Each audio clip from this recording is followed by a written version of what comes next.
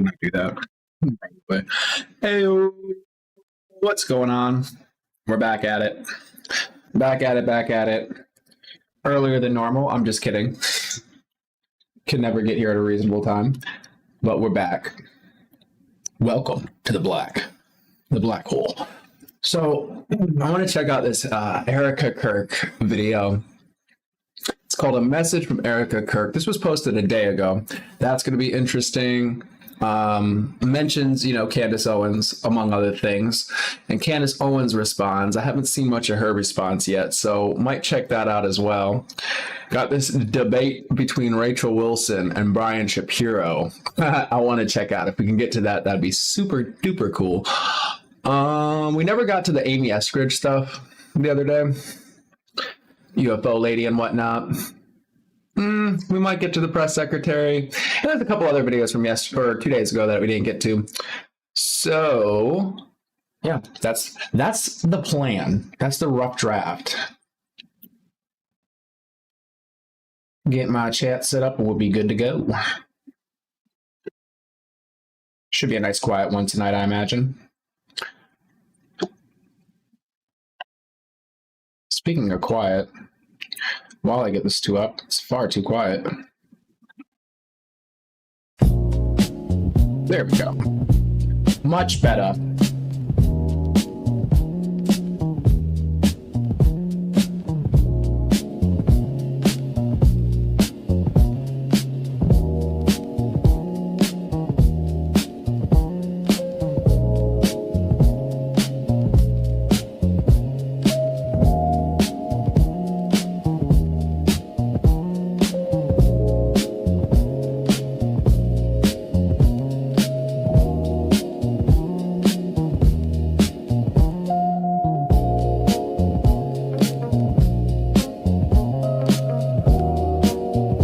Set up here and we'll be good to go. I hope you guys are having a good night, morning, afternoon, wherever you're coming from.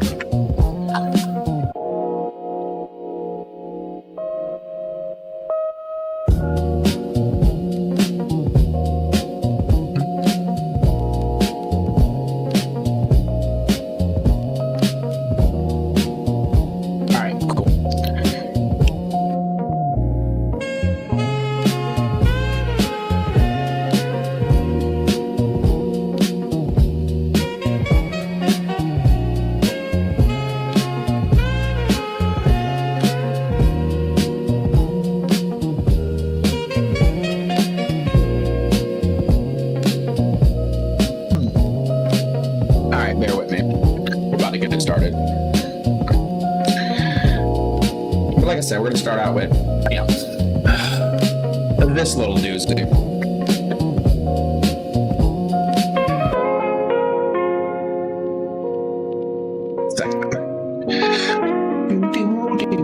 Enjoy the tunes.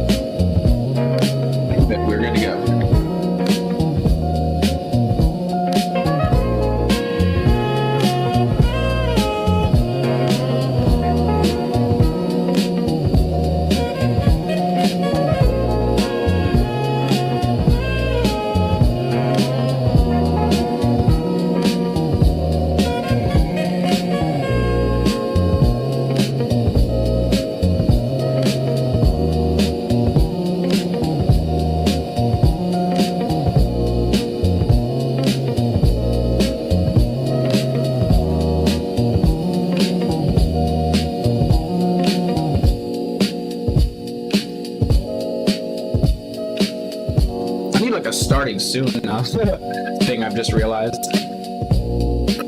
All right, perfect timing. All right, let's get into this one though. I've seen some snippets and whatnot of this going around, so I wanted to catch it. And caught it we have. drop a link in the chat as per the usual. This is coming from the Charlie Kirk channel on YouTube. Bam. Bam.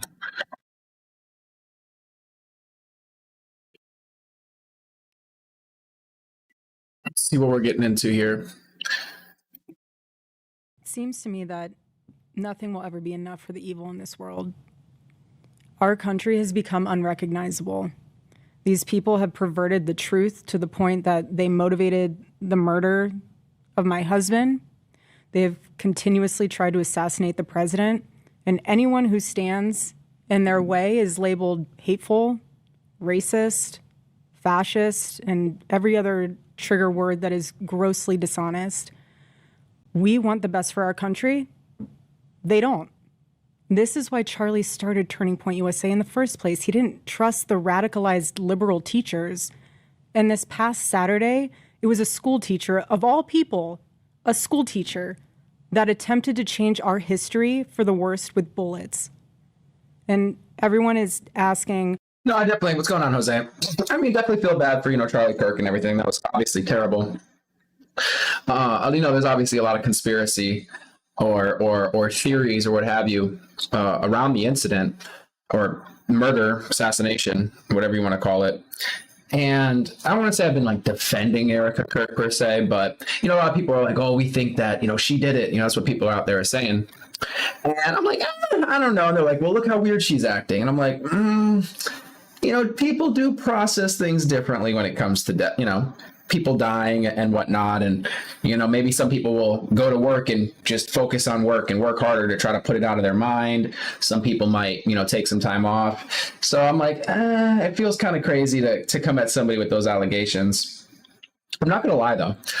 Watching this, and from what I've seen, oh, man, it's made me a little uncomfortable. I'm like, oh, man, she does give me this odd vibe. I don't know what it is. And in this getup that she's in, I'm not much for fashion or anything, so it's like, who am I to say? But she looks like an assassin. What are we talking about? Right? This is crazy. But yeah, I want to see what she has to say. We're gonna see. Our history for the worst with bullets. And everyone is asking why I even went to the White House Correspondents' Dinner. And it was because many of the journalists in that room have attempted to dehumanize me, and I wanted to meet some of them face to face, quite frankly. Why have a conversation about me when you can have a conversation with me? So, for example, a journalist from the Daily Mail came up to me.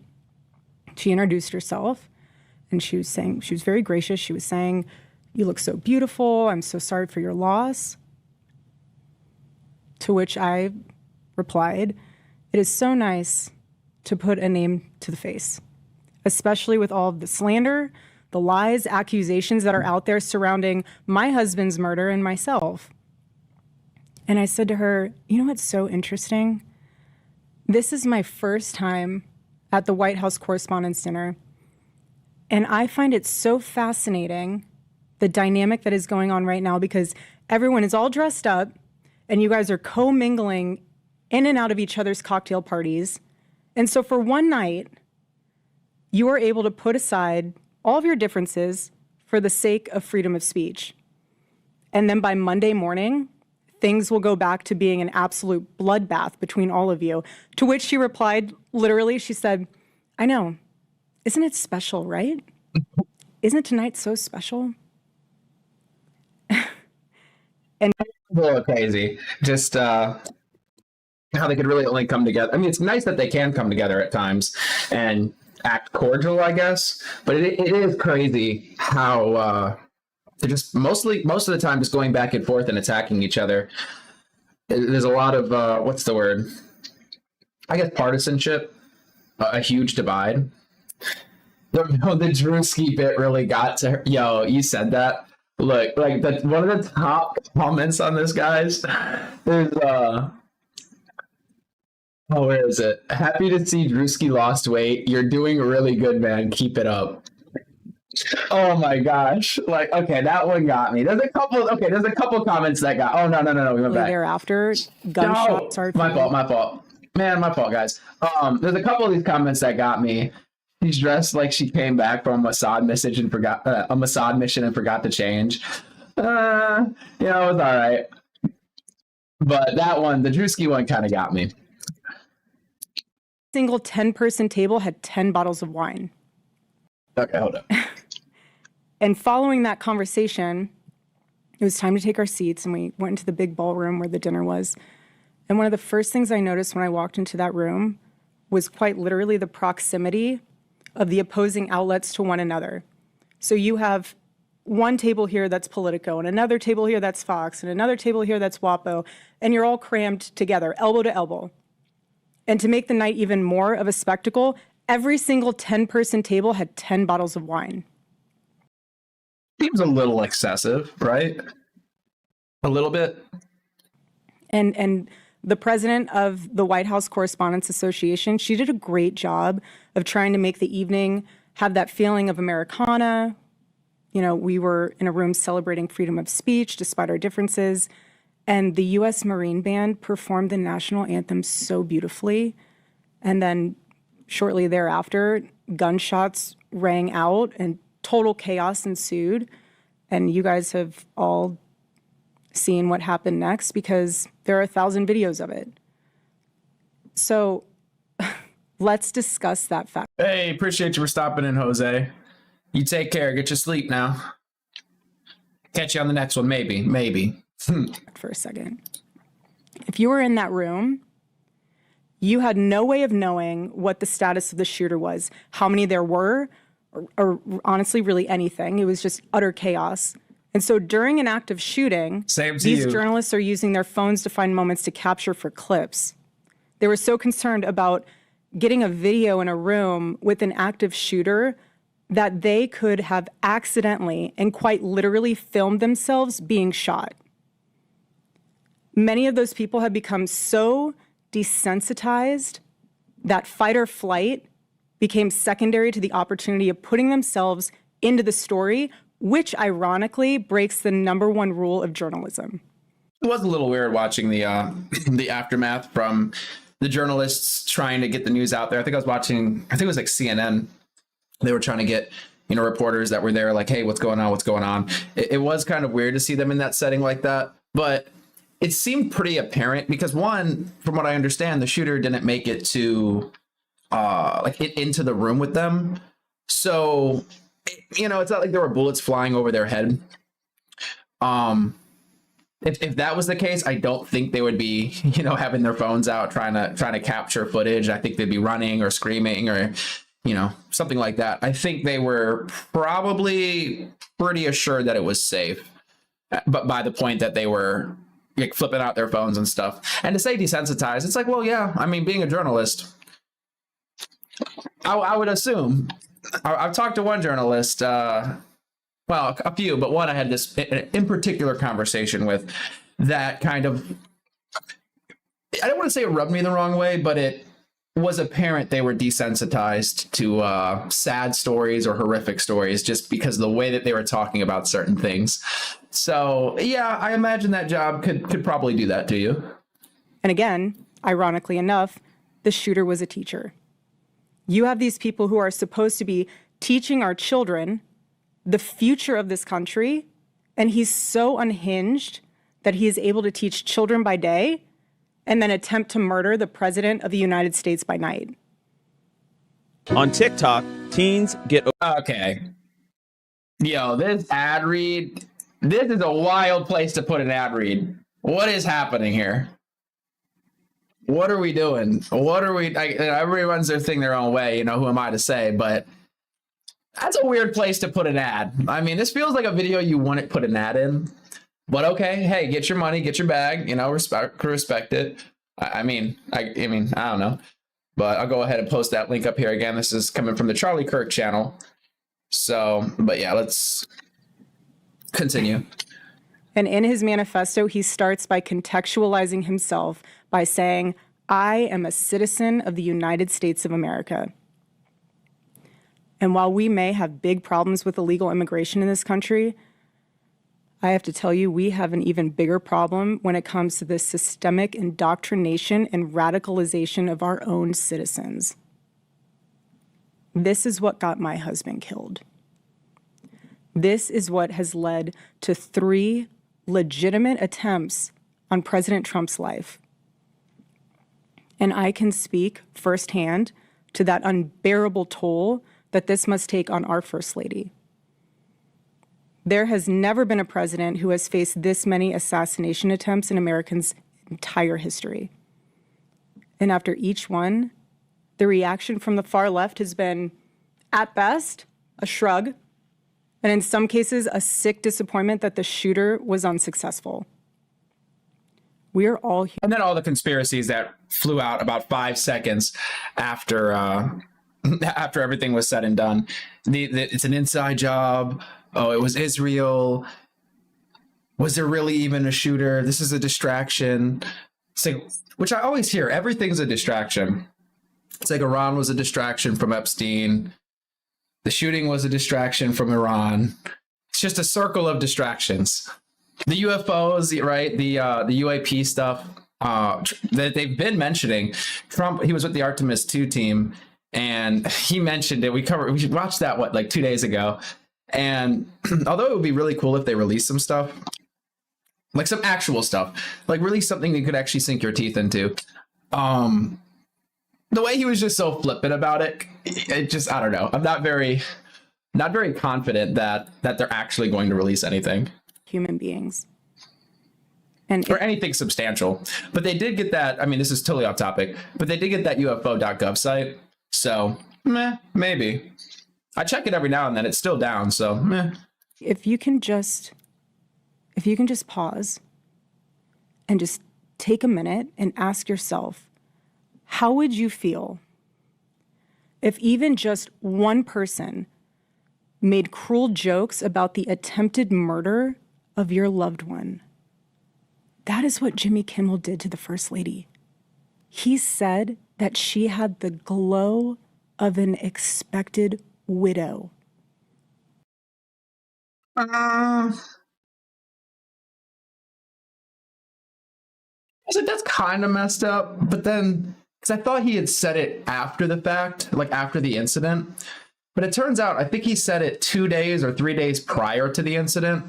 So, when he's supposed to be a comedian, so I'm like, do we really want to police comedians? It's like, I mean, it's like you would expect, the glow of an expected mother is what he's playing on. That's the joke.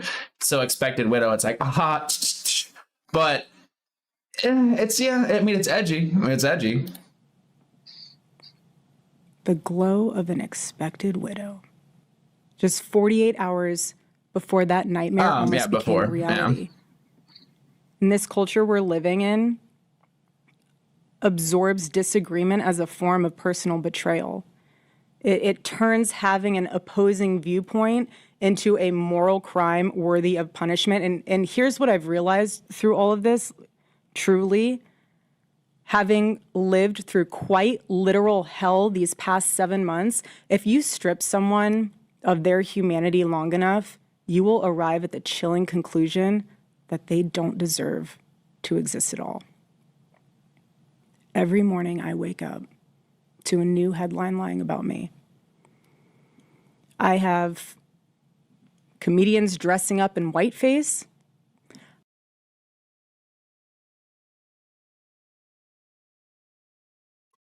I mean, I'm trying to figure out, is the whiteface a problem? Is whiteface really a problem? Are we going to start saying that's whiteface? What about the movie White Chicks? Do you have an issue with the movie White Chicks? Do you have an issue with the movie Tropic Thunder with Robert Downey Jr. doing blackface? I don't think the whiteface is the issue. I think you're just salty he was making fun of you. And out of all the things, it's like a comedian making fun of you. And you are stepping into the position. It's like Charlie Kirk got a lot of shit too. He just did. If you step into politics, you're going to get a lot of shit. So that kind of just comes with the territory. Out of everything, Drewski making fun of you, I don't think, or a comedian making fun of you, I don't think is the end of the world. That's just kind of odd because I thought we were cool with, like, you know, freedom of speech and, you know, what was it? What's the Ben Shapiro thing? Like, you know, well, that's facts, don't care about your feelings. Maybe this isn't so much facts, but, you know, freedom of speech, comedians should be able to make jokes, anti-cancel culture, anti-censorship, you know, things of that nature. And you're kind of mad that somebody dressed up and did a parody. Just like, I have comedians dressing up in whiteface. I have people saying I'm not fit to be CEO. And I have Candace Owens claiming I murdered my husband. Now, that's the big one. That one, definitely worth crashing out over, right? That's pretty disgusting if, you know, you're going through, you know, somebody in your life got murdered and everybody around you, or not everybody around you, but a bunch of people are accusing you of setting that up. Yeah, that's a valid crash out, I have to say. And the list goes on and on and on.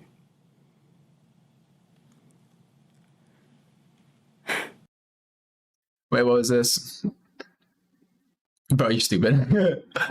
Tiny little dragon. Funny how guys like you are always on about free speech until it says something you don't like and it's time to cancel. Tiny, you might need to clear your ears out or something, because if that's what you got for what I just said, you're retarded. Which is okay. I'm a little retarded too. But go back, listen to what I said.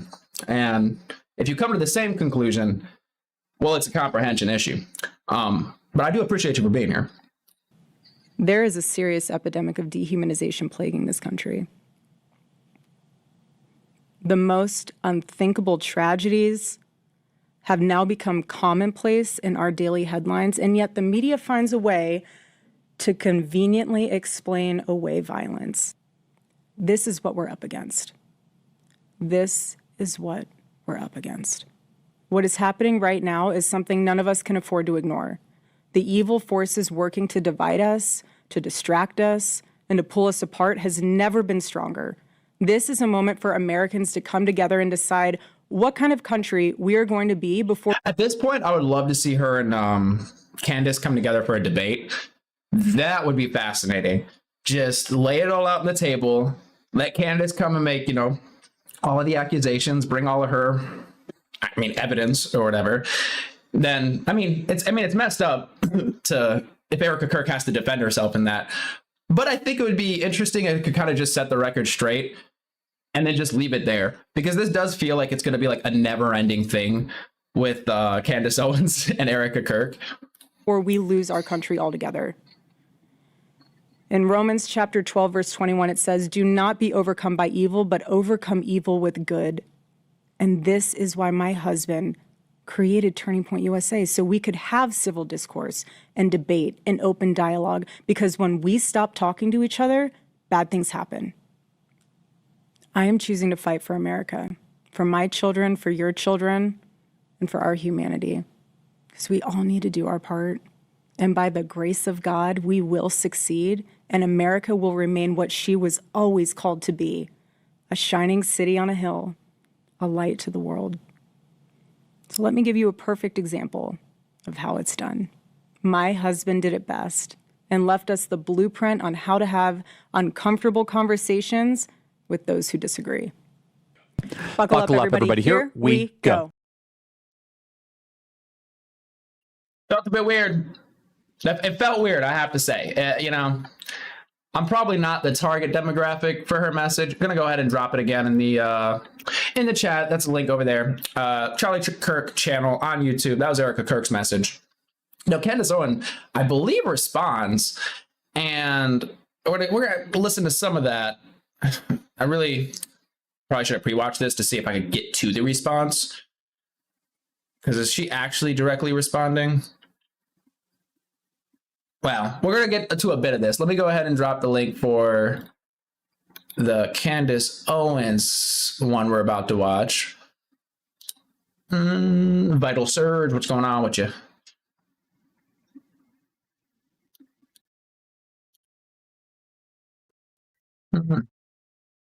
Response. But this is coming from Candace Owens on YouTube. So we're going to check out a bit of it. I haven't heard any of this.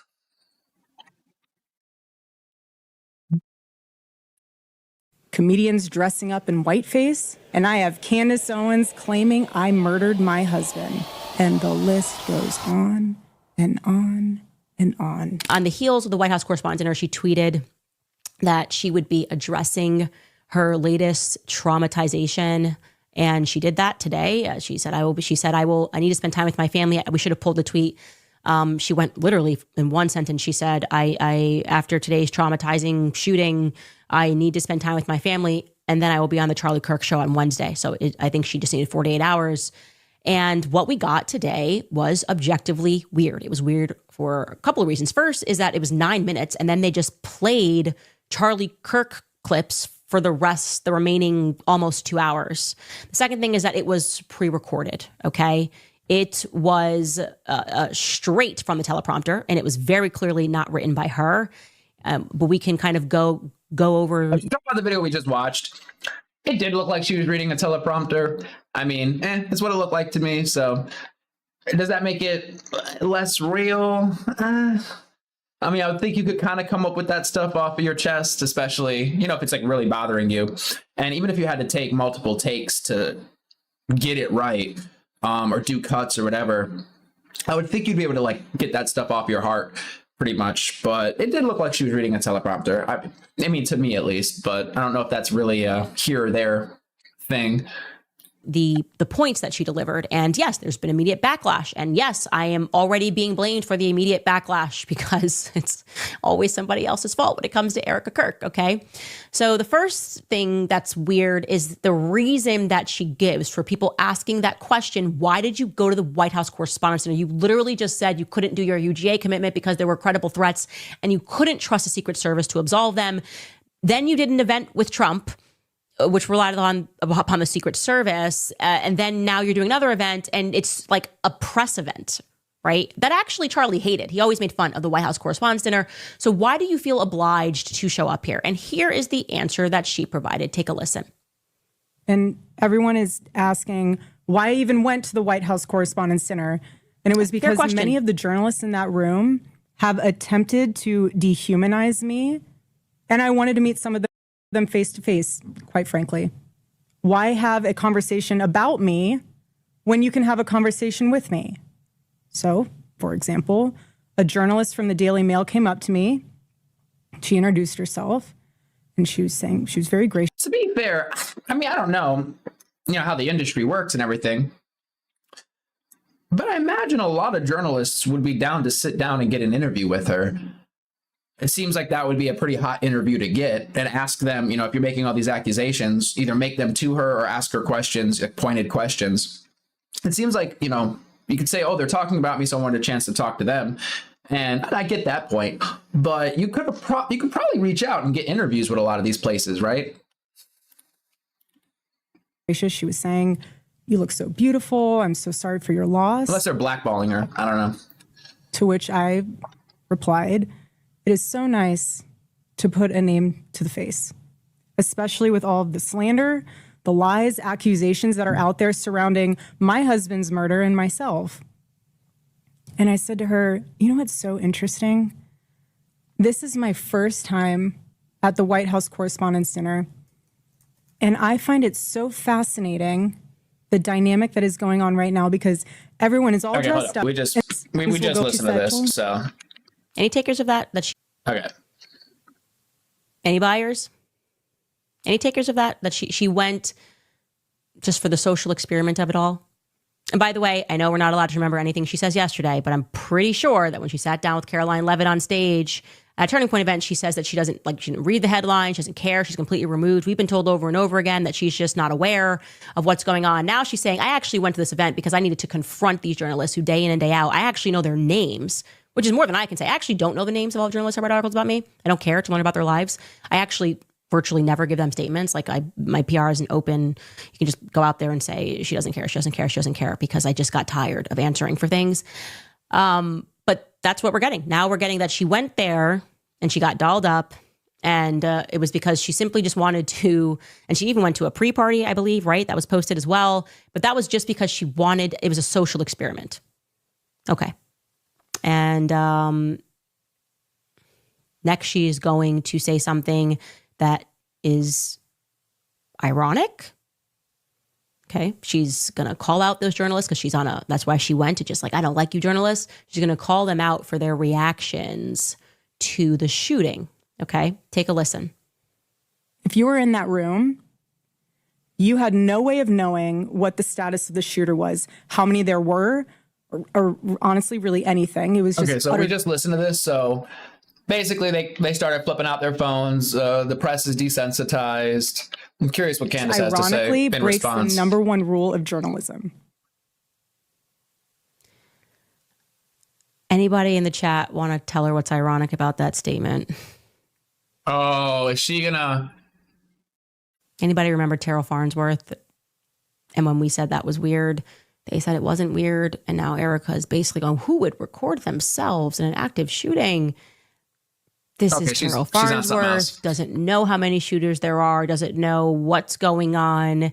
Seconds. This is not even a minute after Charlie hits the ground and he's behind him and he recorded himself. Take a listen. They just shot Charlie. They just shot Charlie. They just shot Charlie.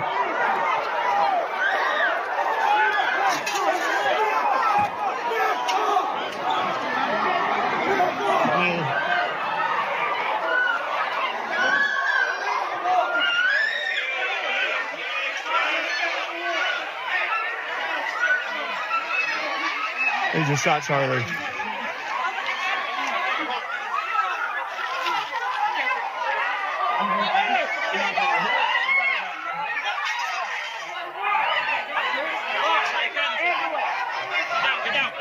He's dead. God help him. What's going on, Hoopty West? You said, words in people's mouth, but she can't take the heat when it's fired back at her. Candace is so disgusting. She's respectable. I wonder who got to her. Yeah, I've picked up, a little bit of Candace Owens here and there. She's been around for a while. Seen some clips and videos of her in the past, but wasn't like too much on my radar. Like sometimes was a little bit more on the radar, but for the most part off of it. And then, after the Charlie Kirk thing, she has been going very, very, very hard on the Charlie Kirk stuff. And I don't know how much that's played into her following, like amassing a following, but she does these like insane number of streams and stuff. And, there's a lot of people that have kind of bought into that idea of, there being more to the story. We've had conversations on here about it and whatnot, but she's kind of like spearheading that, it seems. And yeah, I don't even know. For example, when she said like, Charlie came to her in a dream and that's how, and told her, what was it, that somebody had killed him or something like that. He was betrayed, I think she had said. I don't exactly remember, but the reason she thinks that, there's more to this story, at least one of the statements that she had said was that she, found out in a dream, essentially. So, yeah, she's going really hard on this, and I'm not really 100% sure why. If she truly believes, there's more to it, then, good for her to, like, keep the pressure on, I guess, or, keep people asking questions. But, once you start, accusing people like Erika Kirk of having a hand in the assassination, we need some evidence. Like, granted, are some of the things weird? Sure. Is the video she just posted a little bit off? Like, sure, I do feel a little off watching it. I don't know why. I'm like, something just feels weird about this. It feels very contrived. It doesn't really feel real. It does feel like she's reading a teleprompter. It does feel like acting. I don't know. Yeah, receipts, exactly. She just seems, disingenuous lately. That's why I would love to see them debate. Like, I think that would be a good way to... Well, actually, it won't solve anything. Even if they debate, they'll both walk away probably saying that they won. I feel like people have dug their heels into this. You're either with Candace or you're with Erika. Or you're just like kind of like me, where I'm kind of outside of it. I'm not really, doing this whole team sports taking a side thing. We'll see where the chips fall. I don't really think there's going to be anything besides the official story, like the person that they arrested and are charging with that. I think that's going to be the person that ends up getting the book thrown at them. So I don't think there's going to be much more to this story. So they're weird, but she's also assuming to know or pretending to know something everybody else doesn't.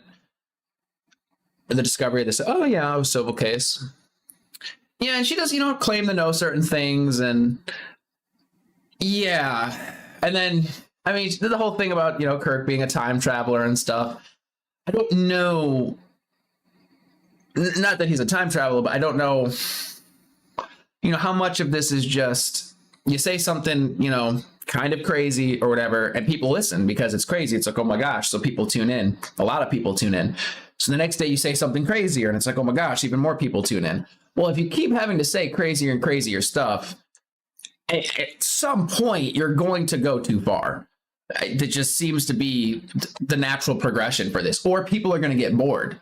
You can't just keep coming out and doing the same spiel. I mean, that's just not how things work. There's like the 24-hour news cycle. Oh my God, this is the biggest news of the day or of the week, of the month. And then an hour goes by and the next biggest story of the month happens. It just seems like it just keeps moving. It keeps moving. Agreed.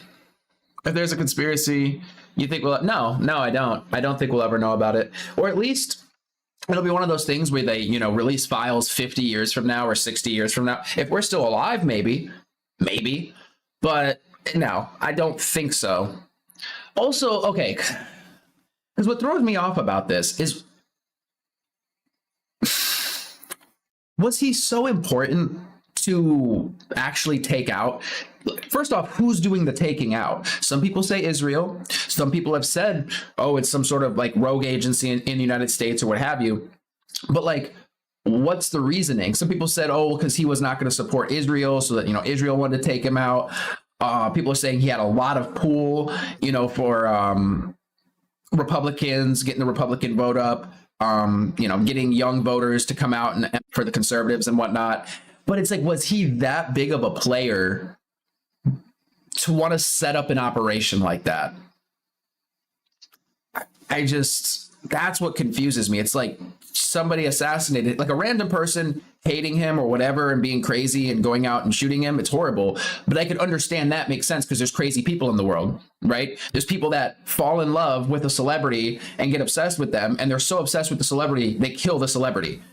Like they murder them. There's crazy people out there. So it's like, okay, we've seen that. And we have seen the, governments or, whatever government do shady stuff as well. But I'm just trying to figure out why Charlie Kirk in particular. Like, what would the reason be? What's to gain? Yeah, she's building a story that she knows is going to implode. Or, hey, crazy things have happened, right? Crazy things have happened.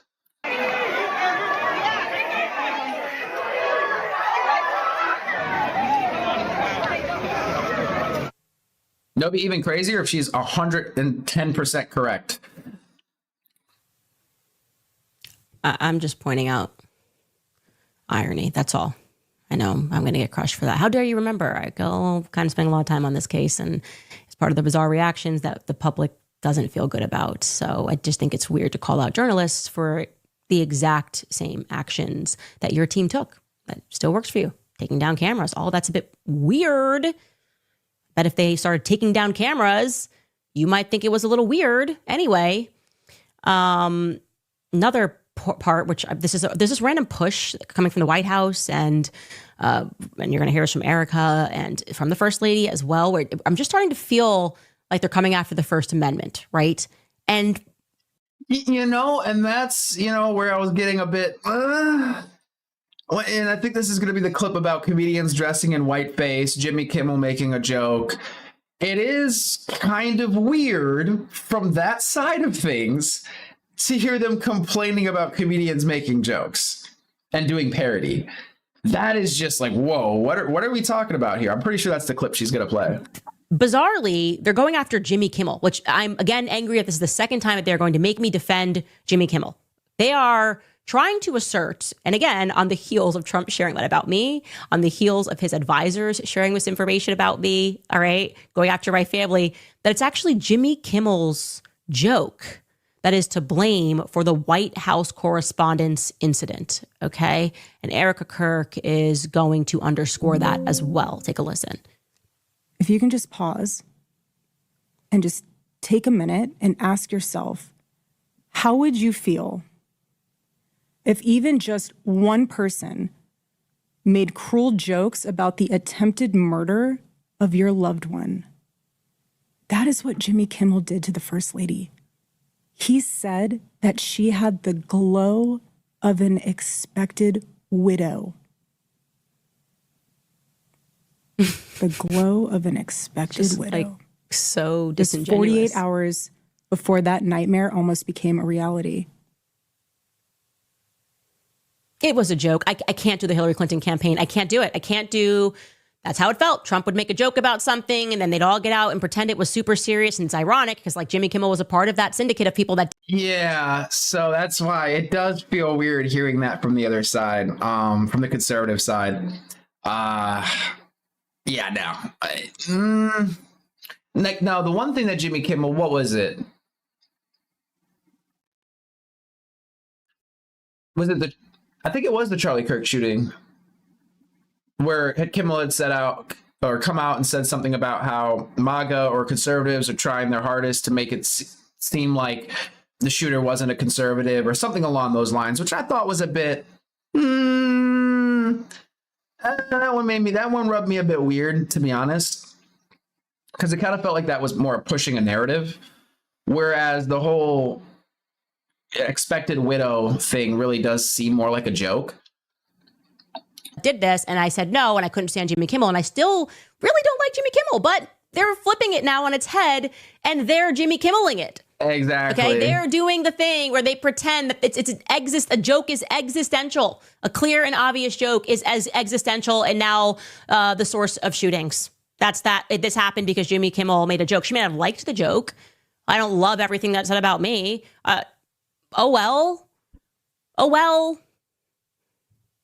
But the big news, of course, is that as she got toward the end of this pre-written monologue, not written by her, was that she name dropped Drewski and I knew it was coming up.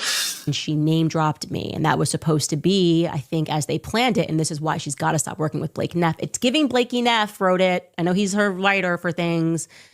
This was supposed to be a moment of bravery or something, and it's going to backfire. Take a listen. Yeah. Every morning I wake up to a new headline lying about me. I have comedians dressing up in whiteface. I have people saying I'm not fit to be CEO, and I have Candace Owens claiming I murdered my husband. And the list goes on and on and on. Again, not fit to be a CEO. I don't know what her track record is or like what qualifications she has, so can't really speak to that. What do I know? The whiteface thing, absolutely ridiculous. Like that's just such a non-issue. And just are you trying to stop? Are we attacking comedy now? Are we attacking free speech? Are we attacking parody? But again, the third thing she mentioned, which was people coming at her saying that she had a hand in her husband's death. That one, yes, crash out about that one. But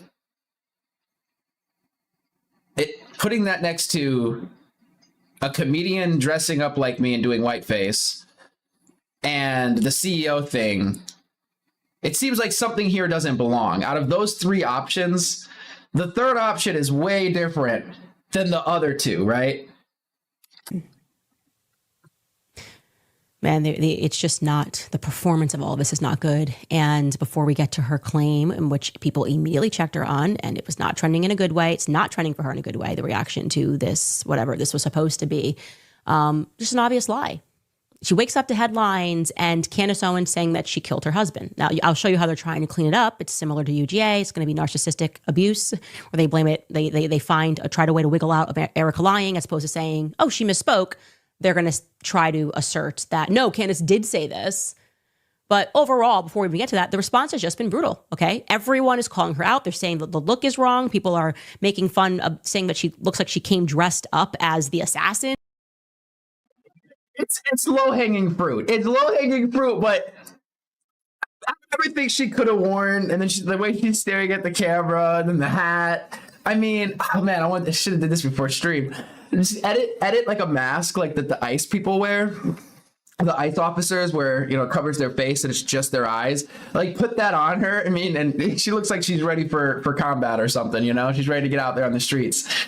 The getup was a bit much. I'm like curious if she's wearing combat boots. Now, is that relevant to anything? No. Not deeply. But you are presenting yourself, and I mean, apparently a lot of people are talking trash about you and making up lies or attacking you and criticizing you for 50 different things. You would probably, I'm assuming, take into account when you're trying to put a certain message out there and you're kind of steeped in controversy, you would take into account a lot of variables. And her look, it kind of looked militant, right? And of course, it's low-hanging fruit if what people are saying about you is you had a hand in your husband's murder. So you kind of are just giving them an alley-oop for that one. And then coming after a comedian is just really dumb, in my opinion, as a conservative, considering the whole freedom of speech thing, that the conservatives, which I support because I believe in freedom of speech. I believe, obviously, we can't do calls to violence and things of that nature, but I do believe in the freedom of speech, and you should be able to say what you want to say. So I don't really like seeing her. You can be mad about it, like, I guess. It was funny because I didn't even know Drew's, because people were showing me the video, we watched it, and I didn't even know that, one, I didn't know it was Drewski, so that made me laugh. When people told me that was Drewski, I was dying, but I didn't know he was parodying doing parody of Erika Kirk. I thought he was just doing like a general conservative, like trad wife, sort of like, well, maybe not trad wife, but conservative, maybe MAGA white lady, like somebody that might be on like Trump's administration or in his team or whatever. That's kind of what I had gotten from it. And then after people were like, that was Drewski and that was supposed to be Erika, I saw it. I was like, oh my gosh. Okay, I see it now. Wow. Because I wasn't really steeped in this whole thing. Like, I heard, some of Candace's stuff, and I was like, okay, that's crazy. But I wasn't really, falling down this rabbit hole per se. That was walking up the stairs, allegedly, but also just her general demeanor. Okay, here are just some of the reactions. We can go through them. I guess I missed it. When did Candace Owens mention anywhere in the podcast that you murdered your husband? You didn't miss it. I trust gas station sushi more than I trust Erika Kirk. This user writes, I was hoping you were going to address all the questions being asked of you. This lecture was pointless. We're just getting lectured every day. We're so tired of being lectured. This person writes, Candace Owens never once made the explicit claim that you murdered your husband. All she has accused you of is being a liar and a fraud. By the way, when that is my repeat accusation, which I've proven that you lie, it's best not to lie in the monologue that you're going to come after me, right? Like that, come on, lights on, guys. This person says, so she's not resigning. She's ruining Turning Point USA. She should just go home and be. Well, I'm confused. How? I might have to, now we might have to dig deeper. What are the claims of her being a liar and fraud? And stay at her mom and stay as a mom to those poor kids that have no parents at this point. Here is another tweet. This person wrote, if Erika truly is just a grieving widow and not actually a bad person, which is now becoming harder and harder to believe, then somebody around her who cares needs to tell her the following. One, her disposition is totally unlikely. There we go. The disposition, yeah, it's, at least for me, maybe I'm not the targeted demographic, but yeah, not very likable. Two, her delivery is completely untrustworthy. And three, every time she opens her mouth, she digs herself a bigger hole. I would rather not tell a widow how to grieve, but I would advise a wannabe astroturfed CEO to go home and spend some more time with her kids that she claims to love so much. Here's another couple of funny tweets. Did Erika tell her stylist to, quote, give me the assassin outfit today? Another one. This is low-hanging fruit. Erika Kirk trying to prove to us that she did not try to kill her husband. These are obvious jokes, guys. I know they're now criminalizing jokes, but these are jokes, okay? Erika Kirk out here dressing like Eminem when he got sober. I did not see that one before. That's very funny. This person, why is Erika Kirk wearing something that looks eerily similar to an Imperial officer's uniform from Star Wars? It fits the theme music when they walk out. So, or did they do that on purpose? Are they wearing that so people make the jokes and it's like outrage marketing? Is that the idea? It's hard to believe that they set everything up, set up the cameras, got everything. Okay, you got your outfit. And nobody was like, maybe we should try for a different look. So yeah, across the board, people are laughing, they're mocking it, they're saying it was, you're lying. And also it's just weird. It was weird and it was awkward. And speaking of the lying, which, like I said, many people called out right away, as that person said, I've never made that statement on this podcast. Of course, they instantly then started realizing that they needed to defend it. And of course, they came out with two different excuses. Okay. Blake Neff came out and said, well, Candace didn't say it, but she implied it. She implied it in the episode where I said that the police should drag Erika in for. My fault, guys. My chat had frozen and I looked over at one of my other screens. I was like, oh my gosh, you guys have been talking. I wasn't trying to ignore y'all, but let us continue.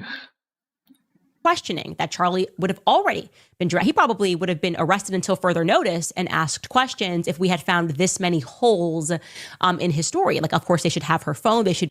User says 2 of the craziest women on our planet. This was off brand.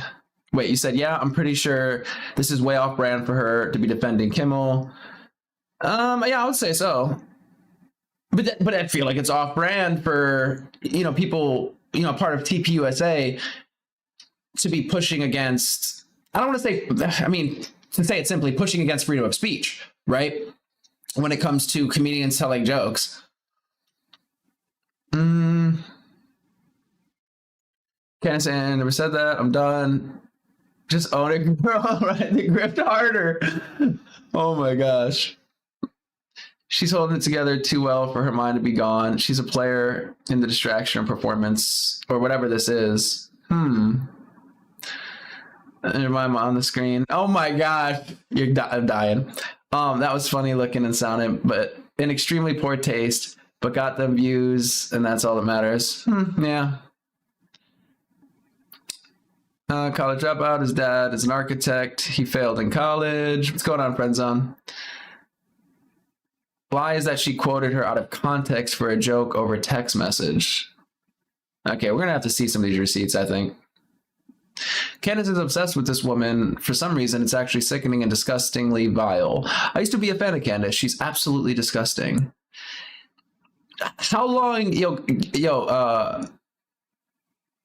a God's Stomahawk? How far did you follow Candace down this path out of curiosity? Like, were you still watching Candace when Charlie Kirk was first assassinated? And then if you were, how long were you sticking around with her? When did you jump ship? I'm curious. Yep,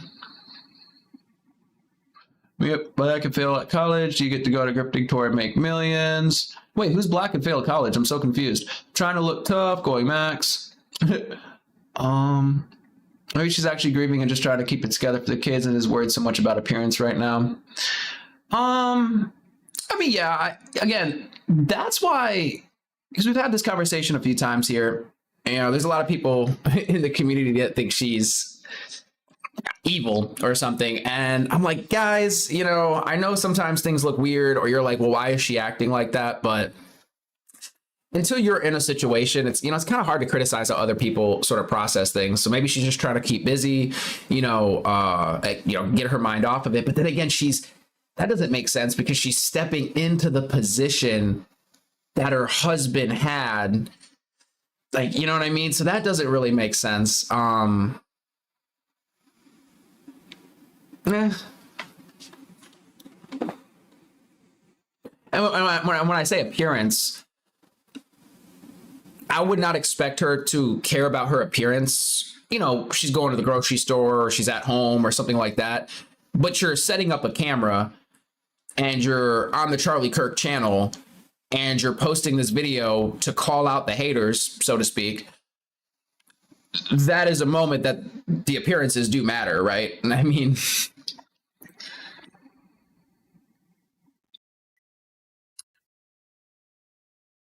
Did they fail at college or quit? Big difference. I think it was a segue into defending her own unfunny jokes. Wait, really? Okay, I haven't seen that.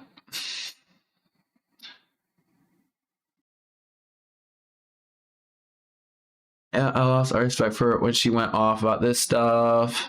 Hey, what's going on, Gibelina? You made it. Hope you're having a good night, morning. Used to remember her channel for years and stopped being one. Oh, wow.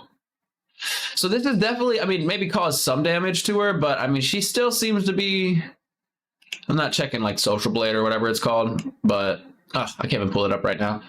But I'm curious, how many, wait, why isn't it showing me the comments? What the hell? Oh, it's actually not much on this.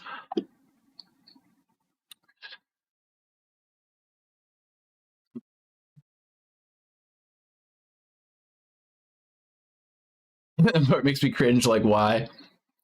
Bad out of college, he turned his failure into an indictment against society. Absolutely laughable. Friend zone, I think you just don't like Charlie Kirk. I'll always side with the grieving person because everybody grieves different. No matter how weird it is, you just stay away from the dead. Yeah.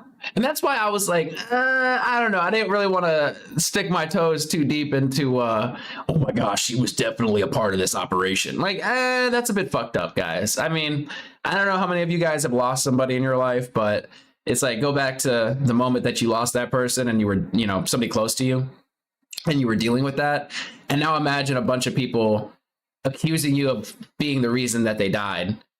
It's just, that's, you know, that's tough. But then again, she's also putting herself out there. So, you know what I mean? You know what I mean? It's like, does she really have to put herself out there? Probably not. So it's like a little bit, but then again, is it kind of, I mean, it is messed up that people are accusing her of that if there's no real evidence of it.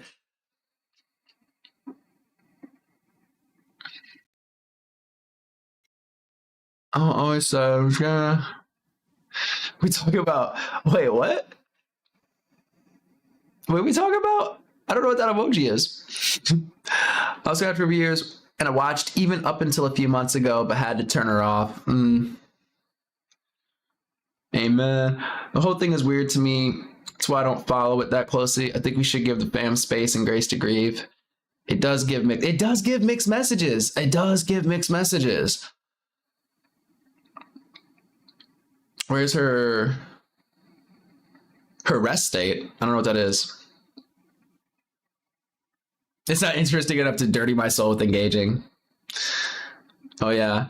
I doubt she's involved, but her public grieving process has been really, really weird. Yeah. That's Erika. That's her scary eyes.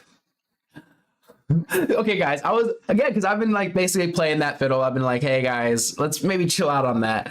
And then I watched the video we just watched. I was like, okay, I'm not gonna lie, I do get a weird, creepy, sort of sinister vibe. But then again, if you were in her position, you just had your significant other murdered, you're stepping into their shoes, you have the whole world looking at you. You're getting a bunch of flack. You're also hugging the president or the vice president. You know, you're rubbing elbows and shoulders with politicians and showing up to these events and taking on like the CEO position. And people are just, attacking you. You're probably going to become somewhat jaded, or like it's going to have some sort of an effect on you. I can't imagine dealing with all of that on top of the grieving process. And then you have kids. Like, there's just so much going on there.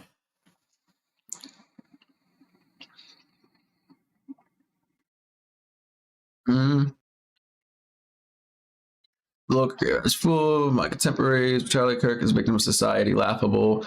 Candace owned his batshit crazy, and I don't believe anything he says. Candace Owens batshit crazy.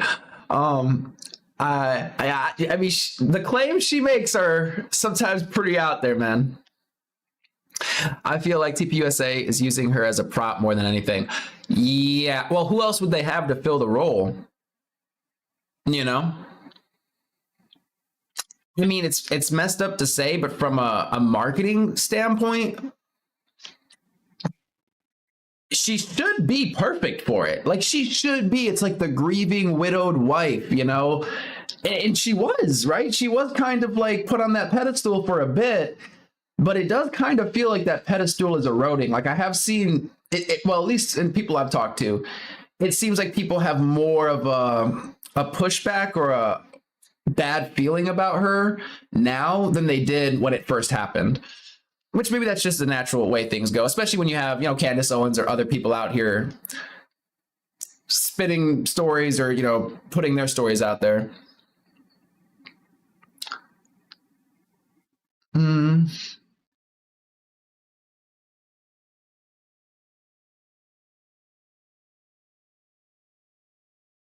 I remember seeing a Reddit post where someone claiming to be, or no, Erika's nanny or something, and it sounded really rough, but I doubt it's true. Yeah, right. It turns out I was the one making that post, pretending to be the nanny. Should be asking her questions about various lies, because that's just how it works. So that was Blake Neff's excuse. Now, Andrew Colvet's excuse is even more bizarre. Andrew Colvet is going to present an out-of-context text message, which looks like it got passed around at Turning Point USA. Look, I got to give Andrew Colvet, like, they're never on board with, they're all like running in different directions, but he is the king of the narcissistic abuse of the public, right? He instantly comes out and starts chastising us, and he can never just be like, you know what? I would have instantly said she fumbled over her words. She meant to say that she feels Candace implied it. But of course, that would have been a hard sell because it's very clearly scripted. And look, you have all over the internet, people are calling her out for lying. Why would she utter that statement? Why would she say that I accused her of murdering her husband? And as it was going viral, too many people obviously watched the show. So they just clocked it immediately. So Andrew did his thing, right? To prove this was... Evie, you finally made it. What the hell, where you been?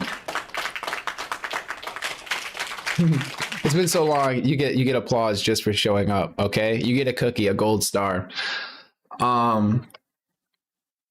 Sleeping. Yeah, no. Listen, it's okay. I've been sleeping a lot too. I've been absent quite a bit myself, so it's okay. It's okay. Our scores are equal. Okay, we both get -1. Obviously, watch this. Appreciate you for coming through. Show. So they just clocked it immediately. So oh my gosh, yo, Evie, did you see the Erika Kirk video that this one that she put out? This is what we're basically covering.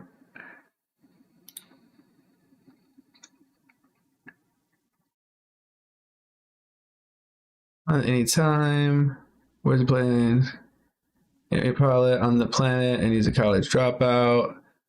Wait, what? Takes pause anytime he boards a plane and sees a black. Oh, I know what clip you're talking about. I think that's a little bit taken out of context. Jonathan.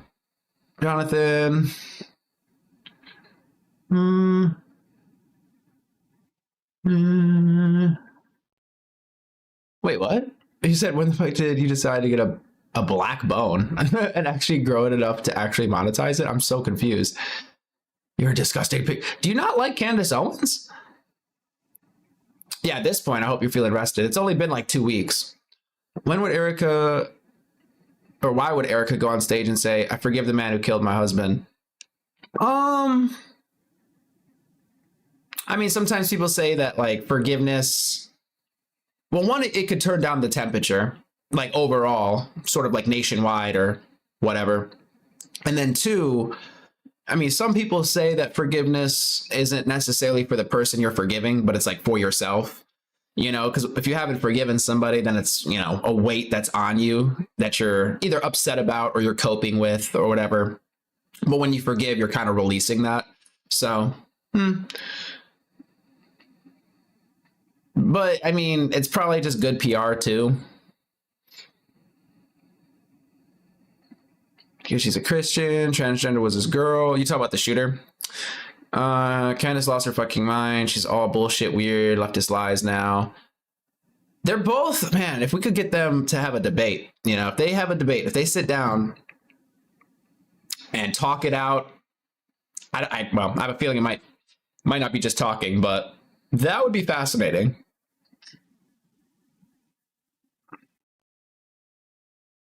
Oh, no, I knew you were talking about Evie. Maybe Charlie's wife is just religious. There's that part. Andrew did his thing, right? To prove this was real, he presented a screenshot of a text message joke. A joke definitively sent by So did she? So she did sue. Did she really? She forgave her husband's killer, but sued a comedian. What's going on, Tracy? Oh yeah, that does feel. Oh my gosh. Oh my gosh.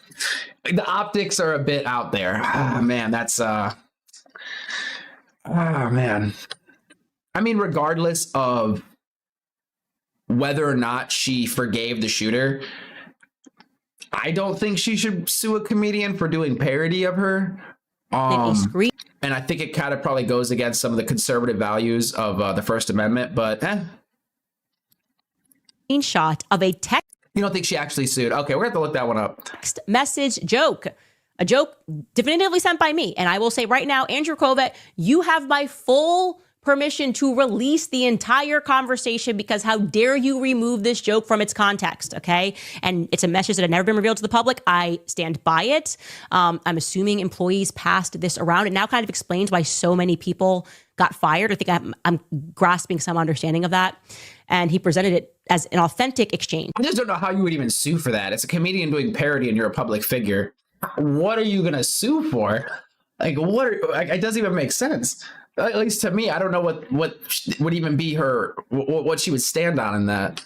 I'm grasping some understanding of that. And he presented it as an authentic exchange. Despite the cry emojis, I was being asked what questions I planned to ask Erika when we met up at the end of December. So you recall at this time, this was during the week where Erika was going viral for her interview with Barry Weiss for a number of very funny reasons. And they were pushing real hard in the press to assert that asking Erika any questions was despicable, off record, and it equated to accusing her of murdering her own husband. Okay, so I sent this as a joke, an obvious joke, which they know is a joke, because when I met up with Erika, I never asked this question, and I was being funny, and I still think it's funny, actually. I said this in response. I said, and that's on, this is the tweet. The person is asking, okay, I'm sorry, I'm even having trouble seeing this. What are you going to ask her? Maybe she's just reading it. At the bottom here, you can see I said, I'm asking everything. First question, why did you murder your husband? Bro. Okay.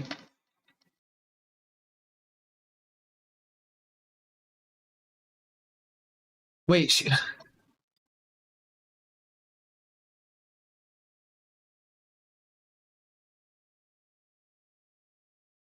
Since is online narrative and understanding the support is fading very rapidly. She's coming here, and yes, absurd. They need to prepare. Geez, that's actually crazy. I'm so intrigued to hear how it goes. I got your back. Go Max. I'm asking everything. First questions. Why did you murder your husband? Oh my gosh.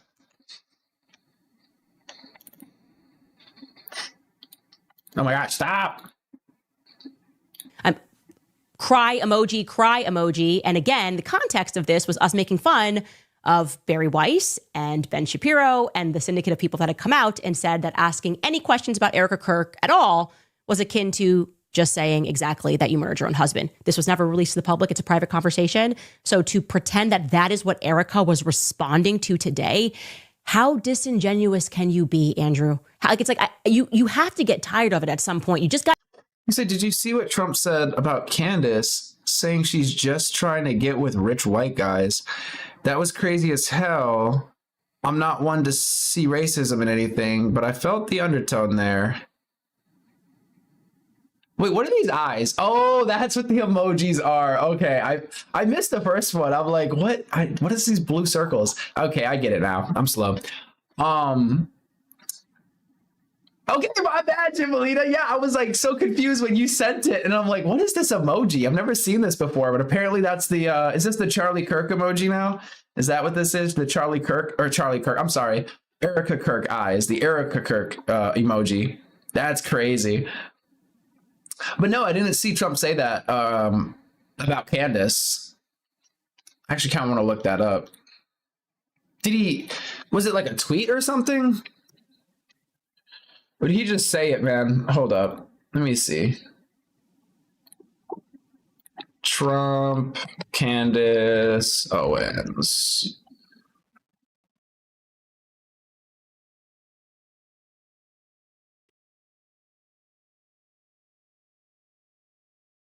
Mm.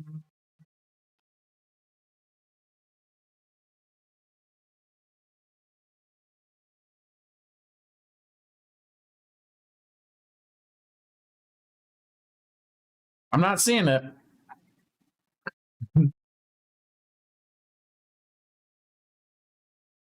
Did he award her the most vile person of the year? Oh my gosh.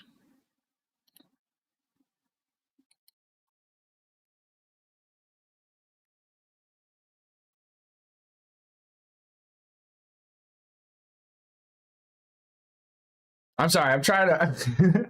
I'm trying to find this.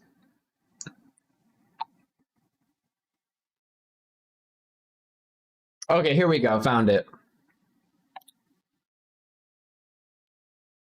Ah, I see. I see. Okay, let me pull it up. You guys see that? So I guess this is what Trump posted. Vile person of the year. And down here, we could almost see it. Uses white men. Okay, so is that what you're talking about? Yo, Trump is him or his team or whoever's doing it, absolutely ridiculous. Absolutely ridiculous.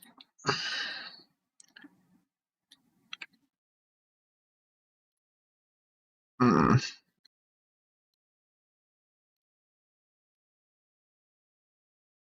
to get tired of it.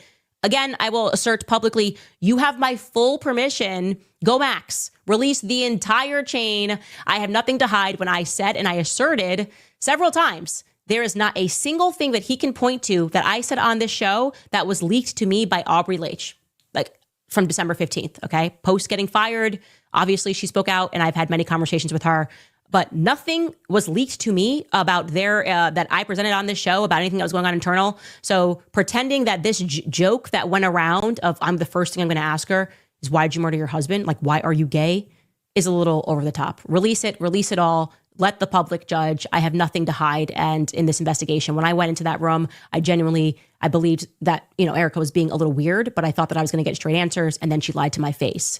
And from that point on, when I clocked her on those lies and when the public kept repeatedly clocking her on lies and seeing your reaction to it like it is right now, I grew increasingly suspicious of Erika. I remain suspicious of Erika. I think that is any person who is being honest. Why don't you respond to what I'm actually saying? I am saying that donors are telling us that that was an AI video or an AI audio that you presented of Charlie Kirk. Wouldn't that be a great time to clear that up? If you're going to sit there and you're going to point the finger at Candace Owens, I would have said, and it is egregious that Candace Owens is implying that we would make this up, that Charlie didn't want me to take over. And then you slam dunk, show the video of Charlie Kirk saying in Aspen that he wanted you to be the CEO. I have made a lot of claims about you lying, and I stand by the claims that I have made on this show, okay? I stand by the claims I have made. Like I said, I spoke to multiple donors that were at that event. It is strange that you will not release that video. It is strange that you are now pivoting to a private text message thread to assert that I said you murdered your husband. What does that mean? Did you shoot your husband? No, I'm not accusing you of shooting your husband, but I am. Okay, don't be disingenuous because that's not. Oh, come on now.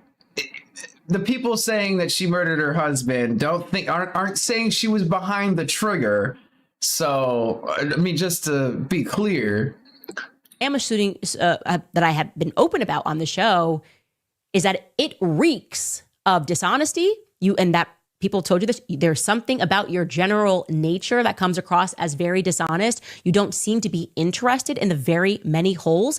I wouldn't be able to stomach sitting or standing next to Kash Patel, and yet you do. You're sitting here at a White House Correspondents' Dinner. Why don't you ask him to give the defense what they need if you want a speedy trial, victim?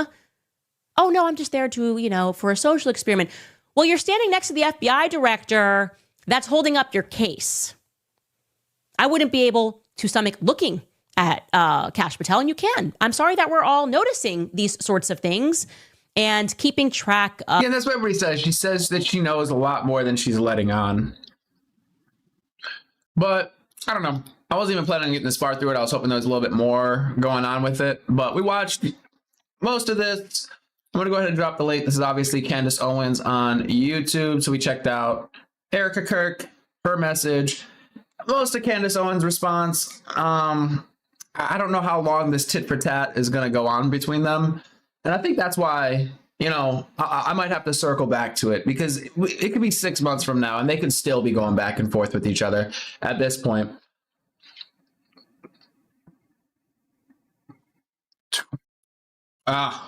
So, guys, you can check out either one of them. I dropped the links to the channels.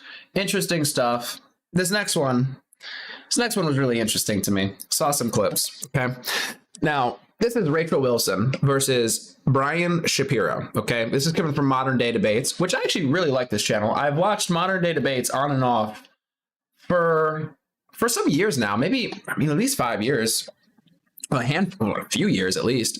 They do debates, all sorts of debates. Let me show their channel. Bada bing bang, bow, Modern Day Debates. I haven't been watching them so much recently, but they have everything from religious debates, flat earth debates, all the way up to culture war debates and, politics and just really everything. So I really highly recommend their channel if you're into listening to that kind of stuff. And the eyes are pretty intense, I have to say. But, so this was interesting. This debate, is feminism good for women and children? Well, we're about to find out. What do you guys think? Poll in the chat. Is feminism good for women and children? But let's get started. I like to think it's going to be history versus common sense. You guys can decide. Wait, what the hell? No, they might have started. Okay. I like to think it's going to be history versus common sense. You guys can decide for yourselves. It's funny because I was talking with my manager on the way over here and we were laughing a little bit because the irony of this debate is she would not be standing here, with all due respect. She would not be getting paid to debate me if not for feminism. That's not an opinion, everybody. That's a fact. She would not have been paid. I've only recently come across this Brian Shapiro guy. I haven't been particularly impressed with the performances I've seen. And then Rachel Wilson, I'm more familiar with her husband. I've seen, what's his name? Is it Andrew Wilson? It's not Andrew, is it? But I've seen him around in the debate sphere, and, he's all right. To write her book, if not for feminism and the people that work really hard to give her the opportunity to do this. Now, listen, I don't care how much money she's getting paid. I've seen some rough clips of both of these. Well, not Rachel. I have not seen much of her, but for Shapiro and Andrew, and it just seems like Brian Shapiro and then Andrew and his wife Rachel hate each other. It seems like they hate each other. I don't care how much money her husband makes. The fact of the matter is that she wouldn't be here if not for feminism. Again, not an opinion, fact. I've never been called a feminist before. I've been called a lot of things by a lot of people. Never been called a feminist because I don't think I am one. I'm just somebody that doesn't like to tell other people what to do with their lives, man or woman. Who am I to tell a woman, you should stay at home? You shouldn't be in the workplace. You shouldn't have kids after 30. No. I want people to live their lives and do the things that they want to do because life is short. What right do I have, man or woman, to tell you what to do with your life?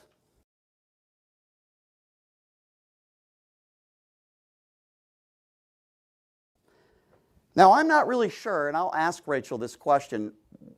What does this country look like for her? Does she not want women to work at all? Does she want us to be a third world country like Afghanistan where women are not allowed to work? Now, you're going to hear this word a lot in this debate. No, it's not going to be Donald Trump. But you're going to hear the word hypocrisy a lot. Because Rachel's made decisions in her life because of feminism. Rachel's had the opportunity to get out of relationships because of feminism. It wasn't even that long ago where women were in abusive relationships, but they weren't allowed to get out of those relationships. I don't care about someone's personal life. I don't care how many baby daddies they have. I don't care how many ex-husbands they have. It's not my business. But in this debate, it is my business because Man, this guy's coming in hot with this stuff. You already know, is this going to get personal? It's sounding like this might get personal. she's telling other people how they should live their life. Why is it okay for her to do that, but not others? I defer. Thank you very much for that opening statement. We're going to kick it over to Rachel for her 5-minute opening as well. Rachel, I have the timer set for you. The floor is all yours. Well, thanks for coming, everybody, and being here. It's great to see so many faces, and all of you online watching, thanks for your support. Thank you to Andrew for giving me something beautiful to look at in the front row. A whole strong... You said he's gonna cook her? All right, guys, we're gonna say, what do you guys, before we get into it, before they get into the back and forth, who's gonna win, guys? Before we get through it, do you think Brian Shapiro's gonna win or Rachel Wilson? Raw Man opening is brand new for me, but that should be fun. So for my opening, the topic of the debate is, has feminism been good for women and children?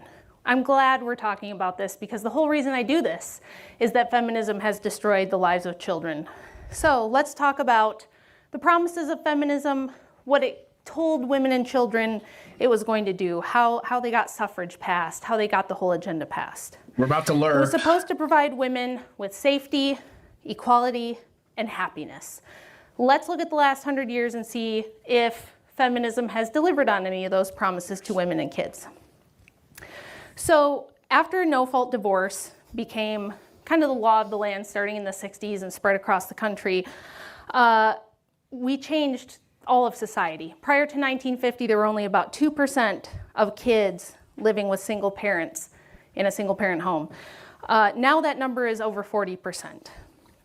Contrary to popular belief, women were allowed to leave abusive and dangerous marriages prior to no fault. No-fault divorce didn't mean no divorce. It just meant you have to have a reason. So in the year 1900 alone, there were over 55,700 divorces granted to women for reasons like abuse or abandonment. Now you can just get one because you're not feeling it anymore. So what we have is broken homes, and the effects of broken homes on kids are extremely well explained in the data across all the data sets, and they're very consistent over time. So after this big wave of divorce in the 80s and all these newly single parent homes, children experienced a lot of destabilization in their lives, which put them at risk for everything you can think of. From, let's take a look at this. Fatherless homes account for children. 90% of kids who are homeless come from a fatherless home. 85% with behavioral disorders. 75% of kids in substance abuse treatment centers. 88% of kids who are committed to psych wards come from broken homes. The name Shapiro doesn't give it away at all. Oh my gosh. We might have to, so many people bring up the pickle jar. We might have to watch that clip. Not one of Andrew's best moments, I have to say. What's going on, Tilly? Good to see you. If you look at abuse of all kinds, all the data sets show that kids who are living with a single mom and their partner are at the highest risk, more than 10 times more risk than children who are living with both married biological parents. Also for women, domestic violence didn't go away because of no-fault divorce. It shifted to cohabitative relationships. So the domestic violence rate dropped for married couples, but it skyrocketed for cohabitating couples. You are at 40% higher risk of getting abused by your boyfriend than you are your husband if you live with your boyfriend. So much for safety, I guess. What about equality? Well, men still do all the dirty, dangerous, difficult jobs. 92% of all work deaths are men. 90% of all infrastructure jobs, the essential infrastructure jobs that run everything you see here, are done by men. Women get less time for the same crime. Men get 30% longer sentences. Women get 40% more probation than sentences for the exact same crimes as men. Single mother households dominate. Okay, that's true. That's crazy. They get 40% more probation for the same offenses as men. If that's, true and everything. Welfare. 85% of SNAP money goes to women, to single moms. And if you look at welfare and out-of-wedlock births on a graph, they go up in tandem. That lacks so much context. Exactly. So that's what I'm saying. It's like, at face value, that sounds crazy, but obviously you'd probably have to get into the nuts and bolts of it. Over the last 70 years together. So what about happiness? Are women happy? Well, unfortunately. Women in chat. Are you happy? No. We now have 26% of all American women are on at least one psychiatric drug. There's been 2 major studies done on women's happiness since sexual liberation. The paradox of declining female happiness and a follow-up study called the female happiness paradox. Both data sets across time, culture, economic status did not matter. Women's happiness has decreased both absolutely and relative to men. So in summary, no, feminism didn't deliver on its promises. It hadn't made women and children safer or happier. It made them more vulnerable to abuse and exploitation by removing the men that have the most interest in protecting them, and that would be their own fathers and their own husbands. Thank you very much for that 5-minute opening as well. We will jump into the rebuttals. These are 5 minutes as well. Brian, I've got the timer set for you. The floor is all yours. The word would be hypocrisy. Rachel just talked about abuse, divorce. I want to be very clear with what I'm about to say. I guess before he gets into hypocrisy, you said, Jimbalina, you said happy? Okay, we got one woman so far that voted happy. You said less threatening. Uso.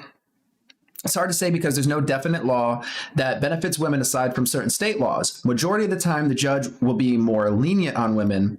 Has more to do with the selection of justices than it has to do with implementation of law. That's crazy, though. So that would just mean that if that's the case, that across the board, I mean, there's a 40% leniency towards women. So that's like kind of baked into, I guess, our psychology or something, or the psychology of justices. So that's interesting. If that's the case and everything. What's going on, Perp? Female happy pills. What were those called? Were those is that the lewds or whatever? What are they called? Yeah, be happier with some legal speed. It depends on the state too. In some areas, women are more likely to be arrested in self-defense cases when it comes to firearms. Really? Huh, okay.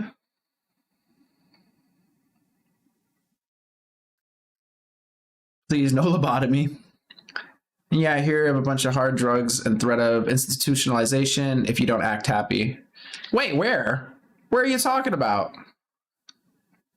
Mommy's little helpers. It is normally not my business to talk about how many children you have, how many ex-husbands you have.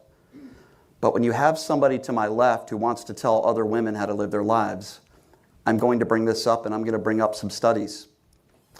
Now, Rachel has... I don't know if this is a good argument, but we'll see where it goes. 3 baby daddies. Why is that important? Bring up some studies.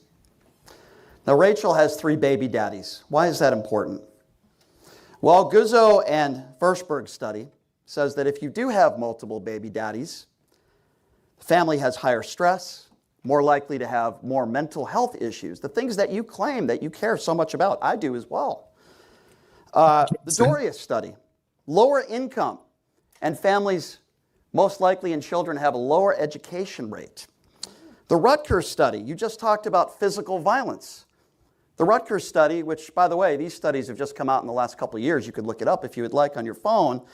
By the way, you want to go back to 50 years or 100 years ago, then why do you use a cell phone? I'm just curious. Why do you use a cell phone? You can laugh, but if you want to go back to the way things were 50 or 100 years ago, we were a slavery nation. Are we still a slavery nation now? You can't mean we were a slave nation 50 to 100 years ago, because that would mean we were a slave nation in the 70s or the 20s if he goes 100 years.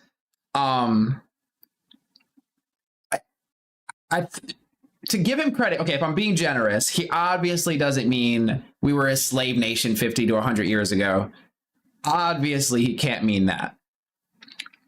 And then, see, I knew somebody said you're still a slave nation. Yo, ADG, where are you coming from, bro? Out of curiosity. Where on the planet? Where on the globe?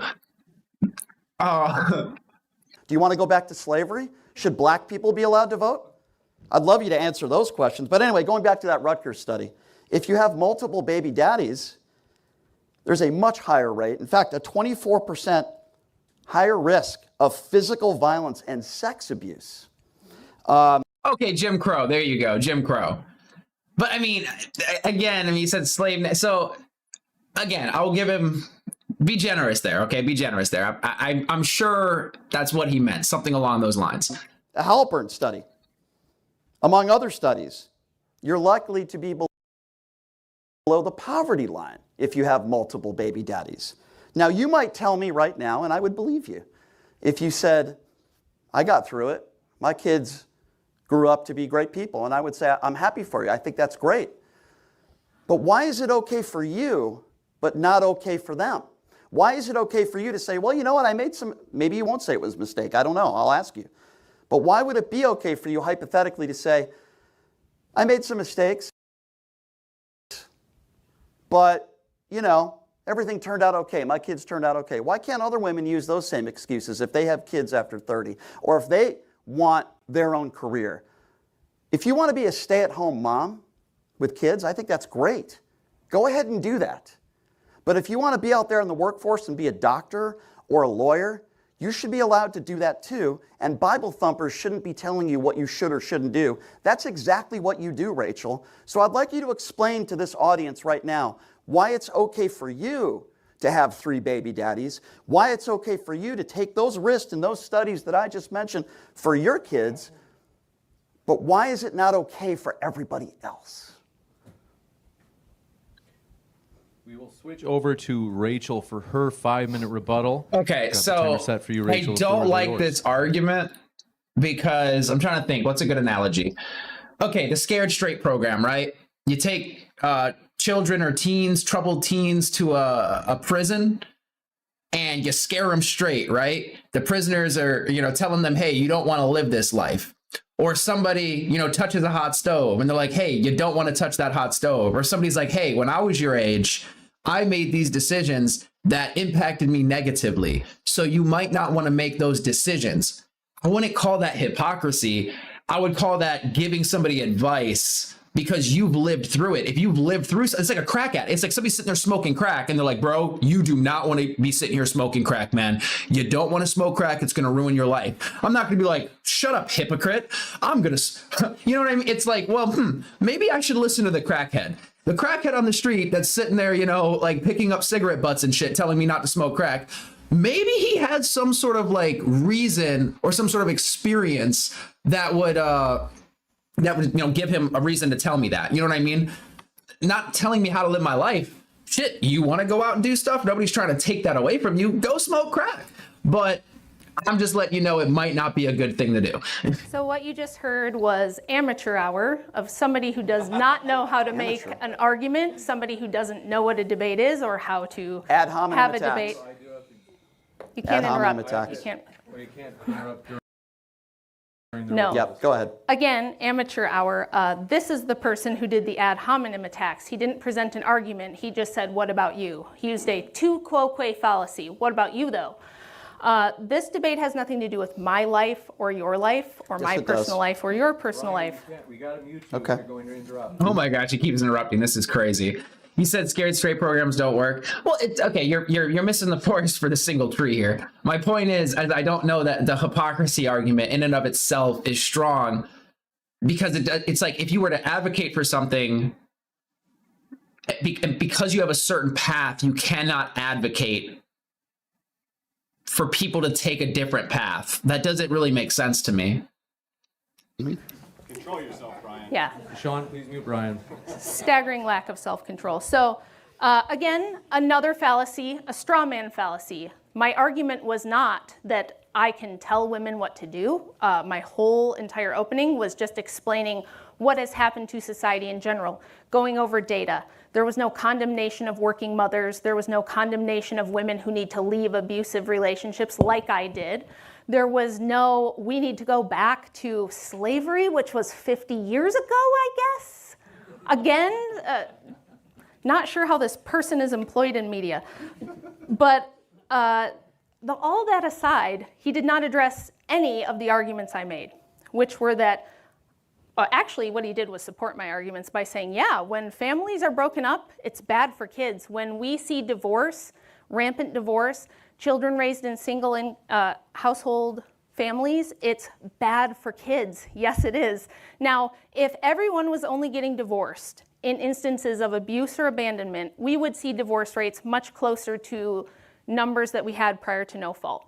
You would see, if you look at surveys, the reasons for divorce, things like legitimate physical abuse are very far down on the list. They're usually like 4th or 5th. The number one reason is irreconcilable differences. I fell out of love. Mr. Johnson down the street makes me feel sexy. I need to find myself. And the kids are resilient and they'll get over it. What I'm against is this frivolous breaking down of families to chase personal happiness. The kids don't get over it. We have massive studies on what happens to children after divorce. And as Brian brilliantly laid out, it's very bad for kids. We see the worst outcomes for children coming from broken homes. So the argument is not no one can get divorced. The argument is divorce should only be permitted for very good reasons. That was the historic norm for the church. I'm not saying that women can't work outside the home ever. I'm saying that mothers already have a full-time job and that pushing them to work outside the home, creating the two-income trap that's been laid for us by feminism, reduced women's choices. It didn't give us more choices. There was never a time when women were not allowed to work. It just wasn't the norm because women already had a full-time job, especially prior to the birth control pill in 1965, when most women had an average of 3 to 7 kids, depending on what time frame you're looking at. That's a full-time job. It didn't make sense to send women out to do men's jobs. It didn't make any sense to push them outside the home and force them to work. And now women like me who want to stay home struggle and find that they can't and find that they have to work when all they really want to do is be at home raising their own children, and they're forced to try to outsource that, which is why most women only have 1 or 2 children anymore. You can't afford to put 5 kids in daycare. So we have very small families, we have lower birth rates, and we have unhappier women who are now trapped in a different set of bad circumstances with abusive cohabitating partners instead of I'm sorry, I was trying to find the stats that she was referencing for the reasons that people state that they get divorced. Within a sample of divorcing parents, Hawkins, Willoughby, and Doherty, 2012, found that most endorsed reasons for divorce from a list of possible choices were growing apart at 55%, not being able to talk together at 53%, and how one's spouse handled money, 40%. It found that Amato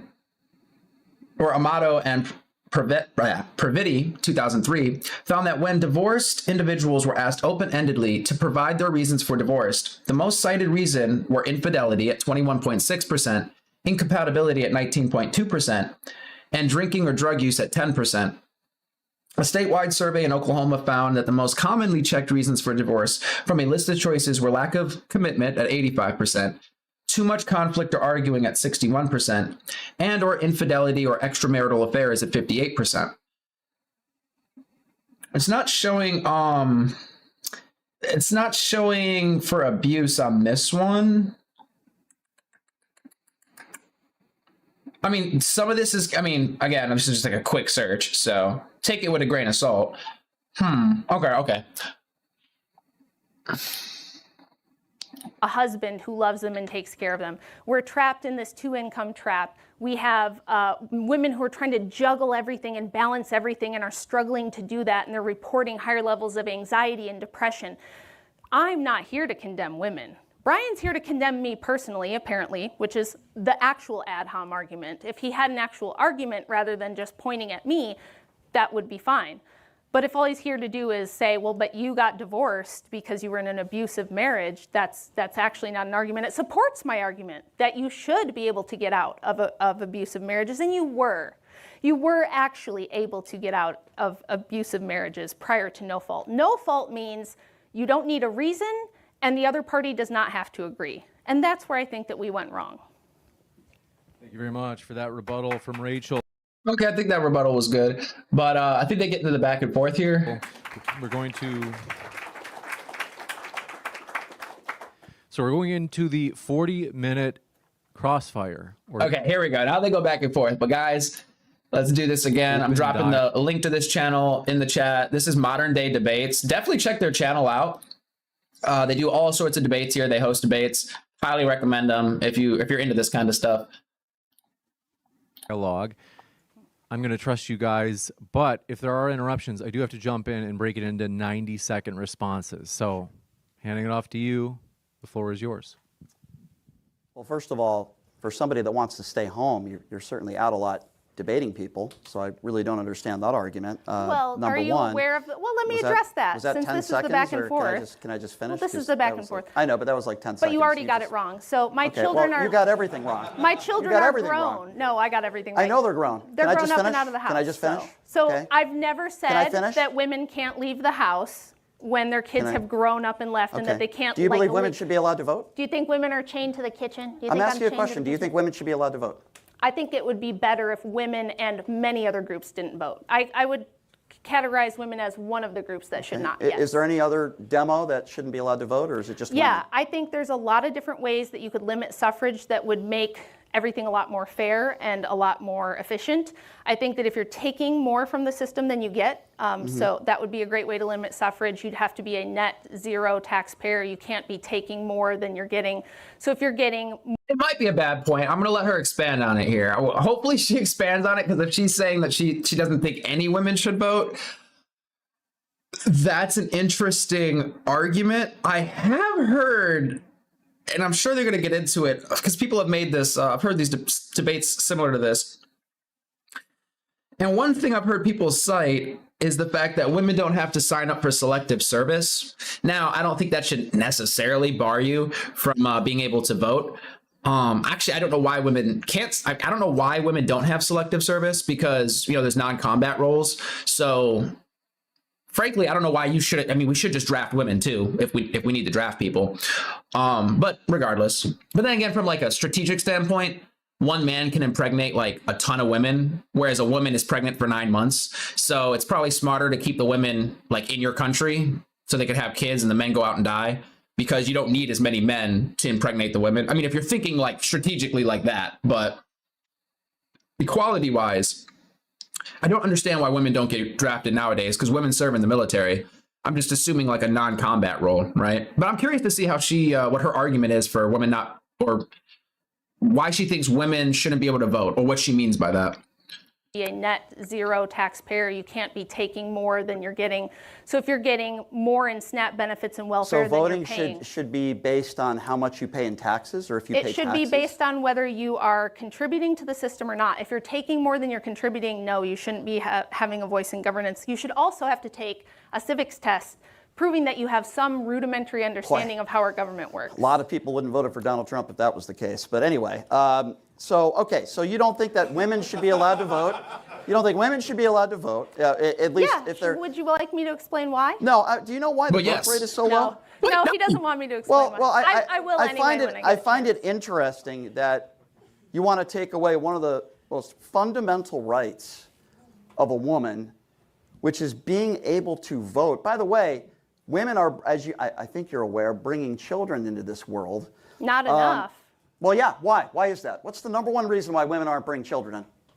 Do you want to know like the actual correlate? No, I want to know the polls of the last 2 years, and women have asked, because I have the studies right in front of me right here. What is the number one reason, Rachel, why women aren't bringing kids into this world in the last 2 years? Do you know the reason for that? I can tell you what the actual data says. The data says that the number one correlate to declining birth rates around the world in every culture, regardless of income or religion, is women's access to higher education and pushing them into the workforce. Not true. So according to the Johns Hopkins School of Public Health, which have been polled for the last 2 years. They've done it 8 times. The Johns Hopkins School of Public Health, I'll take their word over yours. They say the number one reason why women don't want to bring children into the world is something called the economy, Rachel. Now let's talk a little bit about the economy real quick. Hold on. Let's talk a little bit about that. Let's talk a little bit about that, Rachel. Okay. Why are people losing their medical coverage? Why are people losing their food stamps? Is it because they're just lazy and they don't want to work? Okay, you see, because we're doing another straw man argument it's a straw man. Yes, because everything's a straw man argument. I'll explain how you're wrong. Yeah, I'll explain why you're wrong. The only people who do have replacement birth rates are the poorest people. So if it was economics, we wouldn't see that the only people having children would be the poorest among us. And historically, everybody has had children during times of so it's because of poor worse people. poverty. You're saying the reason. I mean, that's okay. Now, as an argument, we're going to have to check the stats on that. But I tend to hear at least poorer countries tend to have more children. I mean, poorer people tend to have more children. So to say that women aren't having children because of the economy, but if your largest child having group is lower class, like poor people, whatever, that would seem to kind of go against the whole it's the economy thing, right? Why is because poor people can't bring people into the world. No, I'm saying listen very carefully and try to understand. I'm listening. The poor people are the ones having the babies. So the people who have the resources are opting out because they think their job is more important, because they want to take vacations, because they want to pay for a second vehicle and a bigger mortgage. So when the people that aren't poor are polled and they're saying that the reason why they're not having kids is because of the economy. It's because are they lying? They are prioritizing a higher material standard of living, yes. So what has changed then in the last... Materialism. So atheism and materialism. Okay, so you think it's atheism? It's you atheism think it's and because they don't believe in God, and that's the reason why they're not having children? It's because they're prioritizing having stuff. Right. And having a career over having a family. So what should we do about that? What do you think? Do you think taking away health care and I think what we should do about that, I'll tell you what we should do about it is what I'm doing right now, what Andrew does all the time, which is explain why atheism is retarded and why you shouldn't hold to secular materialist worldviews that have no grounding, that have no fundamental basis for morality,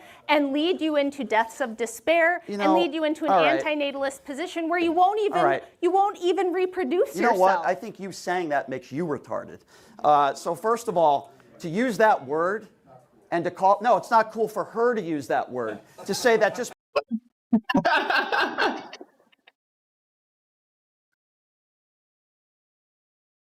I feel like that ship has sailed when you call her retarded. When you say it back to her, it's like, well, no, she can't say that word. Because we don't believe in what you believe, that people are retarded.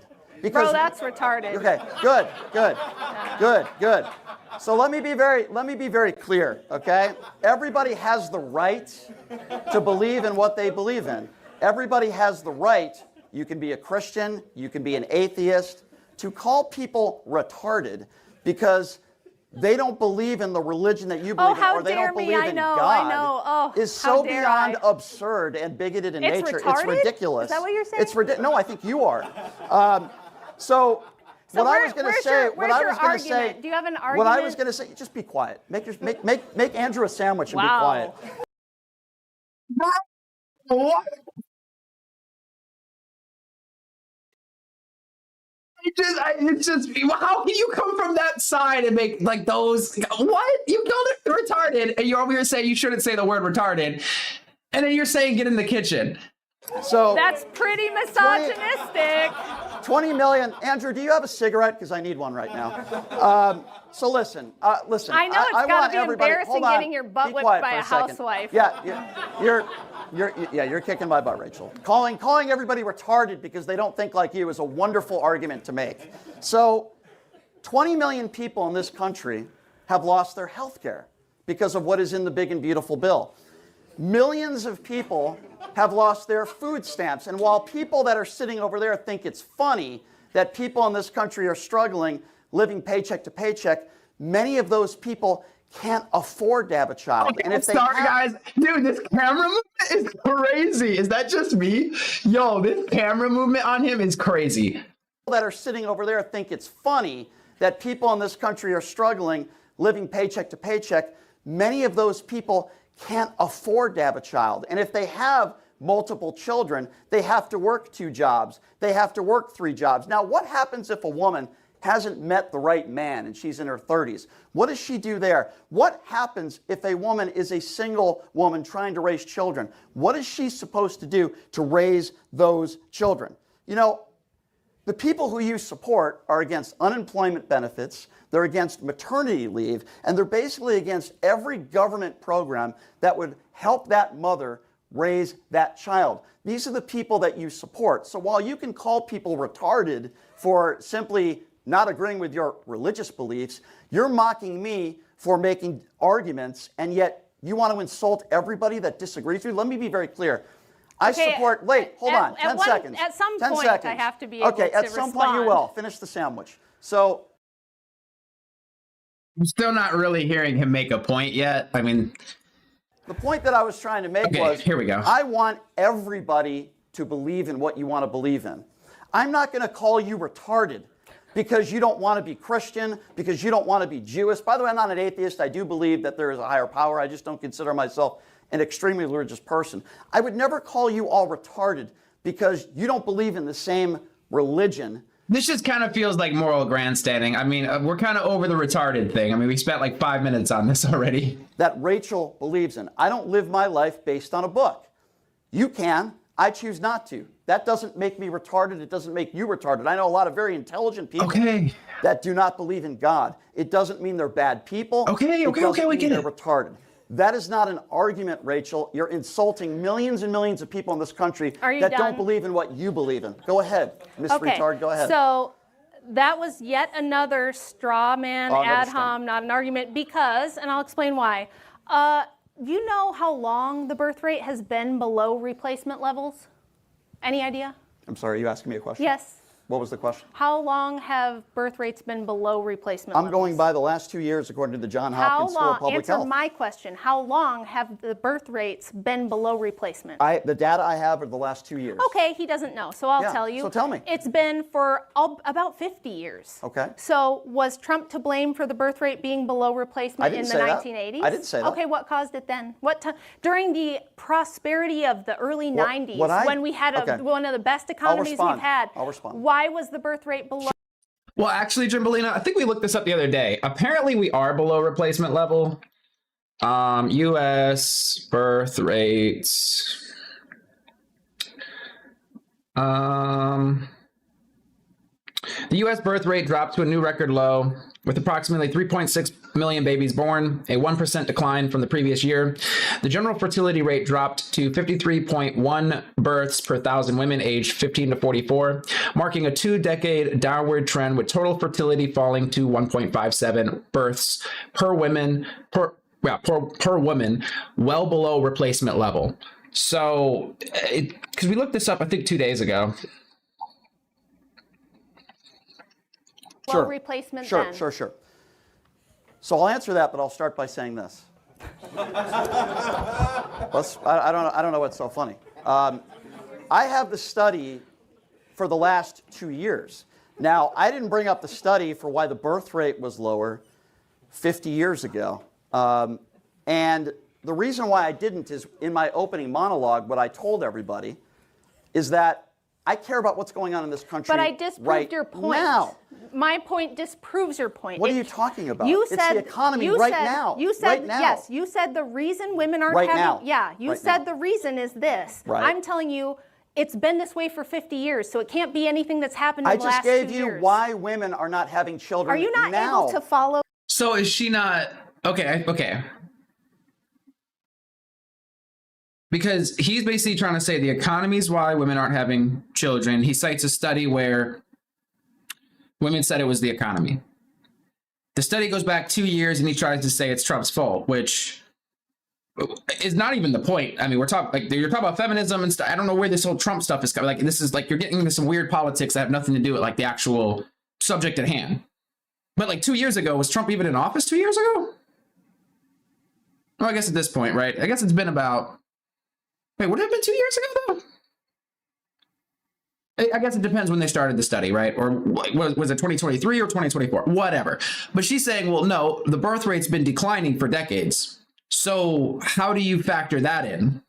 Was it always the economy, or is there something else? It's like if for this long the birth rate's been going down and you're only accounting for this part of why it's been going down, and that doesn't extend to the previous years, well, it seems to be on a trend. And right now, for the study that he was using, that only accounts for the last 2 years. So if you're claiming it's the economy and that's the reason birth rates are going down, then how do you account for the last decade or 2 decades or 3 decades or whatever it is? What's going on, Damage? Hey-o! Are you not able to listen to logic? I just told That's not logic. I just told you right now the reason why women aren't having kids now. Now, I know you care about 50 years ago. No, I'm talking about consistency over time. And right now, Like the a number trend. one reason is the economy. That's what I'm trying to explain to you. Why don't you pay attention? What I'm Why trying to don't you explain listen? to you is that even in the 90s, when the economy was at its best, women were still not having more And than times change, and people change, and women have different opinions What I'm of why telling they're you doing is different things. this disproves your theory. No, it doesn't. You can take one survey. No, it doesn't. What you have is one survey. How many people were asked the question in the survey? I have it right here. 18,000. 18,000. Yes, 18,000. And women. they John Hopkins. Right. So you don't. And we would have to see what question they asked on the survey. We'd have to see what their sample, what was their population, like what were the demographics. I mean, there's a lot of things you kind of have to go into on that end of it. That's why when it comes to surveys and polls and stuff, I tend to take them with a grain of salt. I mean, it's interesting context, but you kind of got to get into the weeds a little bit to make sure you're getting like an accurate representation of the data, really. I don't think that it could be the case that when they say it's the economy, they're not saying we're starving. They're saying, look, I want to go on a cruise every year. I want that second vehicle. I want a higher standard of living. Wait, And hold on. I Let would me prefer get to this have a right. job and work. So the I can reason have why stuff. women aren't having kids is because they want to go on a cruise. It's That's because not they retarded. want a higher material standard of living. And Okay. so All right. I mean, it's like, because if you ask an open-ended question, at first you have to also ask, like, you need to know how the question was asked and who they asked the question to, because it's much different if you ask somebody directly, if you said, why wouldn't you have children? What would be your main reason for not having children? That person might have children. That person might want to have children. That person might be trying to have children. But if you phrase the question as, what would be your main reason for not having a child? You know what I'm saying? It kind of frames it in a certain way. And then you take the data from that and you're like, people aren't having kids because of the economy. When in reality, you could have surveyed 18,000 people that are all trying to have a kid right now. But because of the way you phrase the question, it's not really getting to the truth. You know what I mean? Now, again, I don't know about the methodology that was used in the John Hopkins study or survey that he is referencing. But I don't think it's, and then to piggyback on her argument, if you ask that question and they say the economy, it could be that you would want a higher standard of life, right? And personally, me, like before I have kids, I would want to be at a certain standard of life, a certain standard of living, and a certain, standard of security and things of that nature. So that's where I would want to be.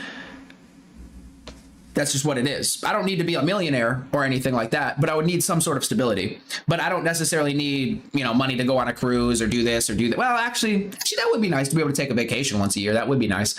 But it's like, she's trying to say it's materialism because people are trying to live above their means or at a higher means, and they're not having kids because they want to be at a higher means, not because they're destitute and starving and they literally can't afford to have a kid. They could cut back on other things and afford to have a kid, but they're choosing the other things over having the kid. That's the way I'm understanding her argument. Right. How do you know that? Well, How do you know that? You did this big long monologue, so now I'm going to do one.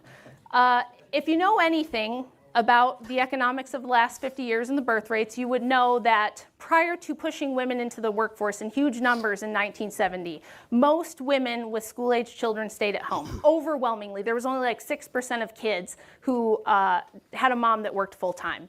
During that time, the economy fundamentally changed into a two-income economy where rather than just having the basics, where a janitor who's a father of 5 can support all those kids on one income and they can have a house in a nice neighborhood, they can have a car, they can afford groceries, and they can even afford to retire. Imagine such a thing, like the baby boomers did. When we pushed women into the economy in huge numbers, it did a couple of things. The first is it created that two-income trap, where now you don't have a family wage, you have an individual wage. And on top of that, we changed from being more of a productive economy to what my friend Erin Clary calls a she economy. And this is more of a service-based, consumer-based, debt-based economy, where everybody is buying more than they can afford, they are financing everything, they are living well above their means, and it takes two incomes to keep this up. And this happened because we gave women a ton of free college. It wasn't really free. They had to pay it back. Women are now the majority debt holders. They have the most degrees, but they also go into life with an average of $50,000 in debt. Are you against student debt forgiveness? I'm not done yet. Oh. So yes, when you have a young woman who spends all of her formative years going to school, she doesn't graduate college till she's at least 22, maybe later. She's got $50,000 in debt starting out, and she has to start a career. Of course she's gonna say, I can't have a baby. I just started in life with debt and a career that I have to build, otherwise all this college I went to is for nothing.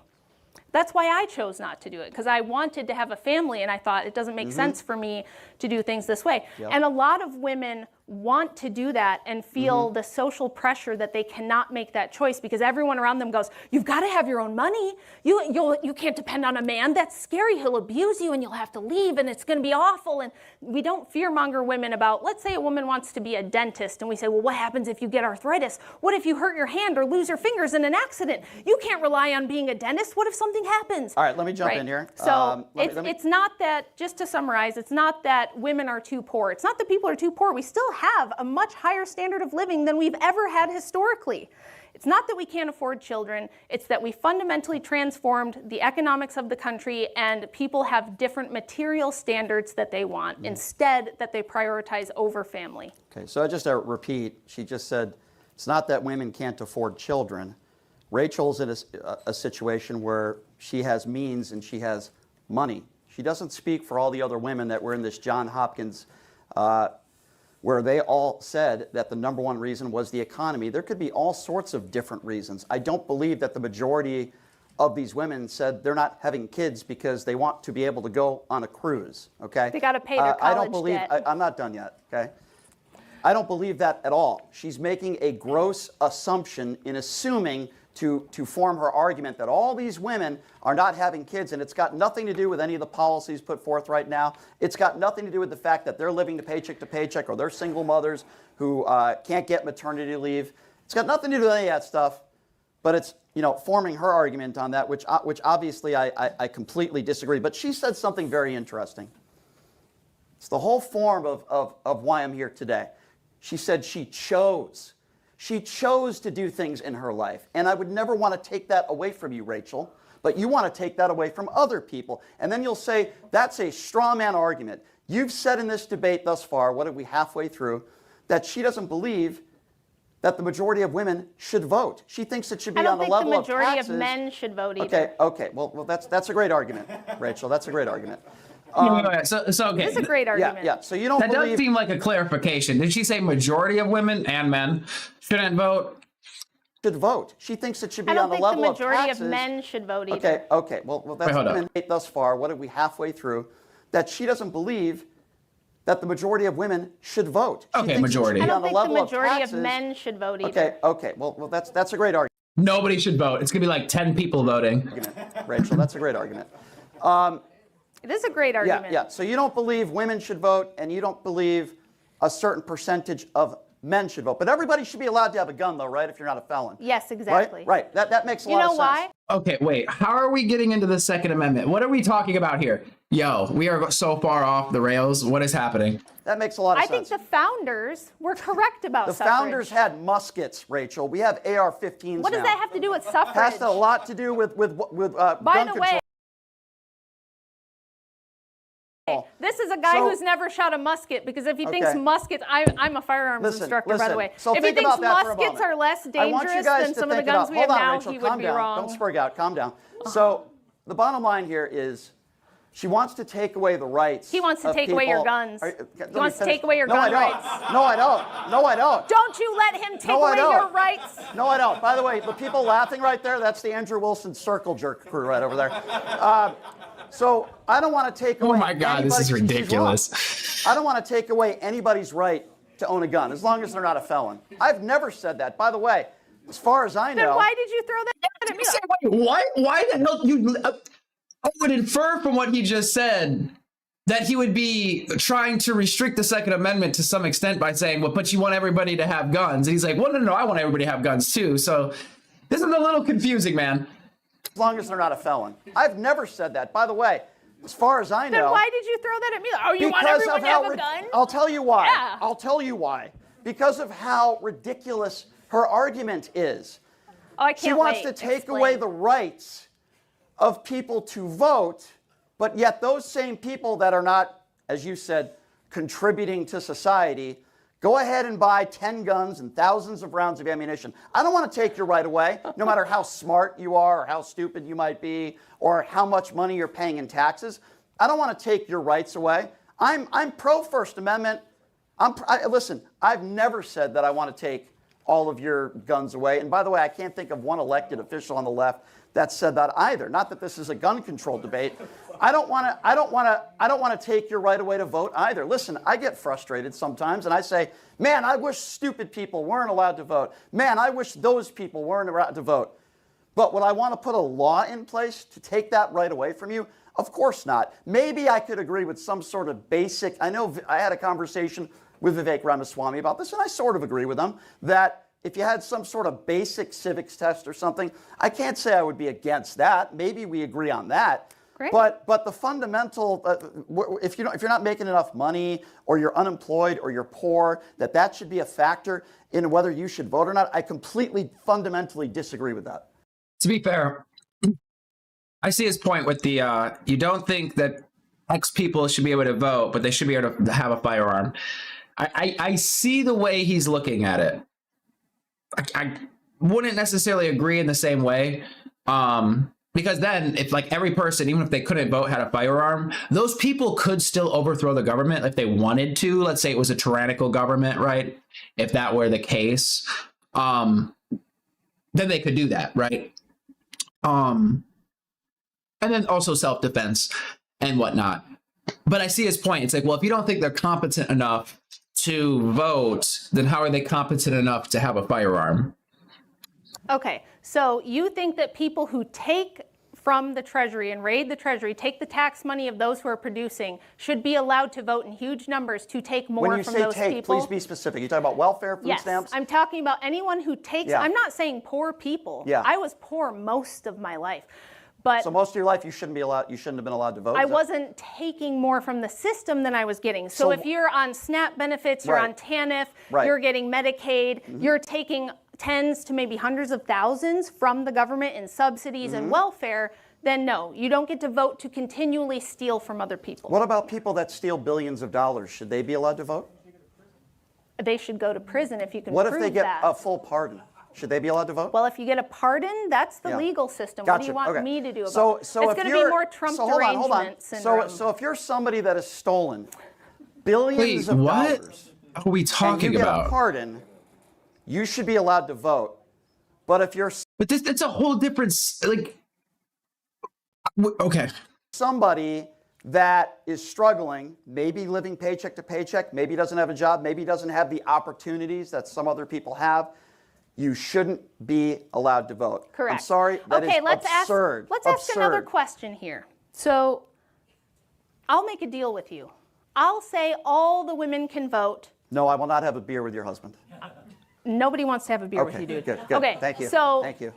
Good. all the That's women, a relief. all the women can vote if they have to sign up for the draft when they turn 18, like Let's the men. talk about the draft. I'm Yeah, happy let's. to do that with you. Okay. Oh, this would be here's interesting. my opinion on the draft, right? And here's my opinion on women, and I'm glad you brought that up. I believe that there should be a basic physical standard that both men and women need to pass, and because Well, I think we all could agree in this room, on average, right? A man is physically stronger than a woman, on average. That doesn't mean that there aren't women out there that are pretty strong. So my opinion is pretty simple on this. If you can pass that basic physical standard that a man and a woman would have to pass, and they're willing to risk their life for this country. You're talking about voluntary service. No one is barring women from the military, dude. We're What's your talking opinion about on the draft. that? Should women be able to go to war? Should women be able to be there?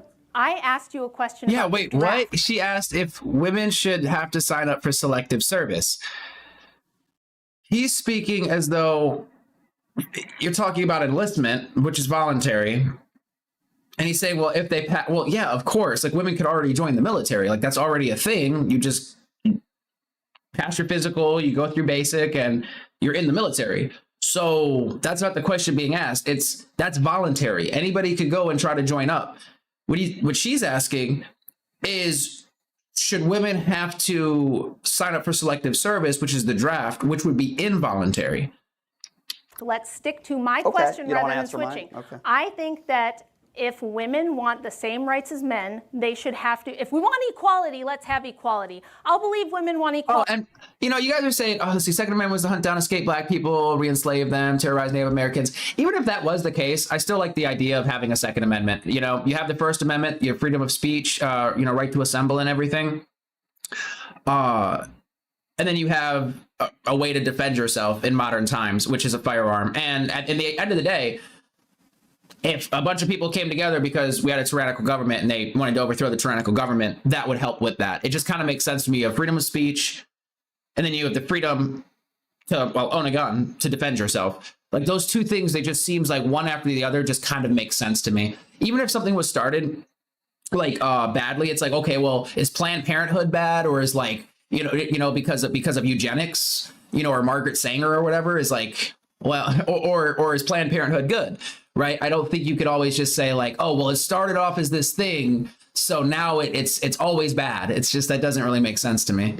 Equality when they demand to sign up for the selective service, when they demand to be part of the industries where 92% of the workplace deaths are compromised by men, when they're doing 90% of the essential infrastructure work, that's equality. Equality is not a system where men do everything dirty, dangerous, and difficult. They die for the country, they die on the job, they die to defend the borders. How many women have died from childbirth since the early 70s? Oh, I'm glad that you... Wait, what? But childbirth would be a voluntary thing because you're having a kid. That's your choice. So you're taking on the risks, just like somebody is taking on the risks to voluntarily join the military. But if there was ever a draft, if they start calling people in and like my number gets pulled, I have to go. Like that's not voluntary. So if I go and then I get killed, I was, I guess, involuntarily killed. You know what I mean? Like that's a little different. You asked, not nearly as many as men. How many? Let me see if I have it in my notes. It's a very small number. You think over 30,000 people is a very small number? That's not what I had here. That's what I have. Since the early 70s, over 30,000. Oh, since the early 70s. Okay. How many men Since the early 70s, how many women have died in workplace jobs since the early 70s? I don't have those stats in front of me. I let's look imagine it a up. lot of men have She doesn't, died. she doesn't have access to abortion.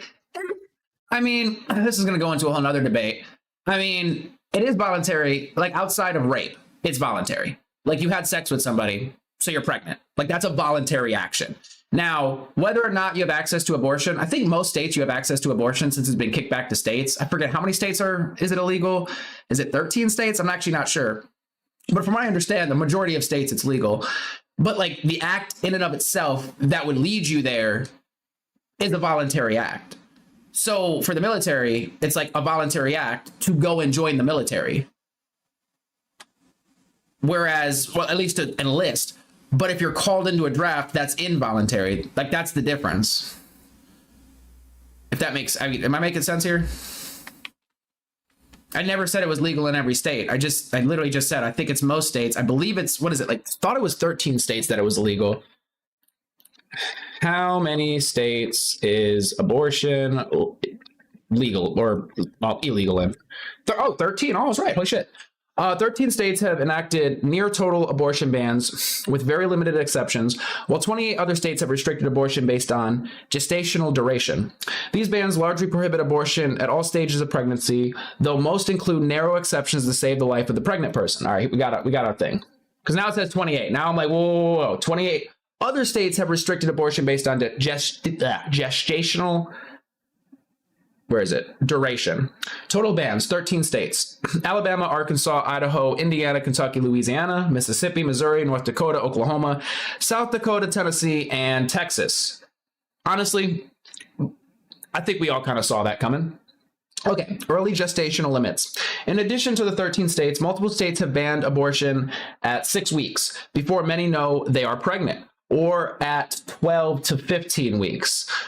Yeah, it does seem a little bit of a that does seem a little scummy if you ban it in such a way that it's like, oh yeah, if you come here 5 days after you get pregnant, then you could get an abortion. Now obviously they didn't say about 5 days, I'm being hyperbolic, but if they ban it before you even know that you are pregnant, then that kind of makes it seem, a little messed up. I know I just fumbled my words there, but I think you get what I mean. These bans are concentrated primarily in the South and Midwest, creating large abortion deserts where patients must travel significant distances for care. Exceptions. Most bans include exceptions to save the life of the pregnant person, but many do not have exceptions for rape or incest. Yeah, I think rape and incest probably. You should probably have an exception for that. Obviously, saving the life of the mother. Obviously, you should have that. Now, I'm curious for women that die in childbirth. What is the leading cause of women dying in childbirth?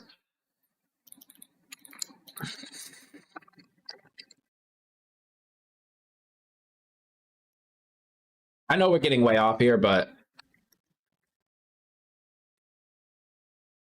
preventable medical complications, primarily severe bleeding, hemorrhage, infections, and high blood pressure disorders.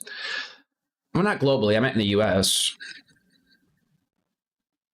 Cardiovascular disease, including heart conditions and strokes, is the leading cause of pregnancy-related death in the United States, accounting for over 1 in 3 deaths.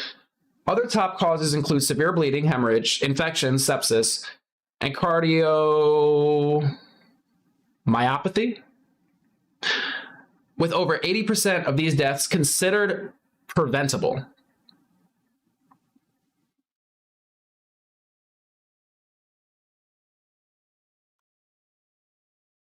And then out of curiosity, now I don't know about the heart condition one, but for the bleeding and hemorrhage and stuff, would that be for a C-section, or is that only if it's like a vaginal birth or whatever? Would a C-section sort of circumvent that, or is that not? I don't really know much about I haven't seen a baby come out, guys. Anyway, I'm sorry, we're way off.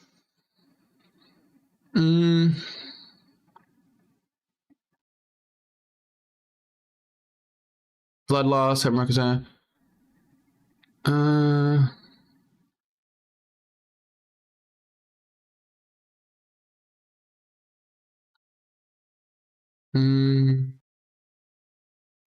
Followed an uptake pregnancy and had no problem.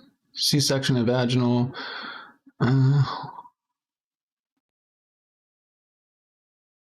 Ban the outcome, but not the reason. Interesting. My ex-wife almost bled out, and then obstetrics. Department of a public hospital in Los Angeles. Damn. Well, sorry about that. I imagine she's okay now. Mandatory vasectomy. Nah, I'm good.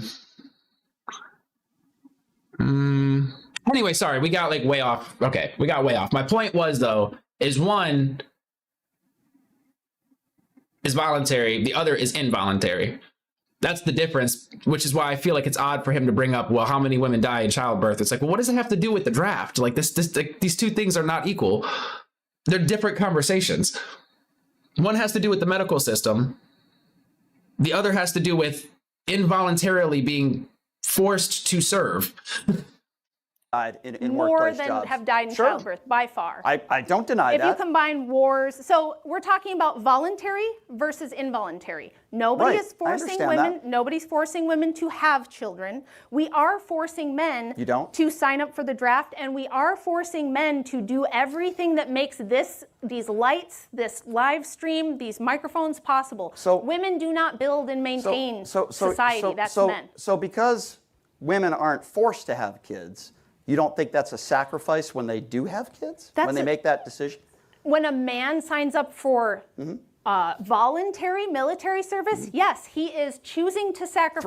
We commend Three women him. just came home in caskets from Iran. You're Anyone aware of that, right? who volunteers for either childbirth or military service and dies is doing a great selfless thing. That's not what we're talking about, buddy. You got to try to stick with the argument. I understand that. We're I'm sticking talking with the about argument. what men are compelled to do and what are women compelled to do on behalf of society that might kill them. You know, I don't think women are forced per se to do anything, but what you are making the argument with us today is you're making the argument that women should be at home and be stay-at-home mothers and they shouldn't be out there in the workplace. Did I say that? Oh, so tell me that then.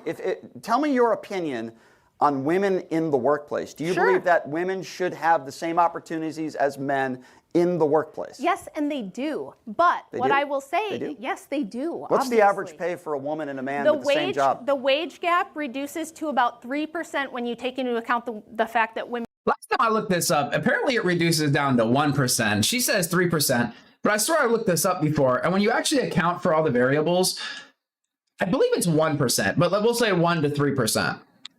That the whole like 30 cents on the dollar thing, or sorry, 70 cents on the dollar, seems to be overblown, at least from what I've seen. Choose easier, lower paying jobs, easier, lower paying degrees than men on average, and take much more time off and much more time away from work. See, this is the problem with this argument. You're skipping ahead, and you didn't let me finish the point here. We're talking about how men are forced and compelled to possibly go to war and die, and we have no such responsibility for women. No one's forcing women to do anything to defend the country. No one's forcing women to go work a job that could kill them. We don't have have civilization without women bearing children. We don't have civilization without men building I understand that they're not Why forced is there to. I understand that. Why do men have to sign up for selective service at age 18? Or do you know what happens to them if they don't? They get in big trouble, don't Here's they? why. And they lose Here's rights, why. don't Here's they? why. As I said earlier, women as a whole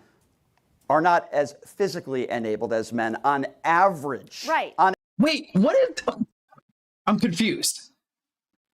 Okay, let me finish. Average. That is why I said, and I'll repeat it again, I wouldn't have a problem with that if they both pass the same physical standard. You're not addressing my question. I'm completely addressing your question. I never said that women have to sign up. I never said that. Do men have to pass a physical test to sign up for the draft? I No, they don't. never made that claim. So But that's what she's saying. You have to sign up for the draft as a man. Like, regardless of who you are. Maybe there's medical exceptions, like maybe if you're in a wheelchair or something you don't. I'm not really sure. Obviously, when you get pulled in, like if you have some sort of condition that, you know, would disqualify you, I guess that would disqualify you. Although, man, if we have to do a draft in the future, man, they might be pulling everybody, because I don't know what kind of situation we're going to be in where we have to do the draft. I mean, that's just horrifying to even think about. But the point is it's like, it doesn't matter. Like, you have to sign up for it regardless. That's her point, is shouldn't women have to also sign up for it? I feel like he hasn't answered yes or no. It sounds like he keeps talking about voluntary service, which is not what they're talking about. We're talking about the draft. Stick to the draft. I understand what we are You're talking about when people go sign up for military service and go to boot camp. By the way, Merps, I think your what was I gonna say? Your comment might have been blocked by Nightbot, because if you put a period and then you don't put a space and you start typing a word, it basically thinks it's a link, so it blocks it. So you might have done that. You didn't do anything wrong. That's just Nightbot being a little extra. Wait, Jimbolino, why is it? Wait. I don't know why it blocked your stuff. Huh, weird. I'm not talking about that. That's the argument that I'm making. Yeah, I know. It's weird sometimes. I might have to change that. I'm making because you're. That doesn't address the question. Yeah, I don't know why. Jimbalina, I think you pissed off Nightbot, so watch yourself. I don't know. I don't know what happened.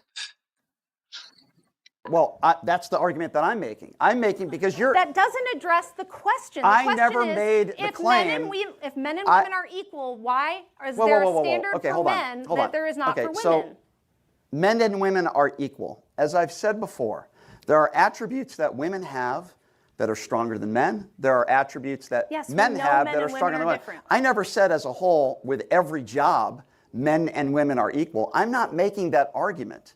The argument of this entire debate here is the point that I'm trying to make is that I don't want to interfere in other people's lives. That's really cute. That's so virtuous of you. It has nothing to do with anything. Well, I think it has. I don't want to tell anyone what to do. She doesn't want women to vote. She thinks women should be second-class citizens.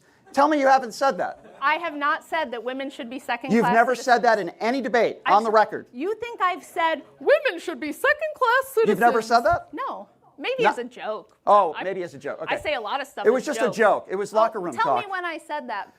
I heard you in a debate say that you said women should be second class. Now, are you saying you were joking? I don't ever remember saying you don't women remember. should be second-class citizens. You don't remember. Okay. Oh my gosh. Yeah, Evie, I do remember that. That was pretty funny.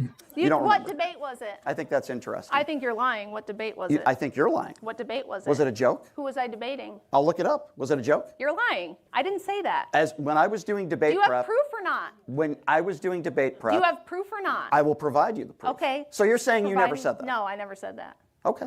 Okay. Okay. I'll look it up. So back to the draft. Why is it that men have to sign up for the selective service or risk losing their voting rights and even their freedom, but women don't? Why? Well, I just gave you the answer. As a whole, in general. So men and women are different, and they serve different When did purposes. I say that they were exactly the same? I'm not That would saying be you the did. most ridiculous I'm saying, thing. I never said that. Why should women have the exact same political power as men when, as the anti-suffrage women brilliantly argued, they said, look, the purpose of government is to protect persons and property. That's the function of government. So the argument is because and women when we're cannot born, do that. when we're born, as on average, as I've said, men might be on average stronger than women. Because of that premise, and they have to sign up. No, I think the moderator's doing pretty good in this one. I've seen some unhinged debates. I like, I forget his name. I like that dude. When he has to, he steps in, but I like when they let people go back up and forth a little bit. If it gets too much, because he even said if it gets too much, they'll break it down to 90 seconds. But I do hate when it's just, okay, this person gets to talk for 5 minutes. This person gets to talk for 5 minutes. I prefer it being like a conversation. I think that's more interesting. Women shouldn't be allowed to vote. I completely disagree with that premise. Why? Why? What's your argument? I haven't heard an argument. I've just heard you go, oh, I can't believe what she said. Can you believe what she's saying? She called people a word. She said women should be second-class citizens. I think if you're not argument. a Christian, you're retarded. That's my impersonation of you. I think you should give me an... Oh my God, Tilly, we're not doing... Okay, I'm not even... We did this 2 days ago, Tilly. Why do you keep bringing this up with the whole XY people? Like, come on. Oh my God, okay, I'm not doing it. Argument. Okay, well... Bad impersonation, okay? Bad impersonation. I don't have a stupid hat. Bad impersonation. Okay, all right. Now give me the argument, please. Do you really want to go there? I want you to give me an argument. You want to go to personal physical attributes? I want you to give me an argument. Is that what you're going to do? I mean... Wait, personal physical attributes. First off, you started this by bringing up the fact that she has like baby daddies and stuff. All she said is you have a stupid hat. I mean, that's not really... I don't know if that's a personal like attribute. If you're just wearing a hat, like she just made fun of your hat. That's not really that deep. Do you want to have a modeling contest, Brian? I don't think you're going to win. Okay, I don't think you're going to win either. Fair enough. Now give me an argument. Tell me why. Tell me how we're... That is part of his body.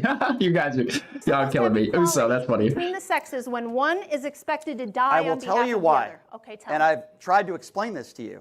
Okay. The hat species. Oh my Lord.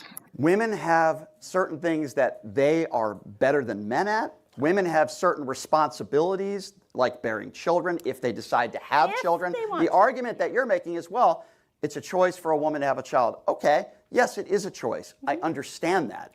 But still, my point being is that just because women don't have to sign up for the draft shouldn't be a reasoning why women should not be allowed to vote. Let me ask you, and I'm You going to just restated the position. You did not give me an argument. So let me ask you a question. Why? What would be because the women differentiator? don't have to sign up for the draft. I know. Look at your husband for. He's for so advice. handsome. I I can't help it. I know. Oh my Lord. I want It's rough looking this way. I want to take a break and look this way. I will say this. Now, since, if you since can she give wants me to a- get if you can give me since an she wants to get argument. personal with me because she's been doing He that. doesn't. Okay, this just, come on, this seems to be a bit of a stretch. Like, dude, like, really? You kind of, your first opening statement was a bit personal. And then, like, your second statement, you know, when it came back to you, was kind of personal. Doesn't want to have to actually give an argument. All he just did, by An the way, argument. was restate the position. You're insulting I my don't physical think- appearance. He said, I don't You've think called they people should retarded because I for not don't agreeing think with they you. should. And, You have and an you're argument? talking to me about forming an argument? Yes. You've called millions of people All you retarded that have- don't agree yes, with you. you're very and now you're outraged. talking to us You're about very how offended. handsome your husband is. He is. You couldn't be more insecure. This is awful, says Jim Bellino. He's so handsome. I will say this, though. The other day, This is not, I look, guys, check out modern day debates. This is not, you know, how it always is. They have a slew of different types of debates, everything from politics to conspiracies to, well, you name it, really. They've got all sorts of stuff. I just posted the link again in chat, guys. Modern day debates, check them out. They do all sorts of stuff. so cute. when we had our little, kind of funny, we had our little Twitter spat. She spent all day trying to convince strangers how hot her husband was. Little strange. Little Look strange. at him. Yeah. Little strange. Listen. Oh, I this think is if you're so in a- not on topic. I don't know what is happening in this debate. healthy relationship, you should think your husband is hot. If you're married to a woman, you should think your wife is hot. I just think it's a little weird trying to explain to thousands of complete strangers, trying to convince them that your husband is hot. I don't know, it's a little weird. Now, rather than it's a little you- strange, that's now, all. It's a little rather weird. than you restating your position of, I just don't think so. Tell me why I've women told shouldn't. you No, you just over- restated the position. No, I've That's all told you. did. You're said not, Rachel, they you're not shouldn't listening. Because they shouldn't. Rachel, you're not listening. I'm listening. You're not thinking. You're right. No, I'm thinking you're not listening, okay? Simply restating So- the position is so, not an argument. Rachel, I'm All he has to say is, yes, I believe women should have to sign up for the draft, or no, I don't think women should have to sign up for the draft for this reason. not stating the You position did. over. You I'm said, giving you "I my don't think that-" opinion Okay, on try what we are again. discussing. Try okay? again. I've already tried. You're not paying attention, so I'll say it again, okay? There is no question that there are sacrifices that men have to make that women don't have to make, like being in the draft. I agree with you, Okay. However, there are sacrifices that women have to Like make, what? that like bearing children and But being that's- pregnant and having but kids. that's I never said they had to That's do a it. category error. I never said they had to do Let it. me I don't know what he's missing. I'm so confused. She's saying that men have to sign up for the draft. Women don't have to sign up for the draft. I don't know why he doesn't just say women should sign up for the draft or have to, but he's saying, well, no, because women have to have babies. But it's like, well, they don't have to have babies. That's the thing. And he even says they don't have to have babies. His position is they don't have to have babies. They should be able to do whatever they want. You could have a career, do this, do that, never have kids, whatever. Like, you know, cool. So why don't women have to sign up for the draft? Why is it only involuntary for one group of people? I don't know how he's missing this. It's throwing me off like so much. help this man with another logical fallacy. It's called a category error. We are talking about an involuntary thing, which people are compelled by the government. What if you're pregnant when you get drafted? I'm assuming you don't. If you're pregnant when you get drafted, don't you? That's a good question. Let me think. Yo, oh my gosh, that would be interesting. Because imagine if that disqualifies you. So then, you know, women are forced to sign up for the draft. We get into some crazy war. They start drafting people. Would women run out and try to, like, I guess, get pregnant if they wanted to avoid the draft? That might be a good way to get around it. Because, yeah, I don't think you would send a pregnant woman to the military. I don't think you're going to have a pregnant woman in basic, right? It doesn't seem very smart. But from what I understand, and if there's any military people here, somebody just told me this the other day, is that when women go in the military, they're automatically put on birth control. I don't know if that's true, but somebody told me that the other day. Which would kind of make sense. I mean, because yeah, if you got pregnant, then you can't really serve for the time that you're pregnant, and then you kind of have to take care of a kid, so you probably can't serve. So that would kind of make sense. government to do versus a completely voluntary Okay. Well, we're going to agree to that disagree. nobody even dares We're going to agree tell to disagree on women that. to Do you think women are bad in the government? Do you think they're bad representing in government? Because you said that in your book, right? You think women I are bad? don't think women should be in politics, no. But don't? you still haven't given me an argument Well, for, I mean, why. we can beat a dead horse, but I'm. Okay, so I don't know. Somebody just told me this the other day. Let me look it up. Let me see.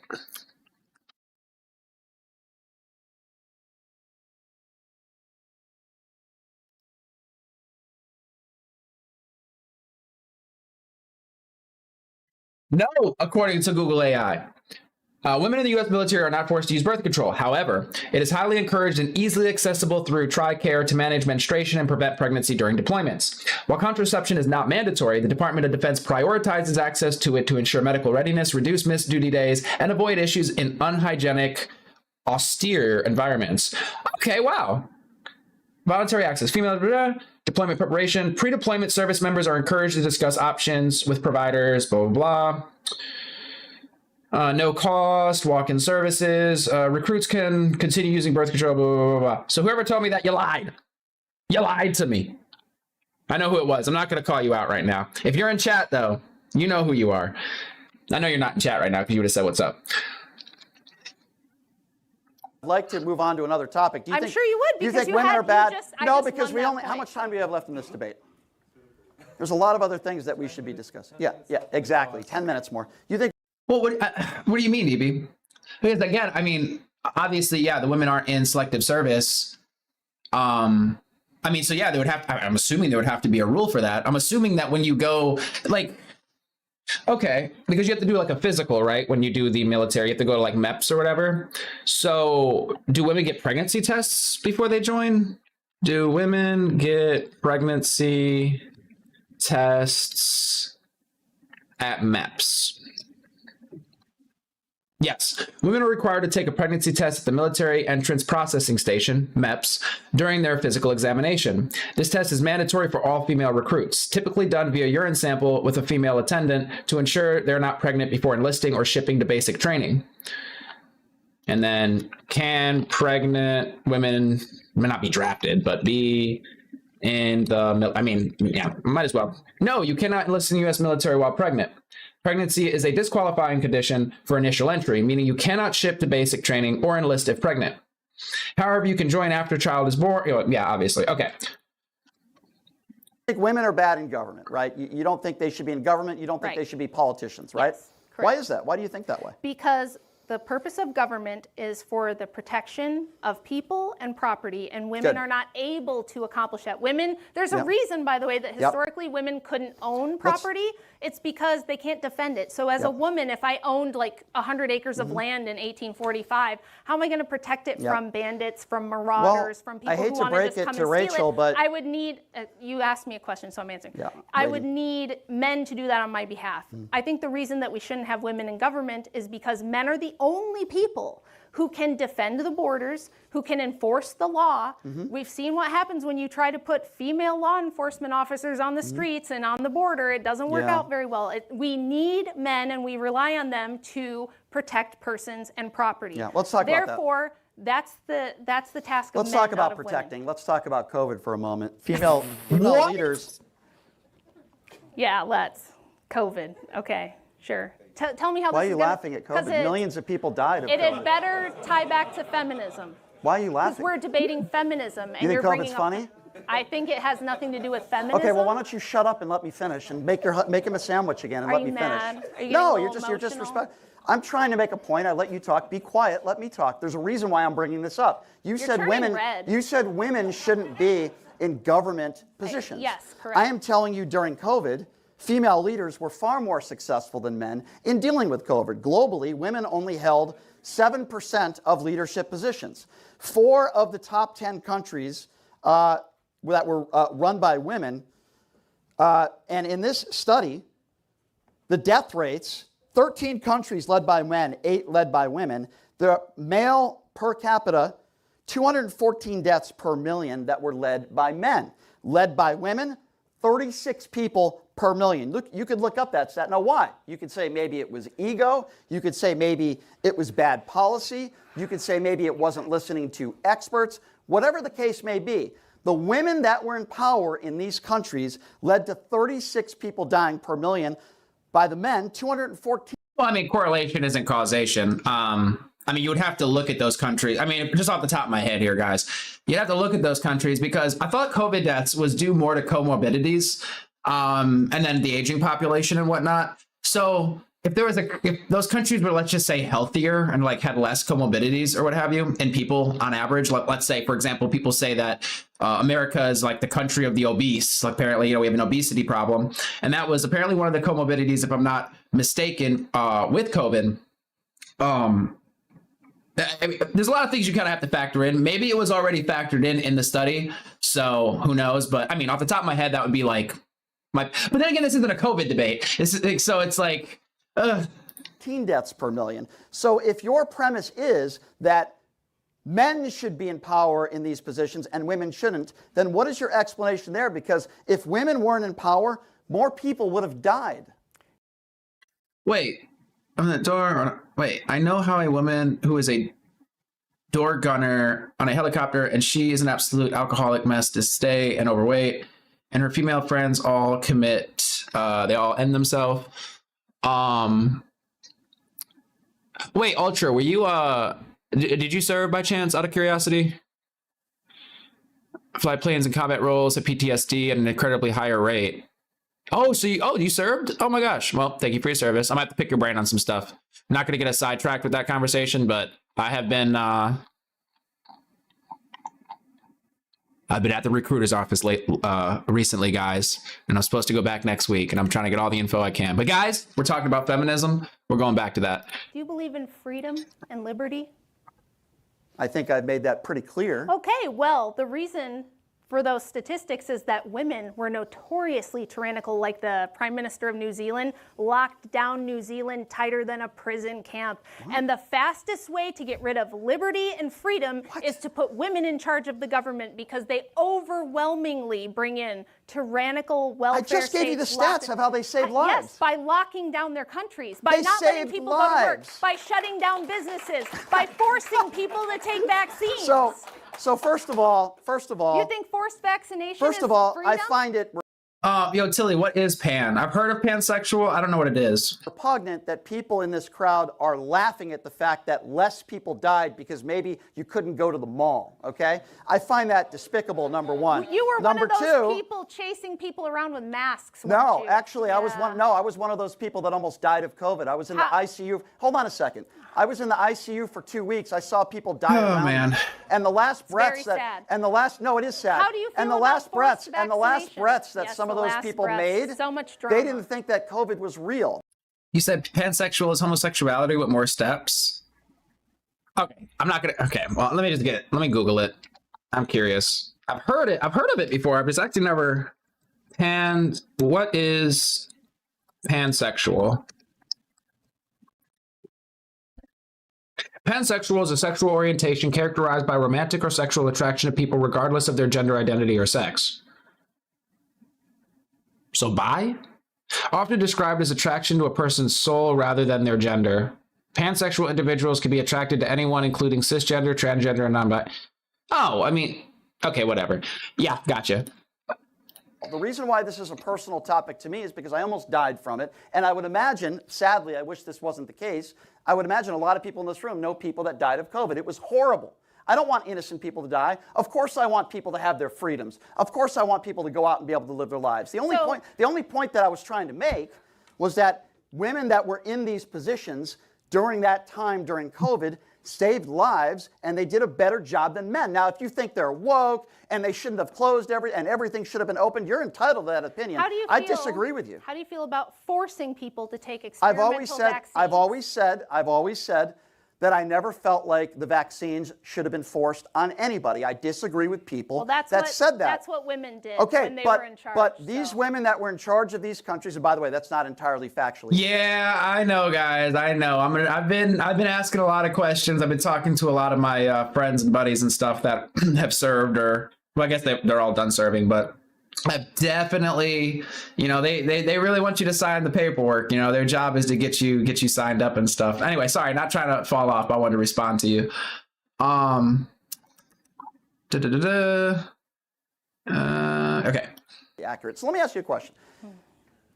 Do you want us to look like a third world country? Is that what you want? No. You don't want that. Okay. Explain. Well, let me ask you this. Are we still talking about feminism, by the way? Yes, we are. Okay. Yes, we are. Can you because bring it when back you and take land an the entire plane? society and you say that women shouldn't vote, women shouldn't be doing these specific things. I don't want to look like what specific things? I don't want to did look like say? Afghanistan. Always gave her tips. Yo, you're killing me. Don't cap. You are pushing. I didn't say that. You are pushing a narrative. So it's either progressive liberal enlightenment or it's Sharia law in Afghanistan. I didn't say that. What do you think Western didn't say culture that. looked like for all of its history? Can you Women please- can have plenty of liberty We have like and 5 not minutes, right? run the country. Okay, about 5 minutes. 'Cause Putting for time, some limits on time women is Okay, guys. After this debate, if y'all are still here, I think we're gonna I'm gonna pick some of your guys' brain. Jason, if you're still here. Ah shit. Fucking who was it? Don't cap. I need to know about all the times your friends served. Always gave her tips. You're killing me. One sec, guys.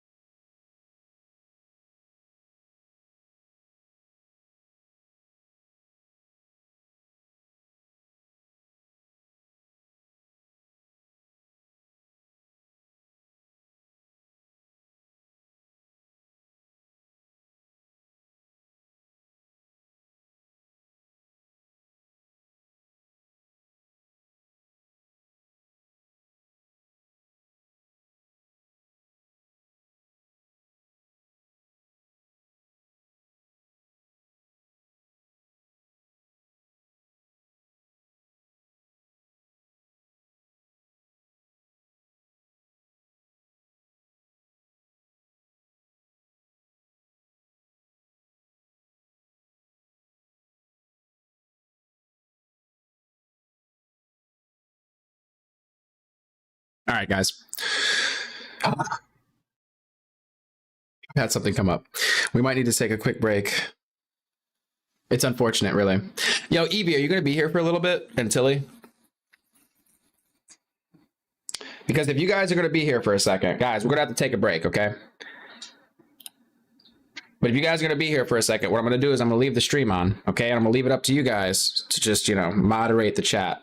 I shouldn't be gone too long. Shouldn't be gone too long. I got to give somebody a ride. I got to get in the spaceship and go, guys. I'm going to leave it up to y'all. I have high hopes for you. I'm going to tap on some other people to stop in here. I think Cross might stop in. So, and he'll do some modding. But all right, guys, we'll be right back. If you haven't already, hit the subscribe button and like if you're enjoying this this whole vibe, okay? We're all about open communication, free speech, all the good stuff here. So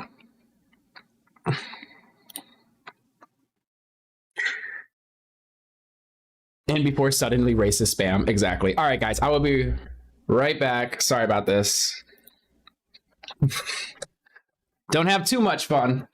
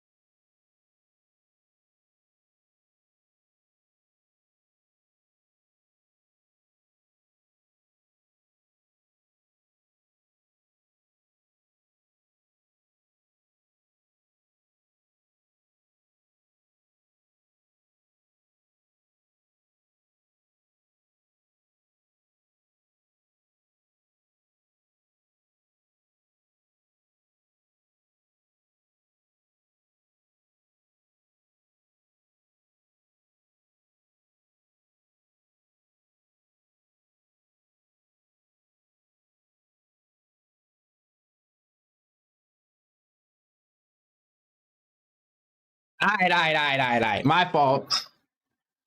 Are y'all still here? Oh my Lord. Y'all are the real ones, okay? Only the real ones stuck around. Oh my gosh.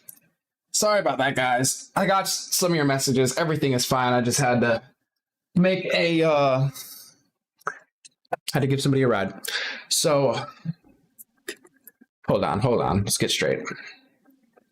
Boom. Okay, we're ready. Oh, thank you so much, Tilly, Evie, any other mods that might have stopped in. Y'all the best. We're holding it down. Nobody got too rambunctious, right? I hope nobody did. Ooh.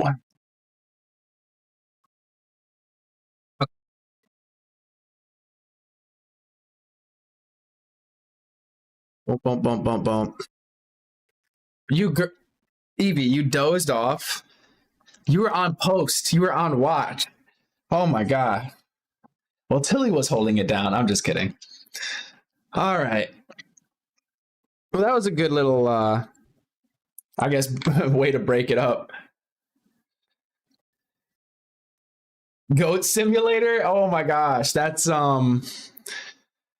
classic right there. Running around as a goat. I actually never played it, but I'm familiar with it. That's an OG game, isn't it? All right. Well, what we were doing is we were watching, where is it? Boom. This debate. We were about, how far are we in this one? We're over halfway. We're at about halfway, actually. Okay, maybe a little, just a tad bit less. Oh, this was a lot of fun.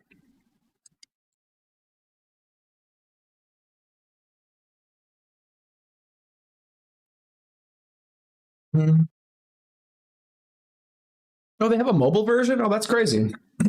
All right, guys. Back into this chaos that is this debate.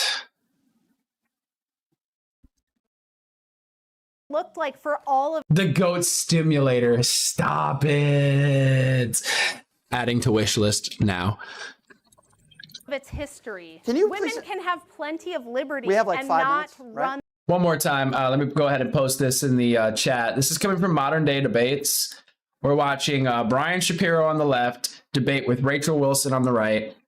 The debate is feminism good for women and children? Question mark. So far, I'm not really feeling his arguments. I'm gonna be honest with you. I'm not saying I agree with what she says necessarily, but in terms of like grading a debate so far, from my eyes, I feel like she's kind of winning the debate. But who knows? He might completely sway me by the end of this.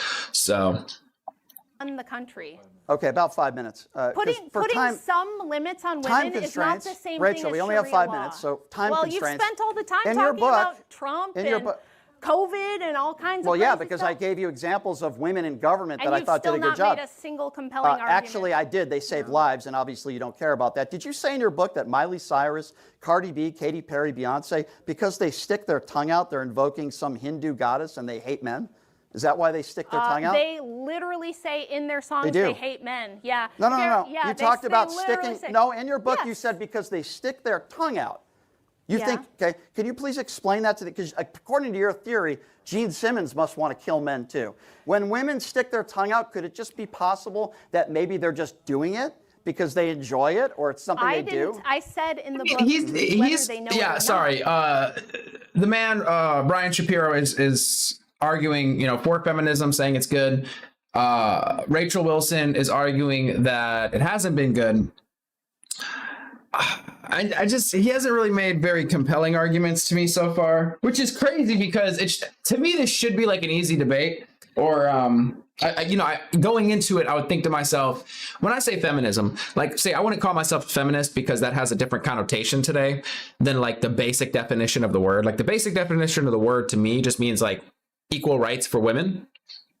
Right? I agree with that. I think women should have rights. I think that's a pretty reasonable take. However, I wouldn't call myself a feminist because I feel like there's a lot of baggage nowadays that comes along with that word that I do not associate with.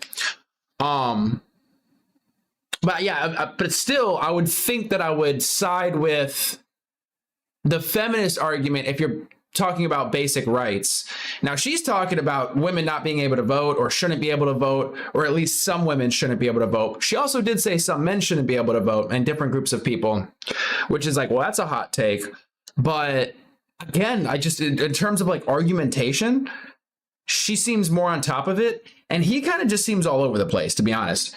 That's my take so far. Give me 1 sec. Oh my gosh, I know. But this time I'm actually only going to be like 2 seconds. I should run in the other room and grab something.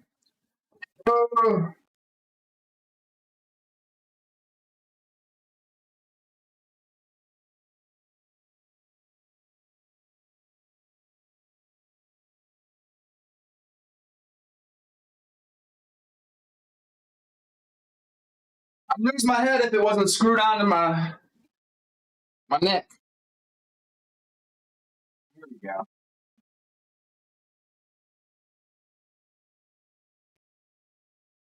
It's not what I was looking for.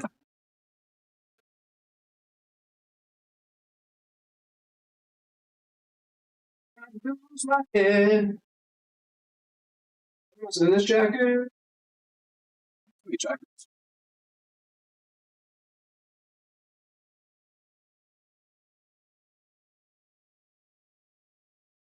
I need some elevator music when I get tied up like this. Where did I put it? All right, 1 sec. I'm sorry.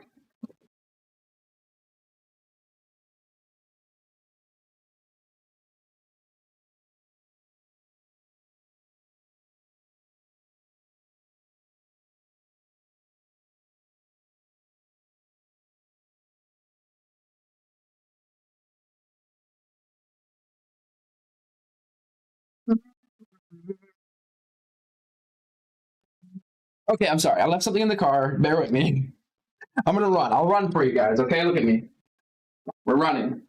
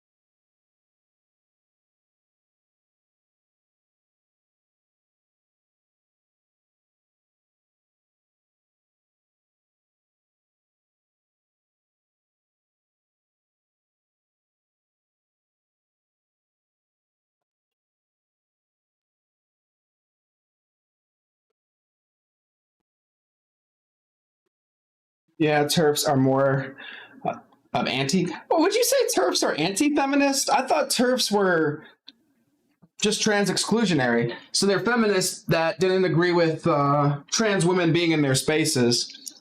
The TERFs always interested me. The way that they got pushed off of the internet back in the day, I found fascinating. Did you know?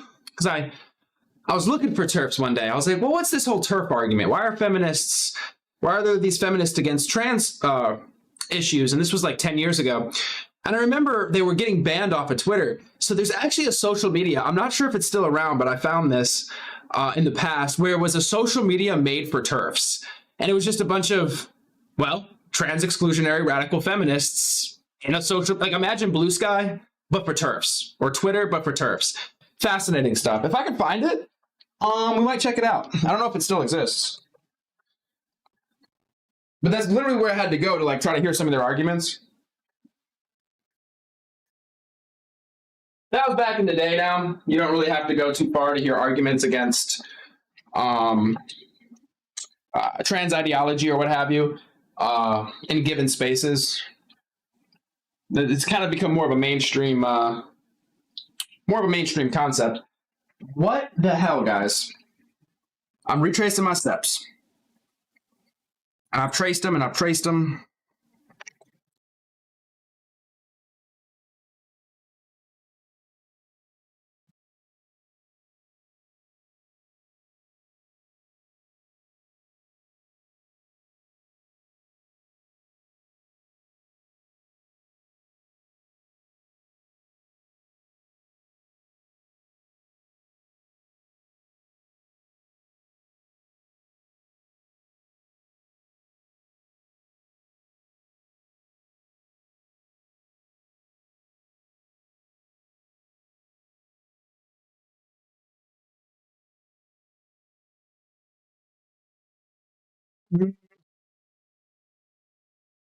Other rad femmes got I don't know if I'd agree with that one necessarily, Tilly. I thought it was like a schism within the feminist group because there were some women or feminists or what have you that didn't agree with trans women being a part of the feminist movement. I remember this because I just remember when it was happening, it fascinated me because I was like, what? Like, how are the feminists fighting with each other? Why aren't they all on the same side? And I thought it was really interesting. Since I'm going to at least give you guys some music to listen to while I finish my tomfoolery over here.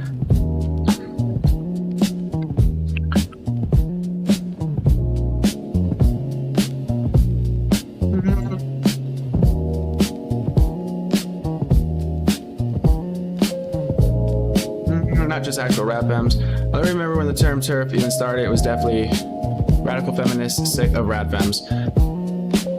Oh, sick of other rad femmes. Well, yeah. Yeah. I mean, potato at this point. I mean, that could literally be for either group. You see what I'm saying? It could be the rad feminists that didn't want trans people or like trans women in their spaces, or it could have been rad feminists that didn't want TERFs in their space. Do you see what I'm saying? It could kind of go either way. But hey, if you say it goes one way, then well, I don't know. You say it goes that way. I mean, I don't know. I'd have to look into it. But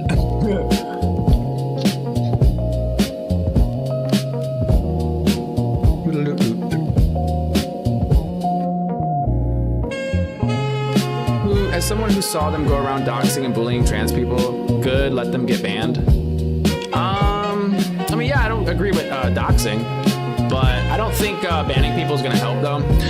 If somebody doxes, if there's people doxing, don't dox. That's not nice. But I don't think, funny enough, excluding them from the conversation is going to help, because all you're going to do is create an echo chamber for them. And if they're in an echo chamber, I think that would increase the likelihood of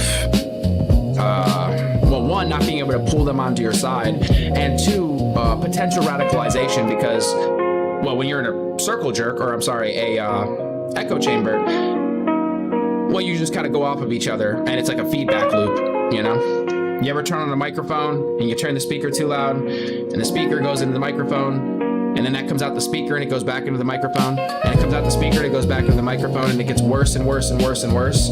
I feel like that's kind of the situation when you end up pushing people out of discourse, or whole entire groups out of discourse. At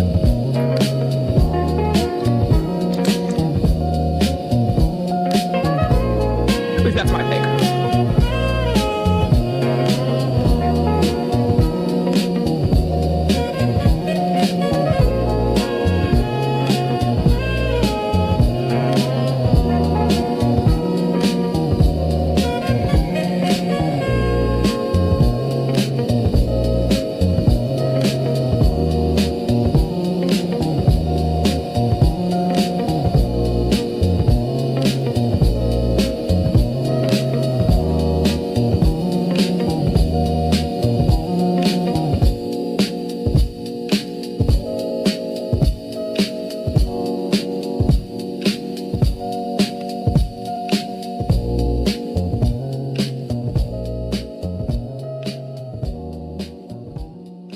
Don't let me tell you how, do you?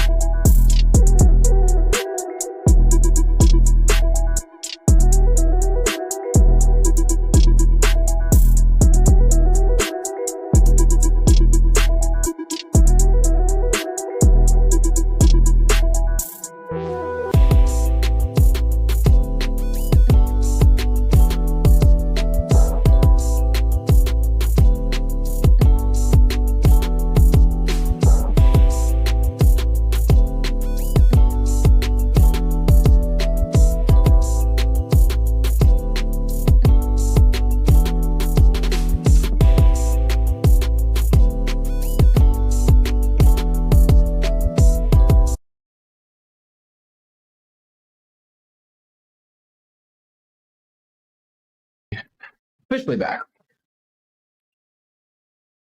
See, this is why I hate getting interrupted.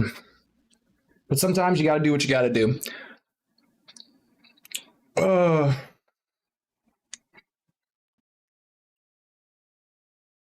Headphones plugged back up. And get back into it.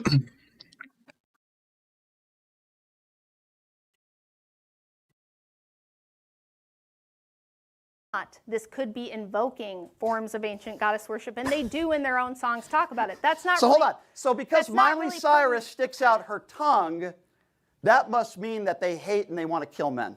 I didn't say that. In your book, It you were doesn't talking say about that. invoking the Hindu goddess Let me because they ask stick you their something. tongue out. Did you read the book? That must mean I want to kill men too. I don't know. Did you read the book? Because you said you weren't. I read excerpts of the book. Sure. Yeah, sure, ChatGPT. Sure. Because that's not what I said. Oh, so what did you say? So what? So talk to me about women sticking their tongue out. Well, just briefly, because it's not actually relative to whether feminism is good for It is. women and children. You're attacking which women is- for sticking their tongue I'm out. not I'm attacking women. You're right. They're Hindu goddesses, and they That's want men. not what I said. Anyone who's read the book would know. By the way, go buy it. It's on Amazon. Occult Feminism: The Secret History of Women's Liberation. It will If I explain, had it- though. if I had it, I would will use it as explain toilet paper. how during the 70s there was a big goddess worship revival in the West that coincided with feminism, and that they do still now. If you go to TikTok, look up the hashtag witch talk, and you will see feminists showing you how to perform ritual abortions, how to worship ancient goddesses like Lilith and Inanna, and they take it very Well, you seriously. really are Do you nuts. know that I'm not nuts? You are Witchcraft, absolutely crazy. Okay, That well, shit crazy. I'm not crazy. Witchcraft. Sticking your tongue out? Witchcraft is the #1 fastest growing religion among young women in the West. Did you know? Is that true? Let's give that a look up. How do I look that up? Fastest growing religion. I guess among women, she said. Among women in the West. A lot of qualifiers there, but I mean, being specific, I suppose. Okay.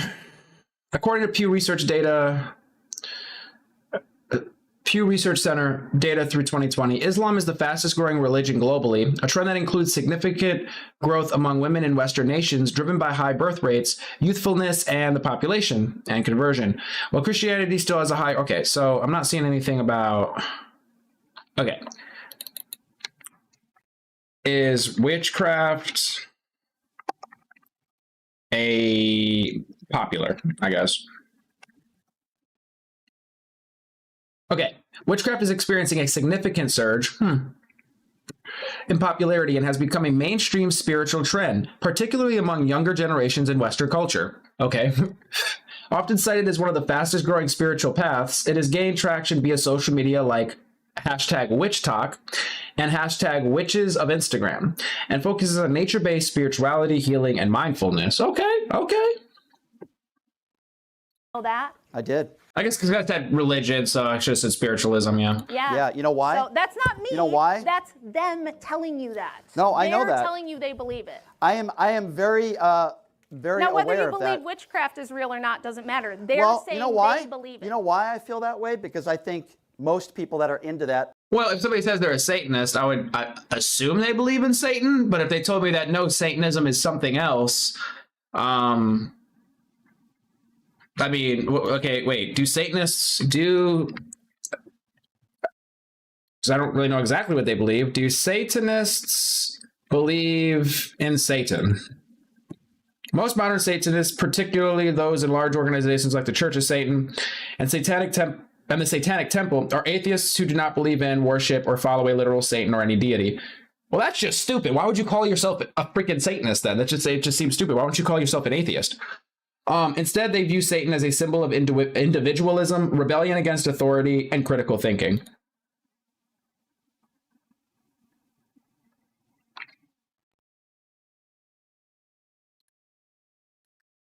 Okay. Founded in the 60s, this group uses Satan as a metaphor for human pride, liberty, and rational self-interest. They do not believe in supernatural forces, viewing themselves as their own gods. So they're the Satans. And I'm just kidding. So they're non-theistic. You know, I feel like people need to work on their namings better because, yeah. It's like it's like they're like, I'm a Christian, but I don't believe in Christ. It's actually a metaphor. It's like, okay, maybe come up with a different word. I think that it's inclusive. It's not oppressive, That's maybe right. like That's Christianity. actually correct. They That's feel what like they say. feel like maybe that it's empowering. So you love witchcraft. I'm going by why I think you can make. Witchcraft is cool, you guys. It's very inclusive. It's very well, progressive. you believe in the Bible, right? And God killed 2.4 million people in the Bible. Is that oppressive? I don't know. I believe in Orthodox Christianity, and I'm not going to get into a Bible Of debate course with you're you not. because No, of it's course you're not. beyond the scope of this. So this discussion. we only got a couple minutes Show left me here. So do you have an argument? Tell me how feminism has improved the lives I of get women it. and I get children it. It's when a I jab just at religious people. Sure. I see what you're saying. I see what you're saying.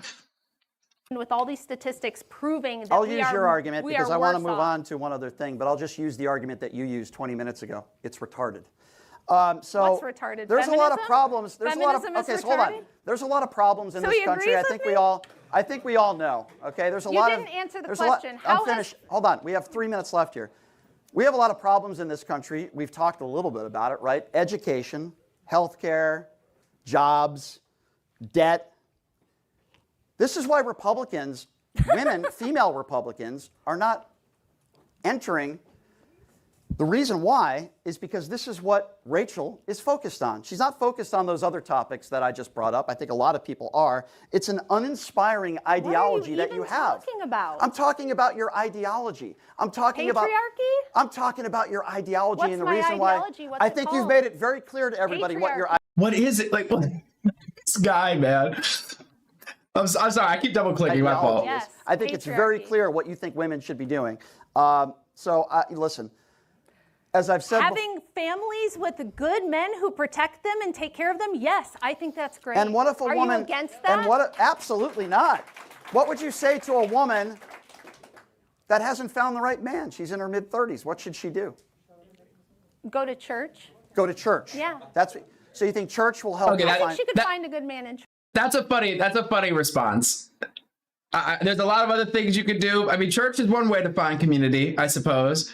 But yeah, whatever. But there are women out there, 30s, 40s, Yeah. that haven't found the right man. Well, is it that they haven't found the right man, or is it that they've been through about 50 men and haven't You wanted to shouldn't lock talk. any You of them shouldn't down? talk about yourself like that, Rachel. Oof. I've been with a handful, like less than 5. So, no, I'm Without talking feminism, about, you would not I'm have been allowed talking about- to break up with those men, I right? Would you didn't. agree with that? I didn't. You weren't married to any other men? I was, but I Okay. didn't initiate 100 years ago, divorce. you wouldn't have been able to divorce them, right? I didn't divorce them. I was abandoned by an abusive person. Okay, so Yes. 100 years ago, you wouldn't have been able to. Yes, you would have.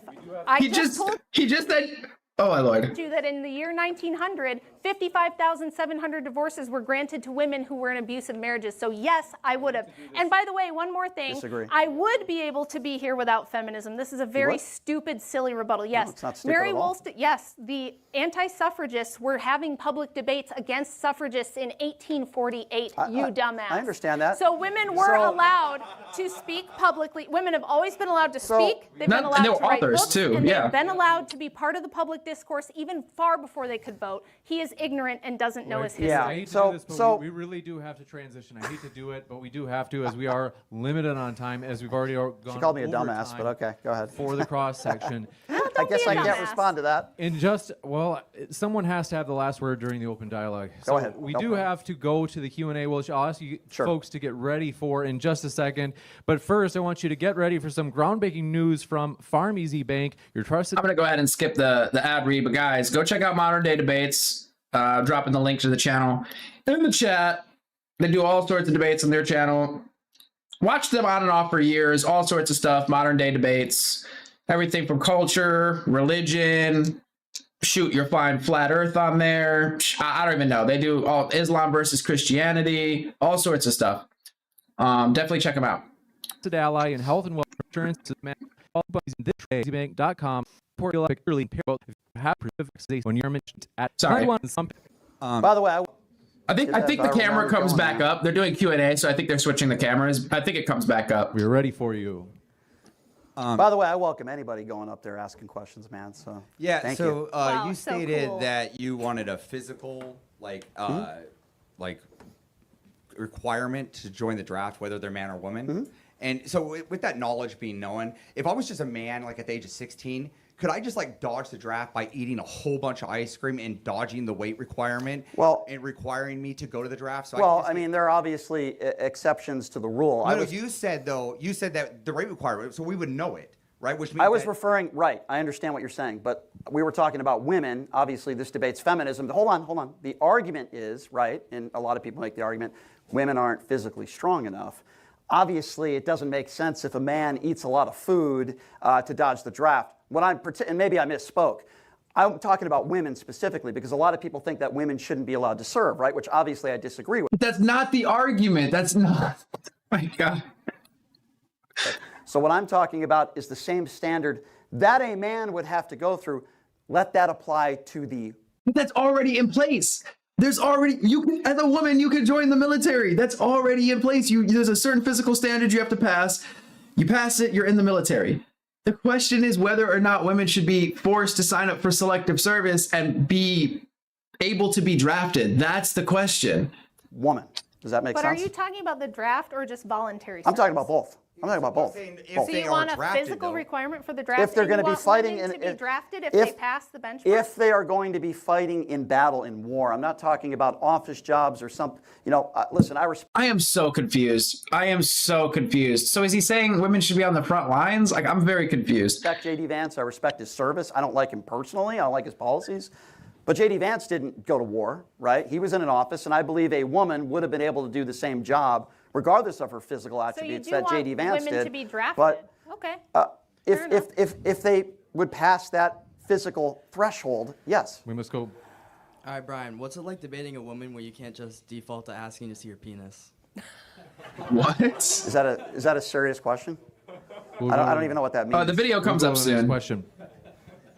Very intelligent question. I would ask for a little bit more, but I would assume that probably nobody's asked to see his penis in a very long time. Go ahead. Hey, so he's 16 Go ahead. years Go old. ahead, ma'am. Oh my God. She's like he's 16 years old. Oh Lord. That men and women have different talents and strengths. You said that men might be more strong than women with Maybe. a couple of exceptions. I've seen a lot of hardcore modern feminists defend transgenderism and the right of biological men to go into private spaces for women, which can lead to increased risk of assault and abuse of women. How do you believe that this modern feminism advances the lives of real biological women when they aren't safe in their protected spaces I said anymore? this on Pierce Morgan yesterday. I've been very clear on this issue. It's a good question. First of all, let me just say this right off the bat. I believe you're a man when you're born a man. I believe you're a woman when you're born a woman. Now, I'm still going to call people he, she to be respectful to them. No, I think I'd like to see a study that says if you're a transgender woman, you're more likely to commit a crime if you're in the bathroom. I'd like to see that stat because I haven't seen that stat. Wait, but if you agree with the first premise, then you would agree with that naturally, right? Am I crazy? If men perpetrate more violent crime and a trans woman is a man, like a biological man, then wouldn't it logically follow that it would be there would be a higher rate or the potential for a higher rate of crime to persist? Am I crazy? With that being said, I can understand how some women would feel uncomfortable with that, right? Transgender women should not be on the playing field with biological born women. I've been very clear on that, and I think I think most Democrats agree with me on that, but some are wrong that disagree with me on that. I think it's very unfair. With that being said, if we're talking about sports, I think there's like 8 or 9 transgender women that are in Division I college sports. I don't think it's a top 5 issue. I don't think it's a top 10 issue. We're not talking about sports, but I've been very clear on my opinions on that, and I think it's wrong. At the same time, I know people who are transgender, and I treat them with respect. Is it something that I would do? No, but I treat them with respect. I don't care. Is it something I would do? Well, you're not trans, dude, but okay. Whether you call somebody he or she, But I get it. I mean, I probably said that myself. That doesn't affect my life. I don't know why it would affect anyone else's life, just being respectful to them. But I hope I answered your question. going on, Gator? I'm talking about like modern feminism, like modern feminists. I'm not a feminist, so I'm not sure. Be specific. Like, just like we're debating modern feminism, Yes. like modern feminism has morphed into allowing men into protected women's spaces. you're talking about transgender. Okay, so be specific. You're talking about transgender women in bathrooms. I can't answer your question. Be specific. Like protected spaces, like Locker you can rooms, lie bathrooms. and say that you think you're a woman even if you're not a transgender. Like, Well, here's my opinion on that. So I gave you my opinion on the sports aspect, on the bathroom aspect. If there's a study that would show me that transgender women are more likely to commit a crime in a woman's restroom, then I would certainly be on the side of not allowing that. The idea that, in my opinion, somebody born a man, would cut off their genitalia so that they can go into a woman's restroom and commit an assault. Most of them I'm don't not get saying you bottom said that. surgery, I'm answering her question. Most of them just I'm wear a answering her dress. question. I'm not saying you said that. But that idea, to me, is a little bit absurd. Yeah, bro, my hours have been ridiculous, man. I don't know what's wrong with me. But hey, at least we made it. I appreciate you for coming through, bro, and hanging out here. So I hope I answered your question. It's a good question. Hello, Brian. Hi. So earlier you were talking about, you were talking about economics being why women don't want to reproduce as much. Well, I didn't say that. John Hopkins did. That was just a study. Yeah. Okay. Yep. So I would argue that it's harder to create a business, which would drive the economy more because of Democrat policies with a ton of red tape. Which policies? All the permits and everything that you got to get for basically anything. I mean, if you want a shed in your backyard now, you got to go get a permit. Right. Yeah. Basically, I see it as it would be a better position to limit Democrat policies, remove a bunch of this red tape. If you disagree, I'd like to hear your rebuttal. What specific policy and red tape are you referring to? Well, I mean, which Democrat specific policy? Because it's hard for me to answer when you give me a generalized statement. okay, like so that. I see it as a right to have a business and to make a living. Democrats aren't giving you the right to And- have a business and make a living?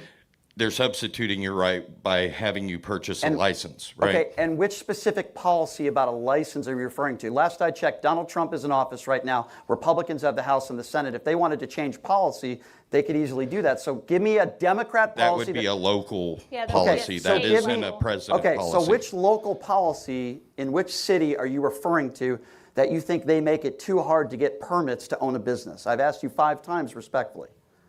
The fact that I'll let you go. Thank you. I'm happy to answer any of your questions. I just need a specific policy so I can respond to it. That's all.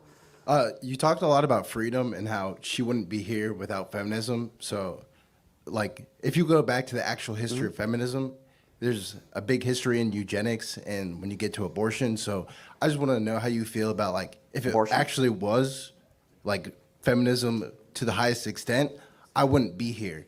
Because they actually had a eugenics program that was literally called the Negro Project, and that was to literally eliminate people like me, literally black people. So you're saying because of feminism, black people wouldn't exist? yes, literally. Okay. Literally. Okay.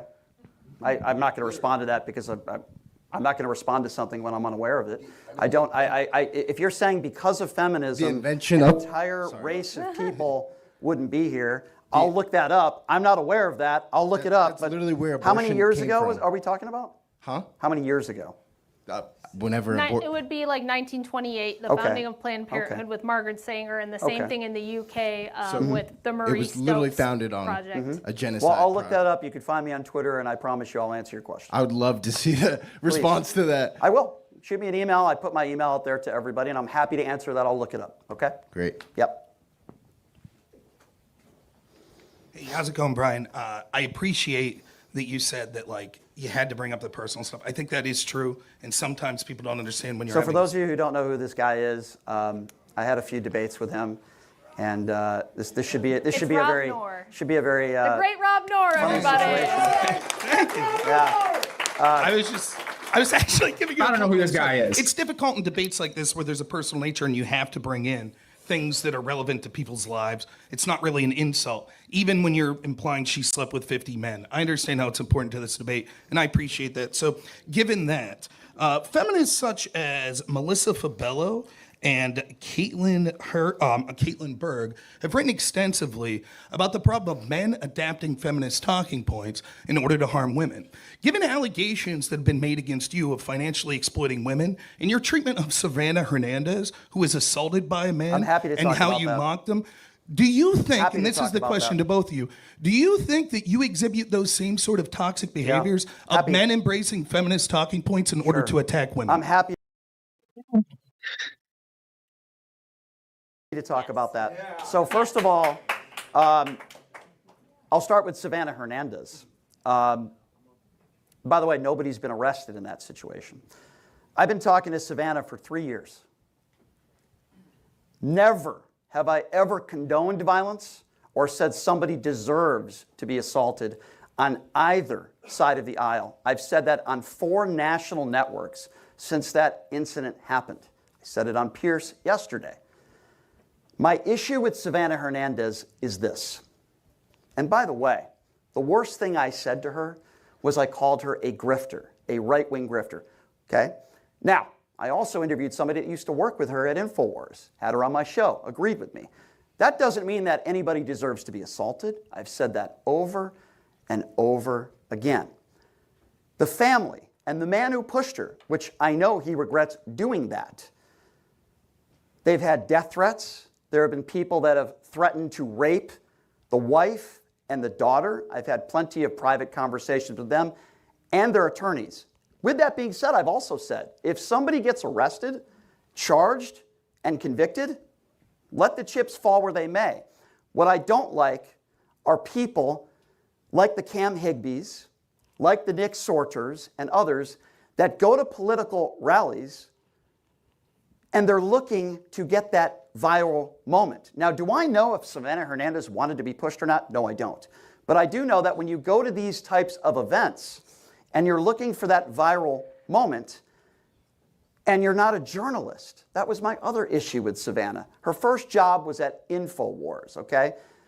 She's never wrote articles about anything. She's not a real journalist. And when you go around the country asking people what's a man and what, by the way, I'm not a journalist either. I never said I was. When you go around the country saying what's a man and what's a woman, this is kind of turning into that doesn't make you a journalist. And by the way, any allegations that you've talked about, any, are false.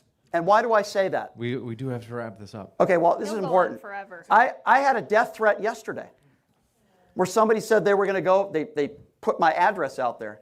I got into this business knowing, he asked me the question. I'm answering it. It doesn't even have to do with the question. Then blame him. It wasn't about...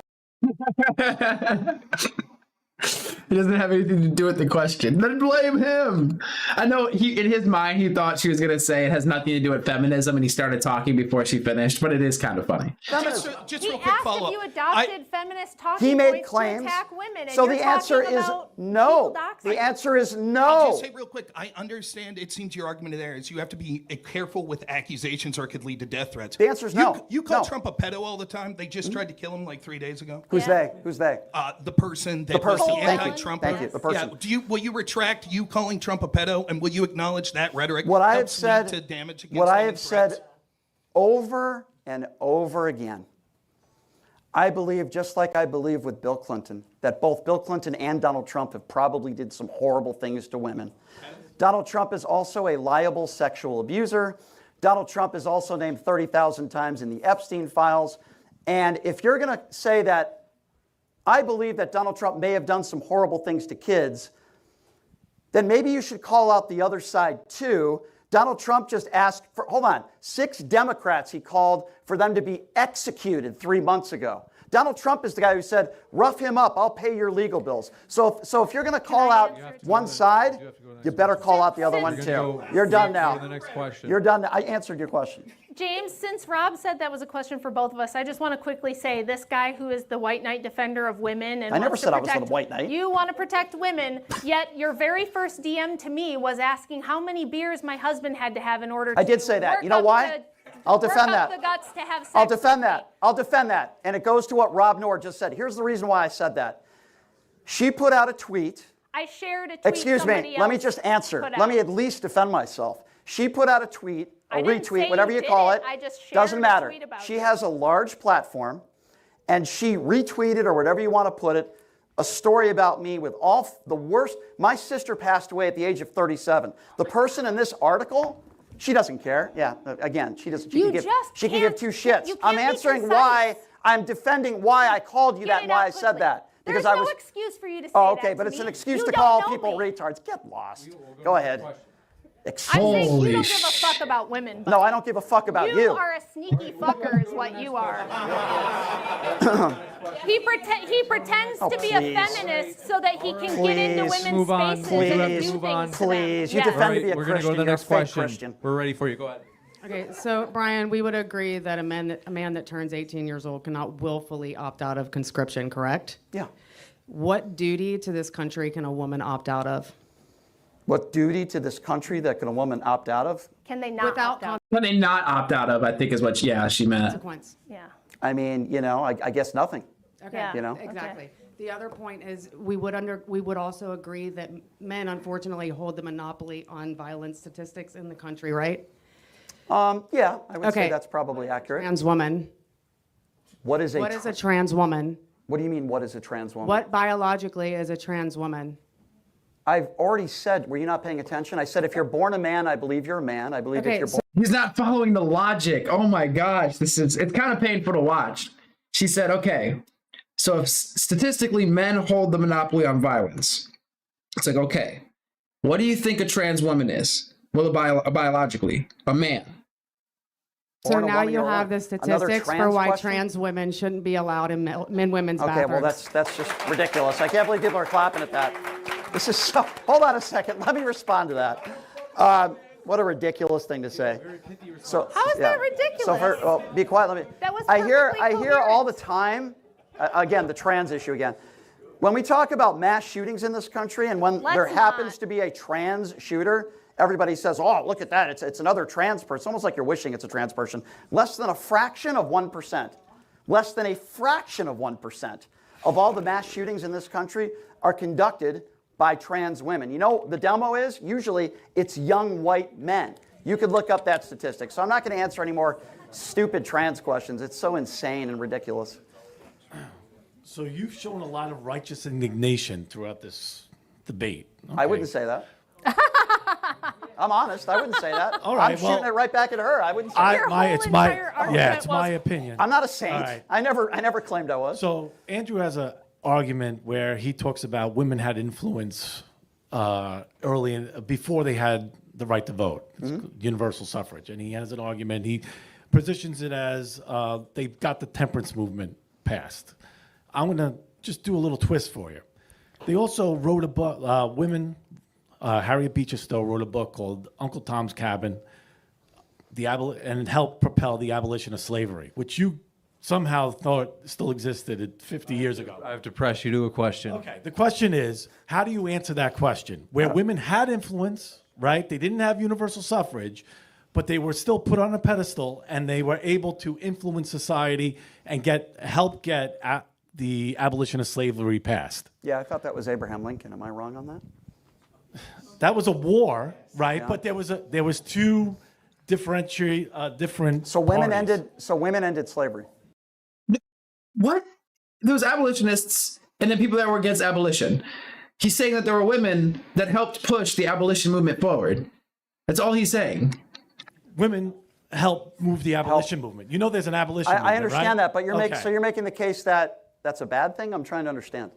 He's saying women Why had are a you- voice without suffrage. Yeah, they still had a voice. They were put Okay. on a You pedestal. think They that's didn't bad? need political equality No, in it's order not to bad. have an effect. So what's your question then? The question is, women could still have influence without having suffrage. Well, yeah, that's kind of what we want in society, right? Yeah, I think that's. Yeah, okay, he doesn't understand. Yeah. I don't want women to suffer. I'm trying to understand what the question is. Oh, wow, very clever. Go ahead, sir. All right. I'm a Hindu, so I. By the way, I'm sorry to interrupt you. I'm very aware that everybody in this room disagrees with me, but that doesn't stop me from coming here. And In DMs, you said that you were going to sell at least as many tickets as me. I'd like to see that DM. I don't remember saying that. You said, Go ahead. we'll see about that. I think Yeah, I plenty never of said I people was are going to gonna sell buy as many tickets for as me. you. I never said that. All right. So I'm a Hindu. This is why people don't want to debate you. All right, we do have to go to the next question. Go ahead, sir. I'm a Hindu. Yep. I really do believe in like gods and goddesses too.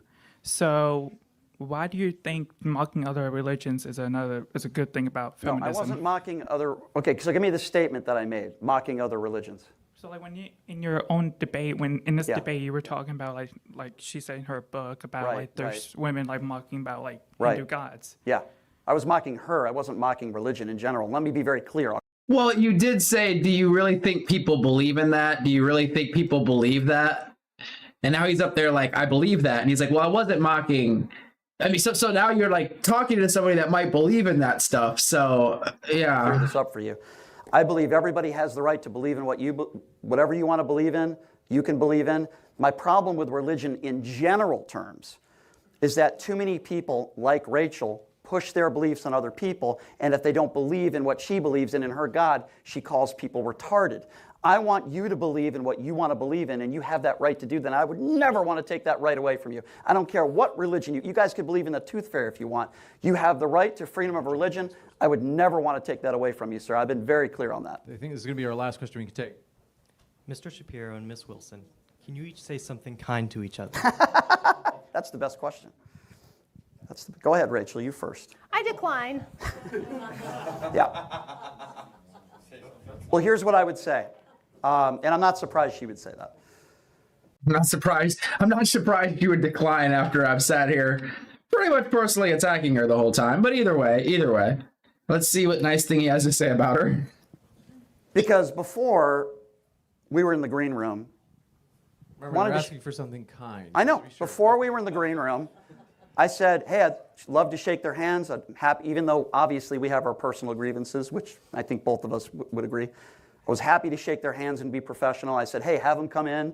Love to say hello to them and be kind. They declined.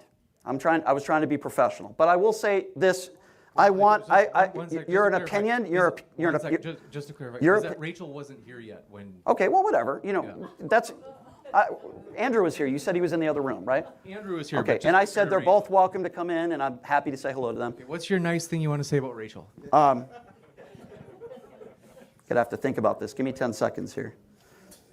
I owe nothing and no respect to a person who's going to publicly try to accuse me of believing things I don't believe, saying things I don't say, and being promiscuous, which I've never been in my life. Okay. So let's not pretend there's a pretense of professional decorum here, because there's just question? not. Was the question say something nice about one another or attack? Something nice about each other. Yeah. Nope. Okay, we'll go to the next question.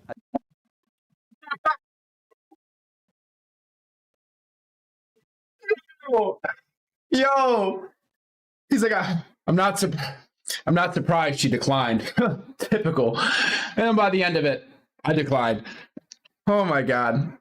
I declined. Good. Actually, that is all we have for Q&A. I do want to make sure that we get the closings in, so we do actually have to jump into the closings. These are 3-minute time sections. I've got the timer set for you, and Brian. You want me to go first again? Yes. In each case, you'll be going first. The floor is all yours, Brian. Okay. Thank you, everybody, for being here. I do a lot of shows that are way far to the right. I'm happy to do them, regardless of whether people agree or disagree with me. But I'm going to talk about something now very serious. And it's an emotional thing. And when I was doing debate prep for this debate, I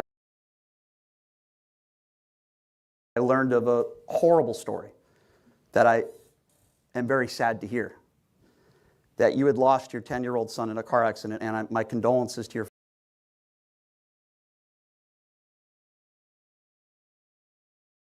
Why? Okay, I don't know where he's going with this. This is a little odd to bring up. Here, that you had lost your 10-year-old son in a car accident, and my condolences to your family. It's awful. And unfortunately, dude, we have something like that in common, Rachel, and I am truly sorry that happened to you. I wouldn't wish that upon anybody. When I was 12 years old, my whole family got into a very serious car accident. I lost my grandmother. It's the reason why my sister passed away a few years ago, because of her injuries. And I learned at a very young age how precious life is.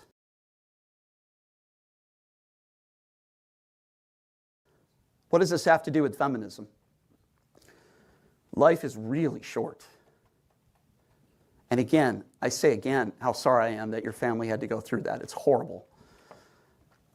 And the reason why I talk about how short life is, I don't want to tell you guys what to do. I don't want to tell you guys that you can't vote because you're poor.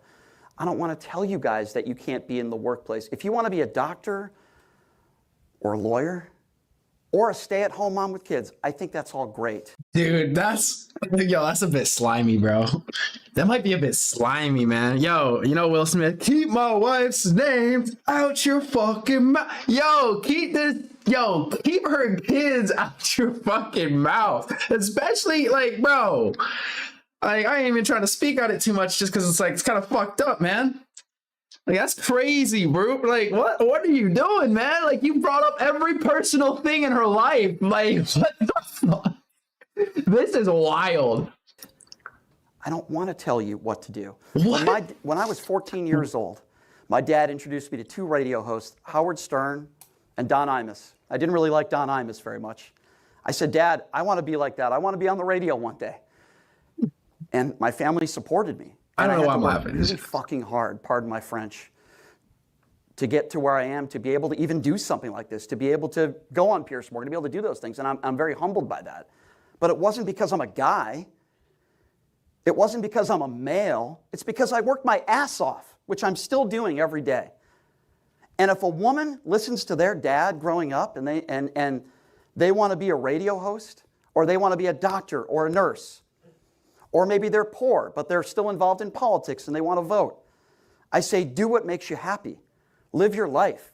Don't listen to somebody, no matter what religion they are or who they are, tell you what to do with your life. I'm doing what I'm doing now because I worked hard. It has nothing to do with my gender or because I'm a woman.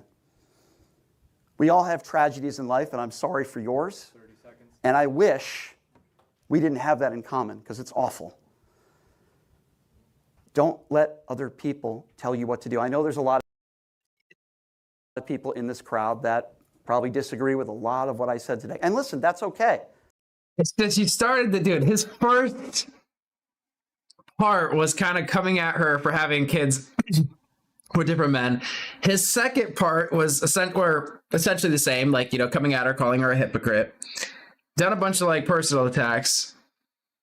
Essentially, because they were unnecessary, especially when she kind of spelled out for him. Again, if a crackhead on the street tells you, hey man, I do not suggest you smoking crack, are you going to call that guy a hypocrite? Or are you going to be like, this person has experience with smoking crack, and they're telling me it's not all it's cracked up to be. I wish I had a little rim shot. I did not plan that. That was by accident. I'm just that good. But if he could have just gotten past it, he really shouldn't have opened up with her personal stuff. And now he's ending it with her personal stuff. And he's trying to emotionally manipulate or something to get her to be nice to him. It's just really weird. It's really, really weird. We have the freedom to agree or disagree with people. That's what makes this country great. But we're all human beings. I'm not perfect. I make plenty of mistakes. I've made plenty of mistakes in my life, and I've probably said... Yo, appreciate you for coming out, Kaiser. Take care. Said things in my life that I regret, but I own it. And so thank you all for being here. 5 seconds. Thank you all for being here. Thank you, James. Thank you, everybody, for coming out. I appreciate it. And I wouldn't have it any other way. I love having... Appreciate you guys for coming through. If you guys are anybody getting out of here and whatnot, getting sucked into the what? The black hole. Where is it at? It's right there. We're orbiting it. All right. Good debates, and I appreciate all you guys being here. Take care, Kaiser. We could go over to Rachel for her 3-minute closing as well. The floor is yours, Rachel. Okay, so this was very disappointing. We had no arguments from Brian whatsoever for why we should believe that feminism has been beneficial for women and children. He wasn't able to provide any data, any sort of measurement whatsoever to show that, hey, before feminism, this was what happened, and after feminism, this is what we got. We didn't get any of that. What we got was a whole bunch of logical fallacies and a person who doesn't understand what an argument is or how to debate. I'm going to list them off quickly, but join in the comments on the live stream if you caught more of these than I did. These were just some of the fallacies that we witnessed tonight from Brian. Non sequitur. Argument from incredulity, straw man, ad hominem, category error, tu quoque fallacy, appeal to authority, argument ad populum. And on top of all that, A couple of those I don't, like one or two off the top of my head I don't know. But the rest I would say, okay, I think he probably did all those. we got moral outrage, we got appeals to your virtue and your emotions, and what we got from Brian ultimately was the best argument against feminism, because what feminism produces is emotionally incontinent, weak men who can't control themselves, who have violent outbursts, will insult you, will be angry and combative, and then try at the end of the debate to bring up your dead child and not even let you get through a debate in a professional manner addressing the topic at hand without crying and bringing... Yo, I mean, he was basically crying. I'm sorry, I can't really have sympathy for him because it just feels like he's using it. He's trying to use like emotional manipulation. That's just the way it looks like to me. That was a wild way to end it after everything. In a professional manner, addressing the topic at hand without crying and bringing up your dead son, who you probably don't want to be thinking about in the closing of a professional debate that you're trying to get through. So when he says, do what you want, man, follow how you feel. Life's short. Do what you feel like, just follow what you want. Follow your emotions. I would say no, don't do that. Find a strong, virtuous man in your life who knows how to hold boundaries and protect you, who can control his emotions, who can be the force of strength and stability that families need that we don't have anymore. Don't be a male feminist like this. Don't be this emotionally incontinent, just going all over on a tangent, unable to control your thoughts, unable to control your emotions, just spewing and vomiting emotional appeals to people in the middle of a professional debate, bringing up dead children, bringing up your abusive ex-husband.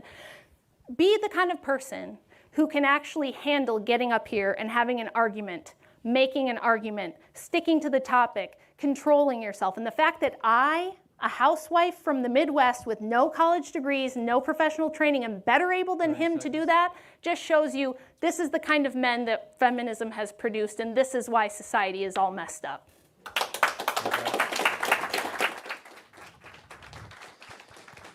And that's the end of that. I'll go ahead and drop this link again. Man, again, not going to sit here and say I agree with her points or all her points or anything like that, but the way I'm looking, she definitely won this debate. It's unfortunate, too, because it could have been a really interesting conversation or a really interesting debate. I just posted that link in chat, though, to this channel, Modern Day Debates. Check it out. They do all sorts of debates here. I like checking them out. I haven't actually listened to them in a while, so you'll see all sorts of topics here. Modern Day Debates. I'm going to go ahead and give that one an updo, a like, bada bing, bada bang. But somebody was in chat. I don't know if you're still here, but you said he lost this debate, but you've seen him win other debates. So I'm curious, because this is like one of my first times seeing him. I might have seen some clips of him, but this is like my first time really sitting through a debate of his. So I'm not really familiar with him, but maybe we'll check out other debates that he has. Maybe he does better. Everybody has their off days.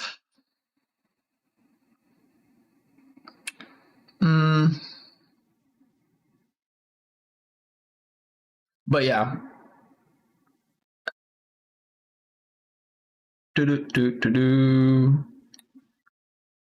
Definitely could have been more interesting.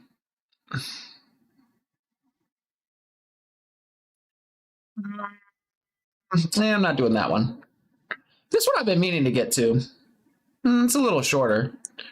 This one we still haven't watched from Meat Canyon. We were supposed to get to that like yesterday. The White House. All right.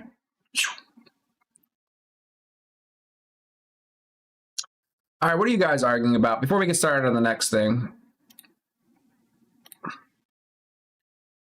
what do we got going on in chat?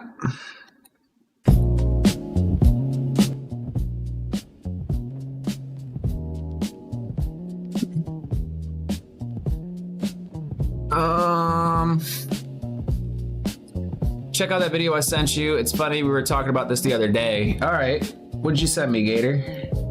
What do you got for me? Let me see.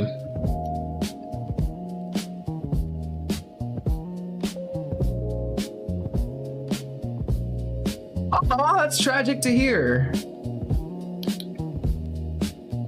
We were just talking about this the other day. Let me see how long this one is.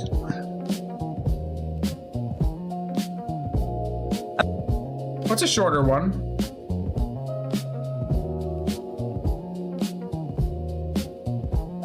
You know, yeah, we'll check this one out first. Because another video I have queued up is, I don't know, something I wanted to listen to. I started listening to, I don't know, book YouTube, I guess, author YouTube, or, you know, YouTube where people read books and review them and whatnot. And some of them do commentary on the state of culture or writing or whatever. And I fell into that. So that was a video I was going to play, but I'll play this one first, actually. Interested. Pull that over here.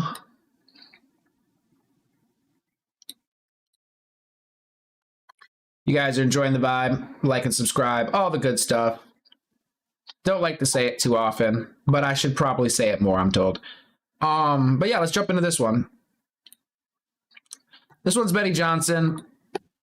Compliments a gator in chat. There's a link. Benny Johnson, huge YouTuber or commentator, whatever you want to call it. Bada bing, bada bang, bada bam. Well, let's see what he has to say. Man, you know, the trans debates always just take off in the chat. Like, I swear, once the trans topic comes up, the chat is so just on that topic. Like, you guys are so vehement about it, you know? People are always fighting for it or fighting against it. Just something I've noticed over time of doing this.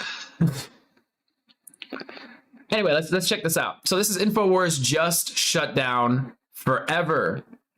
Alex Jones' final on-air message burns the building down. Wait, hold up. Does he have the message? Because I'm probably not going to watch the whole. I kind of want to just skip. Is this the message?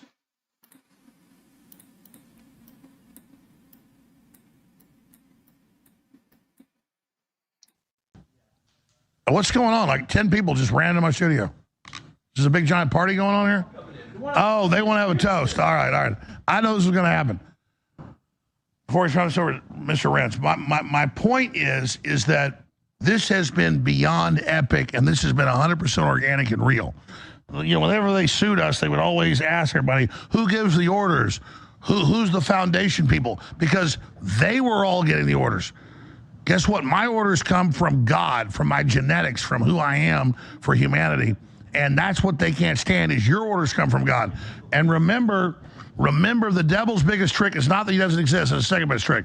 It's that good doesn't exist. You know, watching and listening, that you are overall good. You want good. You're not perfect, but you want good and you love God. So I tell you now, your destiny is in your hands. And so they think they're going to have their big... Okay. I was waiting to see your message, Gator. I didn't know if it was like I could skip past it, but okay. We'll listen to Benny. Imagine you.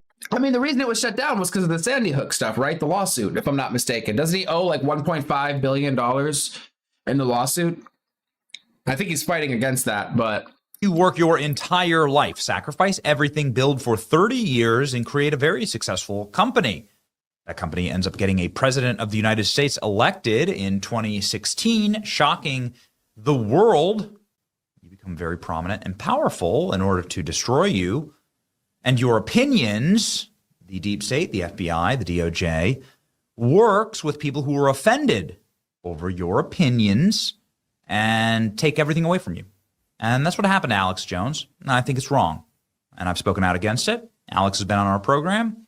And while Alex and I obviously disagree on some things, he's got the kind of hot blood that kind of kicked off all of this for everyone, frankly. Commenting on the internet, viral videos, the infrastructure of independent media and live broadcasting. Alex Jones was a precursor to all of that, precursor to the Joe Rogan show. Yeah, I mean, dude, Alex Jones is an OG. We were just watching a breakdown of him the other night, man.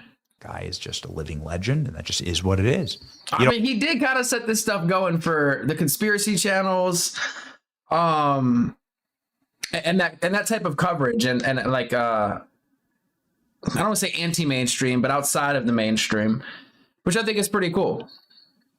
You don't like that, it's fine. It's not really up for debate. And so we bring you some sorrowful news.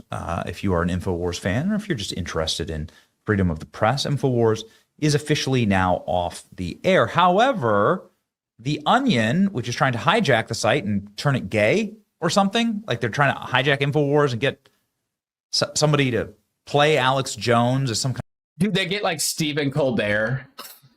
Kind of dumb joke, like, and change the logo to rainbow colors.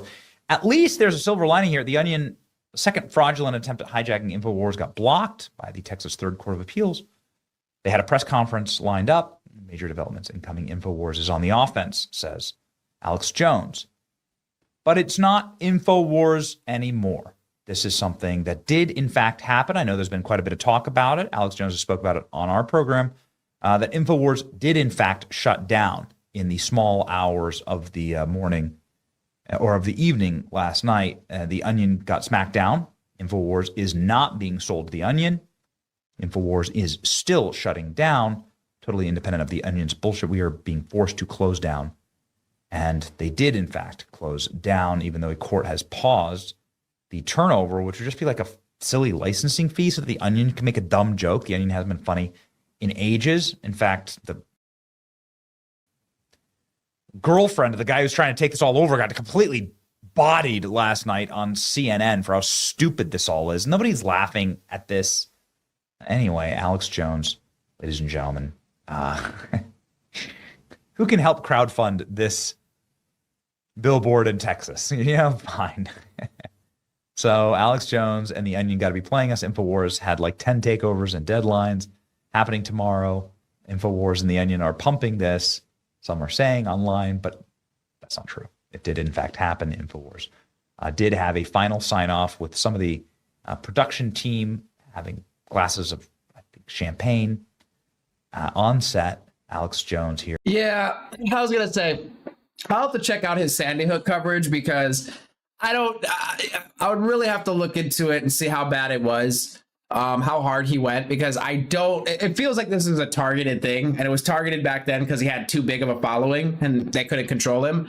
Same thing with Joe Rogan. It's like he had too big of a following, so the media tried to come after him. It just seems like that's kind of what they do. If you're not on somebody's side, then people just try to come after you, obviously, from that side.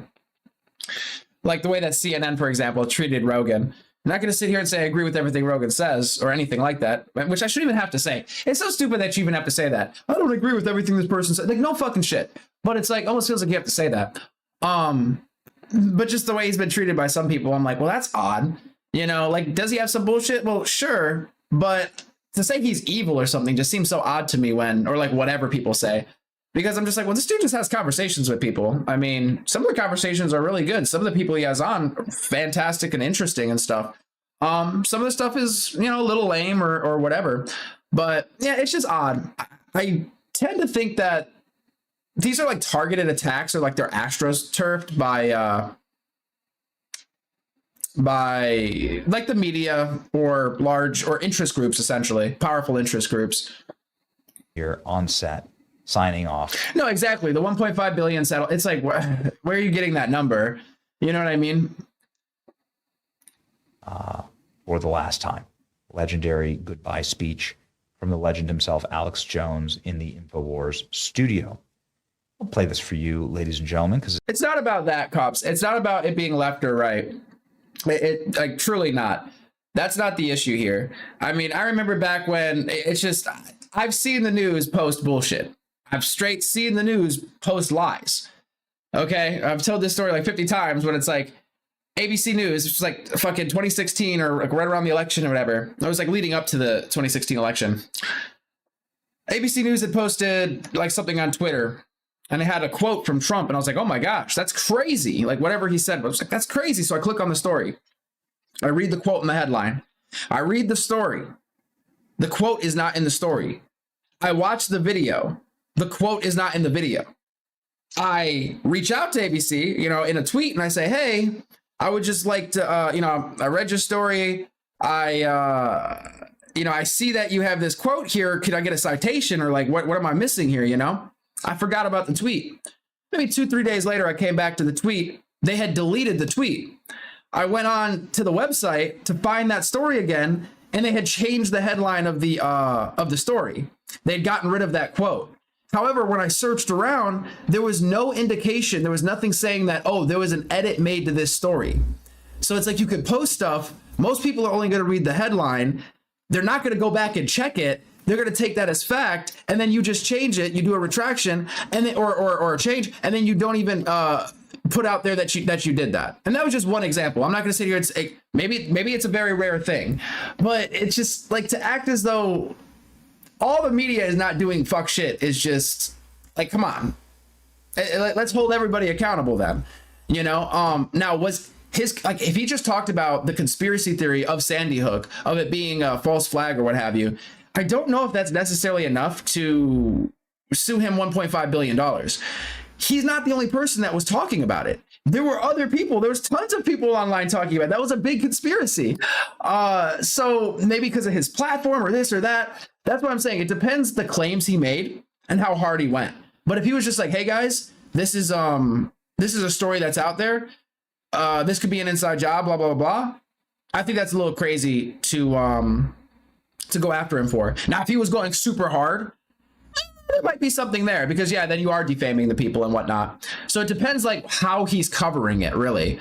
But again, I don't have enough on the case to know one way or the other. It's just like, I've just noticed things where I'm like, that seems like a pretty aggressive takedown, in my opinion. Hey, what's going on, Just a BeatStars fan? What's going on with you? Willie Wallace, what's going on? Not rare. Funny thing about the frogs, he was correct about the chemicals in the water changing this. No, I know. It's like he'll say hyperbolic things. He's entertaining or whatever.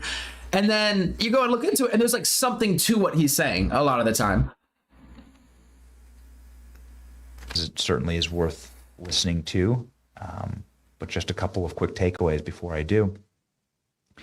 They've taken the monitors and things down, so they're deconstructing the Infowars. The laughing dad.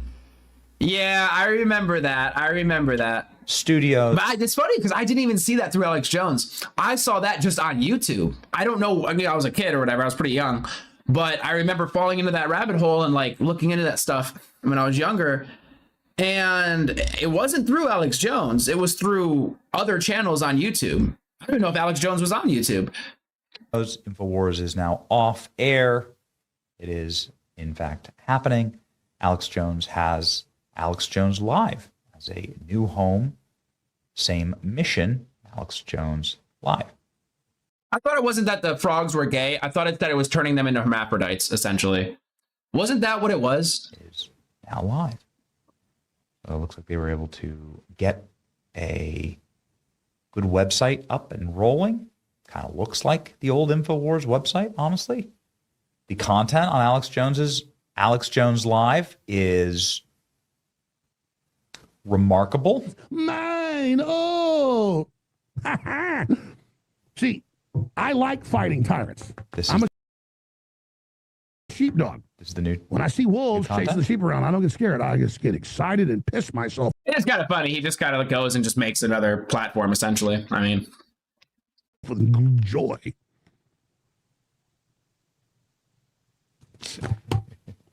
Absolutely amazing first hour of the new Alex Jones. Because my great granddaddy was a sheepdog, and his great granddaddy was a sheepdog, and his great granddaddy was a sheepdog. And we just sheepdogs, and we love the little sheepy weepies. And we don't like the little wolfies. Come on. Yo, Willie Wallace, you're killing me. One of the everybody's pissed off about what you got caught doing, so now the submarine's being loaded with more torpedoes. Oh, thank you, torpedoes! Mine! Oh! Just call it what it is, guys. Just call it what it is. Alex Jones is one of the all-time most entertaining broadcasters and that you're not going to get any Alex Jones hate from this channel. Just one of the all-time OGs. People saying that Daily Wire is now laying off people. Some of this has been reported. See the first public post about it. People are getting laid off at the Daily Wire. Infowars didn't lay anyone off. Okay. Drudge is now sending traffic to Alex Jones's new website. So you said frogs, clearly frog DNA and human DNA are indistinguishable. Just abandon facts and let emotions and vibes guide your judgment. Okay, so I looked it up. The claim that water is turning frogs gay is a popularized, distorted reference to scientific research regarding the herbicide atrazine. Studies indicate atrazine is an endocrine disruptor that can chemically castrate, feminize, or cause male frogs to develop eggs, effectively turning some males into female frogs, not turning them gay. And then if I look up atrazine, like how does it affect humans, is a widely used herbicide linked to a significant human health risks, particularly as endocrine disruptor that affects reproduction and development. Exposure, often through contaminated drinking water, is associated with birth defects, low birth weight, menstrual problems, and increased risks of certain cancers, including breast and prostate cancer. So like I said, he's saying something hyperbolic like they're turning the frogs gay. They're putting stuff in the water that's turning the frogs gay. Does he literally mean that the frogs are becoming homosexual? No, I don't think he actually means that. And I think he goes on to explain what he's talking about. But the meme, like the popular meme, right? The viral meme is they're turning the frogs gay. But when you look into it, it's like, oh shit, there's actually something here more to the story. Site. And Alex Jones is taking over my feed again. Okay. But you're right. I'm literally going off of vibes here, guys. You'll see why here, ladies and gentlemen. Let's let Alex speak for himself. It's always the smartest thing to do. And here is his sign off for Infowars. If you are or were an Info warrior, ladies and gentlemen, I think this will really hit you right in the heart. Here you go. What's going on? Like 10 people just ran into my studio. Is a big giant party going on here? Oh, they want to have a toast. All right. I know this is going to happen. It's not really. It's a long chain into what the fuck starting from actual science. How is that a long chain? Okay. Before we turn this over to Mr. Rents, we already saw the beginning of all this. You know, watching and listening that you are overall good. You want good. Your destiny is in your hands. And so they think they're going to have their big victory. They think it's all funny. They think it's all cool. No. This is the beginning of the end. We don't ride on Trump. He rode it on our train. He was useful as far as he went.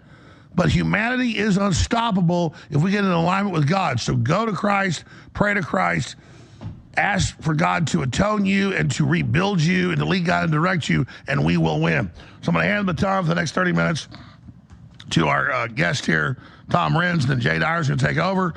And then we're going to air hours of all the Sandy Hook documentation that was run by the CIA and the feds. And then we're not here anymore because they're turning the power off at midnight. Private detectives are coming in to close the doors, and they're going to act like they've got their big-ass victory. But notice the state court just blocked the little rat confessed Satanist from coming in to wear our skin for months while we launched our operation. We're going to sue them for civil rights. We got whistleblowers.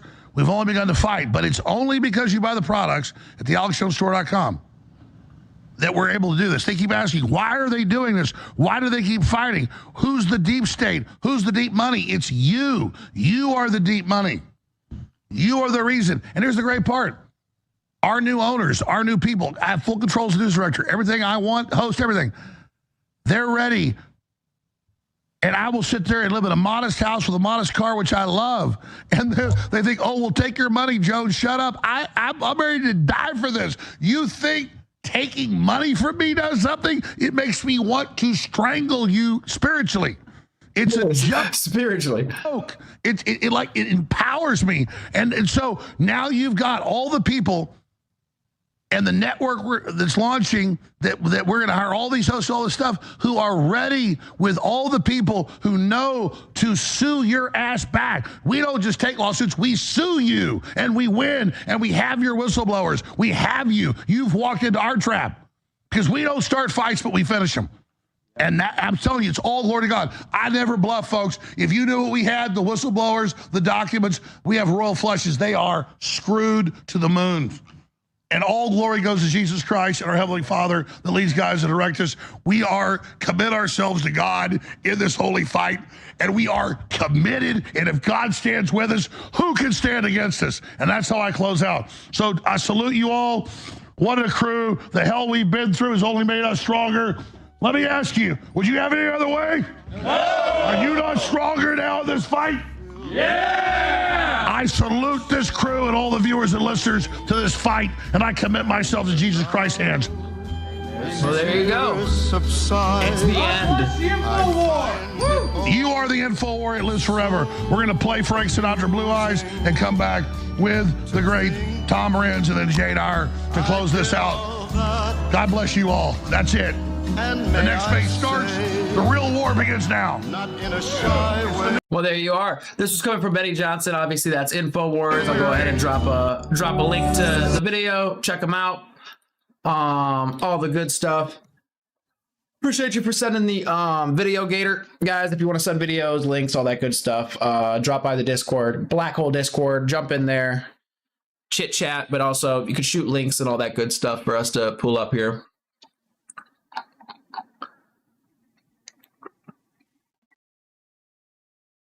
All right.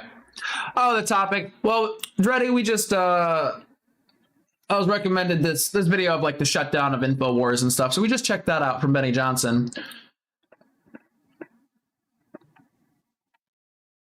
What a joke. How exactly would he wear the countersuit? Probably means he's automatically wrong, even when he's right. Librasaw Facebook meme. That's all the research they need. Totally not vibes. We just need to assume a bunch of things. All right, whatever you say. I don't know. You know, sometimes, dude, even a broken clock is right twice a day.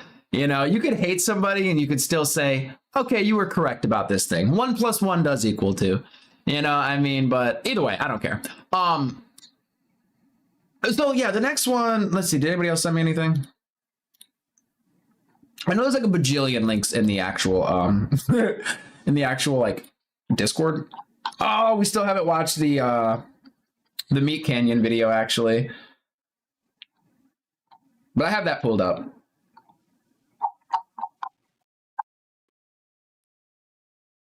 This is probably not going to be as bombastic, I guess, or as, you know, exciting, I suppose, as colorful.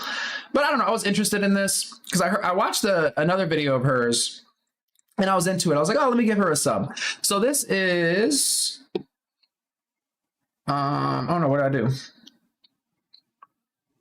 Oh my gosh, what did I do? All right, there we go.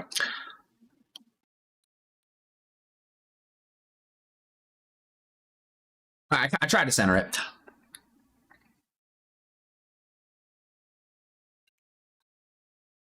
There. Jumi Kim. I only recently discovered her, but I checked out her stuff. It was interesting. Culture and books, exploring Western decline. I actually haven't read this. Former biologist. So this will be interesting. But anyway, this video is Modernism Has Failed Us. Why is everything so ugly now? So we're going to check this one out. Meat Canyon, 2 left wing for you guys. Hey, what's going on, Chara Buzzy? How you doing? How you doing? Meat Canyon 2. Is Meat Canyon? I've actually never associated Meat Canyon with anything politics-wise. Is he left wing? I mean, it's a very center video. I think I have the Meat Canyon one. Oh yeah, right here. Bam. Bam.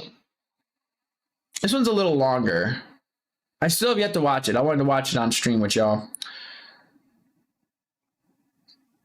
And this is about Discord mods. So this is, I would say, apolitical, I think, right?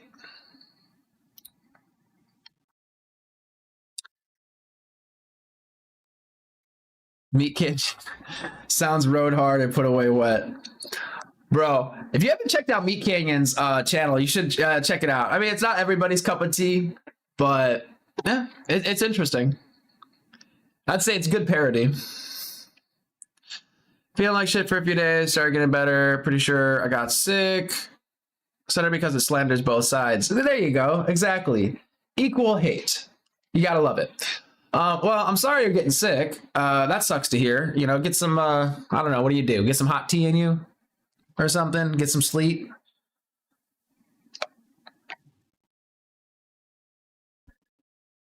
Yeah, that's all I got for you, really. I don't know about tea. I'm not really too much of a tea guy. I would just drink coffee myself. But, you know, a nice hot drink, maybe hot chocolate. Maybe some hot chocolate, okay? Straight comedy, if anything, it makes fun of the far left, right, clowning on Asman and Hassan.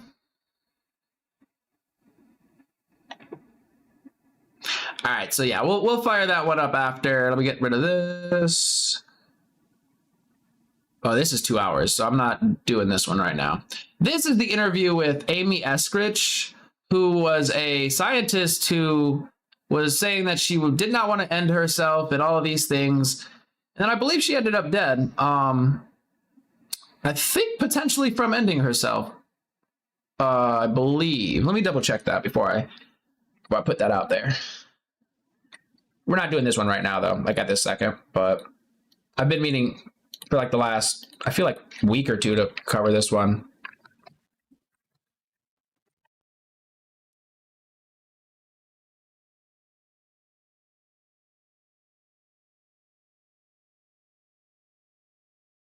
Yeah, self-inflicted gunshot wound to the head. But she was telling people that she was not, you know, going to do that. She wasn't going to hurt anybody. She didn't want to hurt herself. And I think it was within like a month of all that, she ended up, being found with a bullet in her head. All right. But anyway, we'll maybe get to that later.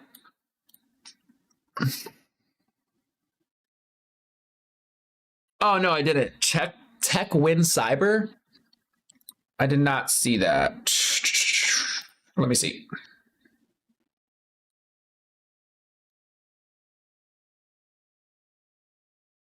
Not familiar. Is it cyber CPU tech? Oh, nope, I found it. Tech win cyber. Is it the video Australia just made age verification mandatory for almost everything? Social media ban was just the start. All right, I'll check this out. We actually haven't covered Australia stuff in a while. You're Australian, right? I realize I've kind of neglected Australia recently. All right, I'll probably add this to the list here. I'm curious now. Throw that over there as well. Oh, that's right. Okay, yeah.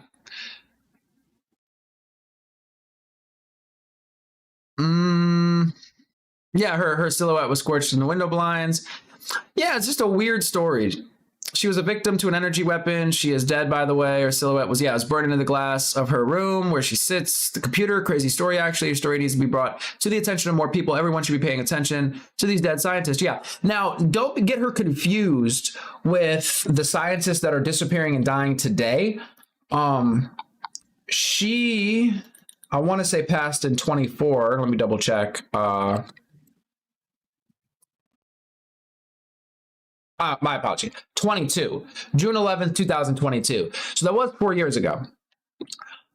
Just not to get confuse her, because I saw people confusing her with like the scientists that are disappearing as of recent. But still, I mean, something to talk about and something we need to get into. So.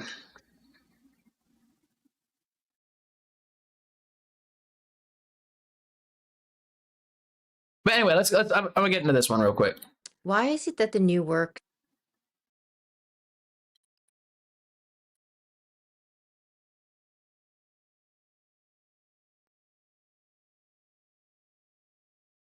Bro, really?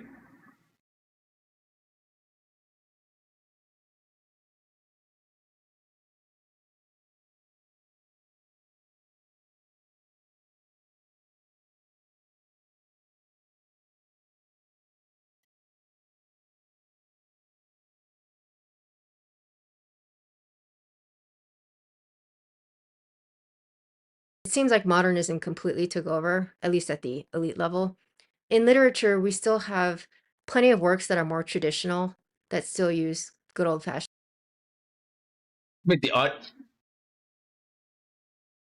you got. Was the audio not coming through? I'll double check it. I was also trying to look up her exact, Amy Eskridge's scientific contributions.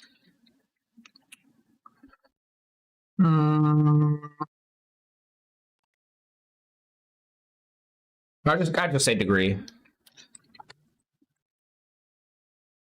She had a master. Okay. Graduated from the University of Alabama in Huntsville with a double major in chemistry and biology. She became an interdisciplinary and a master of electrical engineering, chemistry, physics, and genetic engineering. She claims to have been working on, I think, propulsion that has to do with gravity, or she was at least working with gravity, maybe not propulsion, but according to the internet, master of electrical engineering, chemistry, physics, genetic engineering. Seems like a lot of stuff. That's a quick search. Fashion storytelling. It's interesting to ask, which fields are more healthy? And was modernism a force for the better or worse? What if modernism wasn't progress exactly, but a century-long scam? A psychological trick that replaced skill and beauty with randomness, confusion, and ugliness. Those are some questions I want to explore in this video.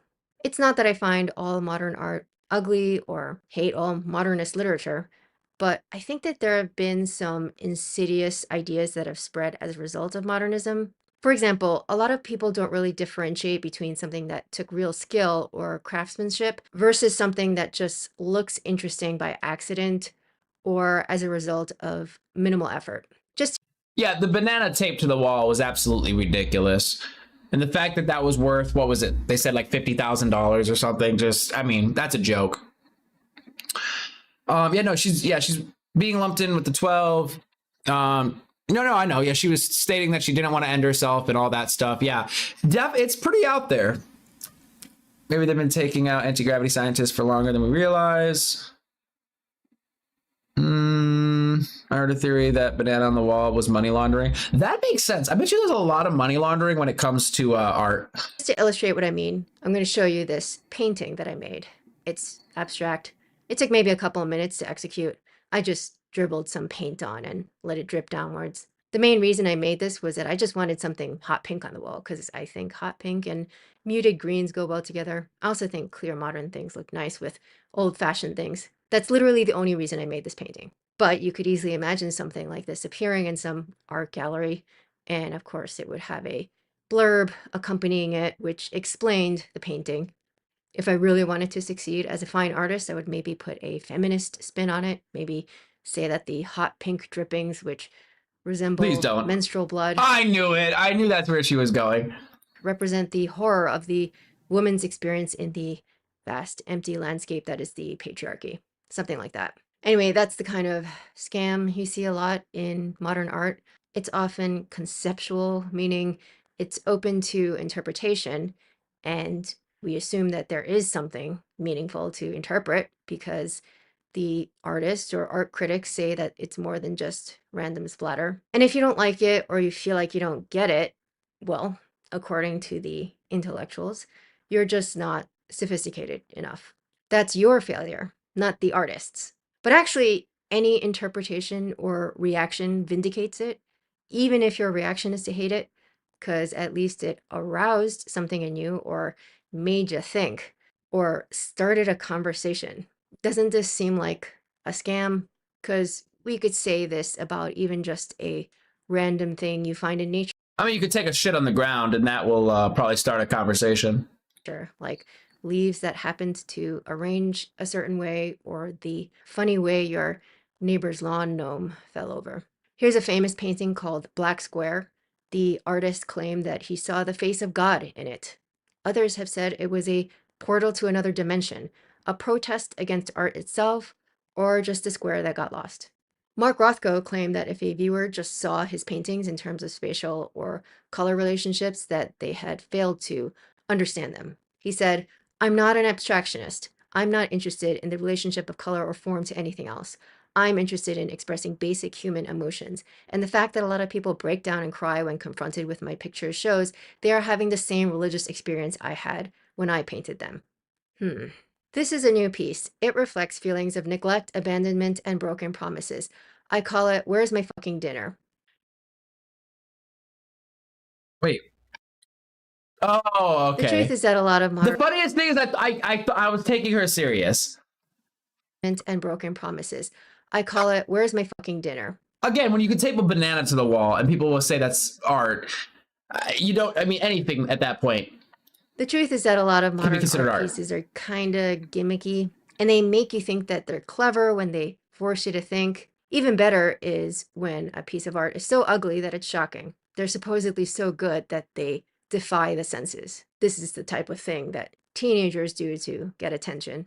A great book on this topic is The Decline and Fall of Western Art by Brendan Hurd. Here's what he had to say on this. You cannot present fine art today without a gimmick, some cheap shot at social commentary, or some missing abstract, simplified, or urban element that, quote, draws attention to the, quote, process or the material, or some other goofy conceptual nonsense. He also brings up the point that the name modernism... Analog memes, I love that. This is Jumi Kim. Recently found her on YouTube. There's a link to the channel. I found her when I was just going through, I guess, book YouTube or something. I was like listening to book reviews and stuff because she does that, and I just happened to cross her channel. And I found some of the stuff she was talking about interesting. So I decided to give it a sub, and I was like, I'm going to check out one of her videos on stream. Itself is a clever linguistic trick. It confuses people into thinking that it means recent or... And I guess just for shits and giggles, so you guys know, Jumi Kim. So you can pause it and write it down or something. Bada bing bang, pow. You got to give credit where it's due here. Fashionable. In fact, so far I'm already liking it, guys. I'm already liking it. Boom. We're going to give it a like. Let's go. The fact that it's an art movement that's been around for more than a century and maybe getting a bit stale at this point. We have had different subcategories within modernism, and maybe that makes people think that there's been progress. Some of them even have sophisticated sounding names like abstract. Wait a minute. Oh, I'm sorry, Ride Home. I thought you were talking to me. Yeah, Amy Eskridge, she's blowing up. When I first came across her, I thought she was one of the scientists that disappeared recently. So, I mean, I'm glad her story is at least getting traction. It took years and whatnot, but hopefully they start getting to the bottom of some of these disappearances. It seems like everybody's pretty quiet about it. I mean, the news is reporting on it, but I mean, I guess everybody's just deciding to walk out into the woods and off themselves. Expressionism. And, you know, Epstein, he offed himself. And yeah, you know, that's just what people do. But really, they're just kitty paintings. Kitty as in kids, not kitty cats. I have nothing against kitten paintings. Meanwhile, traditional art gets denigrated with the label of realism, as if every artist from all of history before modernism was just a boring stick in the mud. How do we get to this place where if you make art that's more realistic, you are seen as inferior to the hotshots doing modern abstract stuff? The realistic painters, you generally see them selling their art in craft fairs or on the streets and touristy places, or they're relegated to the category of illustration or something like that. Oh, no. They're What we're never at watching the right now fancy- has nothing to do with conspiracy. We jump around a lot here on the channel, so we're all over the place. We haven't gotten to the conspiracy chick. This is she just talks about books and culture and writing and stuff like that. Well, I don't have the Amy. Where's my Amy Eskridge video? Well, the Amy Eskridge lady, we might get to that. I swear I had it pulled up.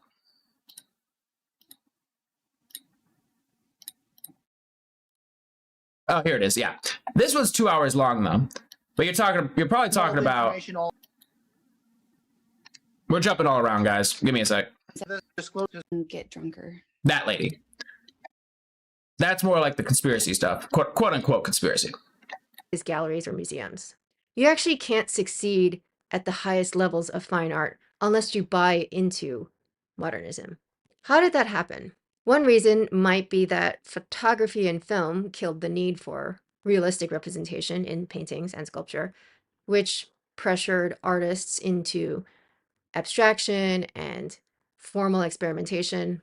And once that door opened, that was the main way to originality and prestige. Some art theorists have speculated that this was also a response to things like capitalism or totalitarianism or the unprecedented brutality of the world wars.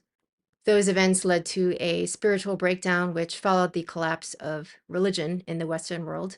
So modernists turned inward, away from the world, to concentrate on the self and the inner life, because meaning could no longer be found in the outside world. So you must seek it within yourself. I spoke about this a bit in a previous video of mine. Are we more narcissistic than before? Anyway, with the advent of modernism, we eventually got this idea that each work of art was an independent world of creation which had its own spiritual essence, and the artist was a kind of holy man or priest who conjured it up. Right, And that's yeah. how we got to a point where a black square supposedly showed you God. Ironically, this led to a sort of dehumanization of art. But more generally, maybe the real crisis of modernity was this. Something tells me that she probably doesn't love AI art. Something tells me she might not consider AI art to be art. I'm actually curious though. I wonder if she actually has anything on that. And then in terms of Amy Eskridge, considering she died in, what was it, 2024? We just said? No, 2022. I literally just looked it up. I don't know if you would say that she's the 12th or she's the 13th or she's the first, right? So, spiritual crisis of Western civilization. This lack of any system of beliefs that could anchor you to truth or justify allegiance to something beyond the self. By the way, was this modern conception of the individual a step forward in the story of humankind, or was it a regression? I don't know the answer to these questions. welcome back. What's going on, infantryman? We're like bringing down the temperature here. I'm watching this just breakdown of how modernism has failed us, guys. Why is everything so ugly now? I'll drop a link to her channel again, of course. We're cooling off with this video. They seem No, she's not AI. Oh my gosh. I don't think she's AI. I was just saying, if she has an issue with modern art as it stands, if she doesn't think taping a banana to a wall is just like mind-blowing art, I wonder how she feels about AI art. Would she consider it art, or would she consider it just bullshit? worth asking. Now, I've got no problem with artists experimenting with things, whether it's making novels that are highly experimental, even to the point of being indecipherable, or paintings of random splatters or atonal music, etc. It's fine if people find them interesting or aesthetically pleasing or whatever. I don't love most experimental literature, but sometimes I come across things that I at least find interesting, or they have their moments. And I find some modern pieces of art interesting or aesthetically pleasing. Like I said, I like my little hot pink painting and I think it's pretty. But let's not pretend that these are anywhere near the level of art that took a tremendous amount of skill or craftsmanship. I think we've been fooled into thinking that they're on the same level because the modern art pieces appear in museums or art textbooks together with the old masterworks. They appear alongside paintings by Leonardo da Vinci and Rembrandt. I mean, they're obviously not. Haven't we watched this video? Hold up. Not this one, but let me see if I can find it.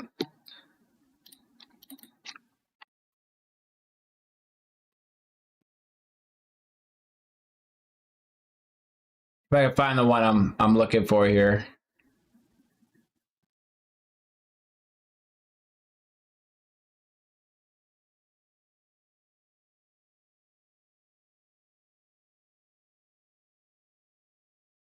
And again, I don't want to necessarily. Well, I mean, I'm gonna be talking trash. It is what it is. But like shit like this.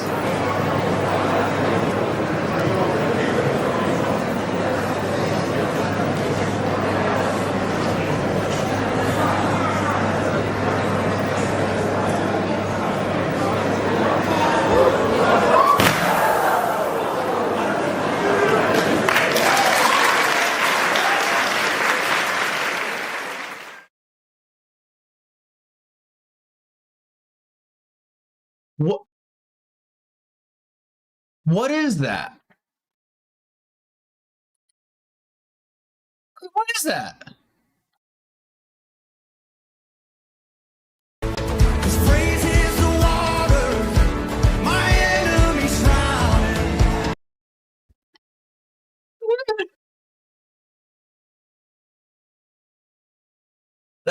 That's like one of them, but then there's a compilation of them.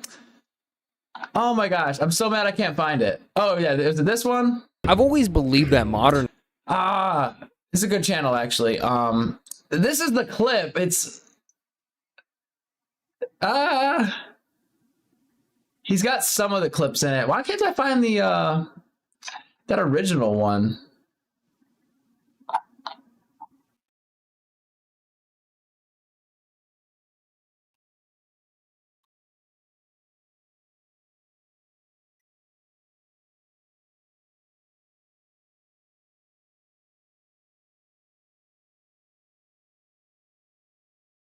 Oh my gosh, it's gonna annoy me.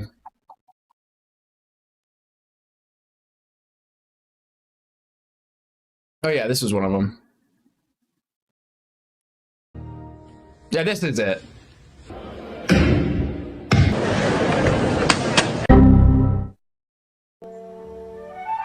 Oh, okay, so it doesn't show all of them.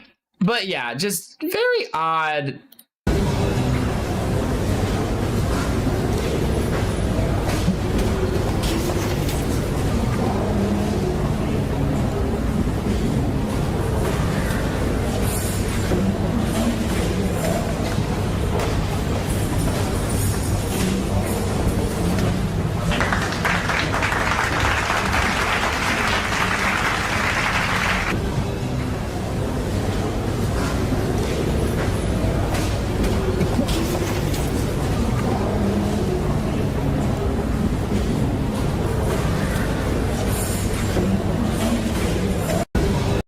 Oh, yeah, that's great. Oh my gosh. Sir, I demand a refund. Why? Because I came to see art, and this is not it. It's Modian out. Perhaps it's too complex for you. If this is art, then my fart is a concerto. Like, look at this. What does this have to do with art? That is a Modian Van Gogh. Okay, this. It's literally a blank canvas. I call that painting my father. What painting? There's nothing there. Yes, exactly. I don't believe this. So anything can be art these days. Oh, look, a trash can. Art. Yes, that is worth $5 million. How? What is out spelled backwards? T-R-A, trash. Okay.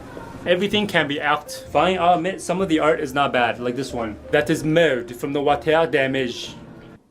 I want a refund. No, give it. No! What a work of art. It's beautiful. Thank you, thank you. I call it breaking the fourth wall. $1 million. Sir? Go ahead and just drop a link to this guy. I've never seen this dude before. I am Mobo, but there we go. Bam. Link to that dude. And Sir, the other one I watched demand a too, refund. actually. Because his reaction was funny.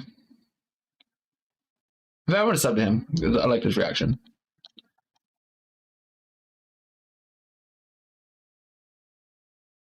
All right, anyway. Etc. So they make us think that they're I love that analog cryptocurrency. genius by association. Hurd mentions in his book that genius is literally measured by how much beyond the work of children or animals your work exceeds. So if something could have been produced by a toddler, I don't think it should be called genius. I think that's fair enough. Anyway, I've been wondering why people don't question these things more. Like, why don't they wonder whether the emperor has no clothes? They walk through museums or look through art history books and they see urinals in there or random splatter paintings and they just shrug and think, well, I guess the world is a funny place. And from there, this lie gets passed down. The lie being, damn, well, the link's not working. Man, that's such a freaking issue. I'll just shit. All right, so vibing with Tay was the dude standing there doing his like reaction. I'm gonna just put that in the chat. You could copy paste that, and that'll be this channel. You can't copy paste it. Man, that's so annoying. I need to figure out how to make my damn links clickable. So there's that one. And then this guy, I am Mobo. So if you put that in YouTube, that's the channel name. Bada bing bang. Bam.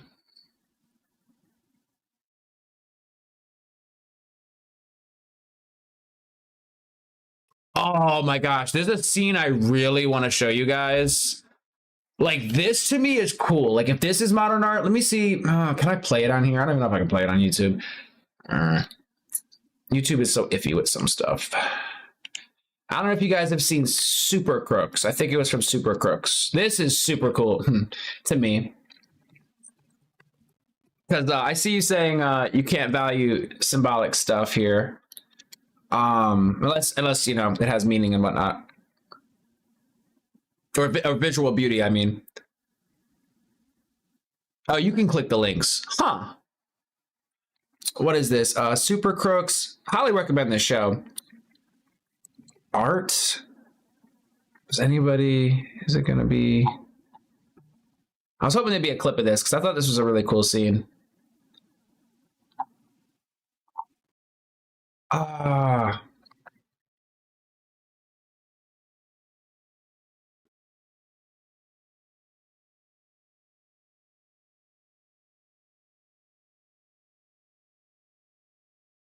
Really? Nobody's posted this. Is it from Super Crooks? I'm pretty sure it is.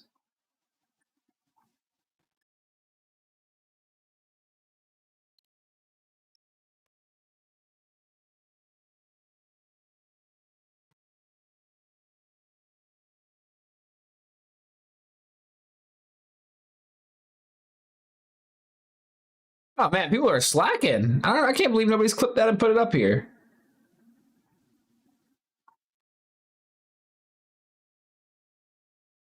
Maybe on Reddit?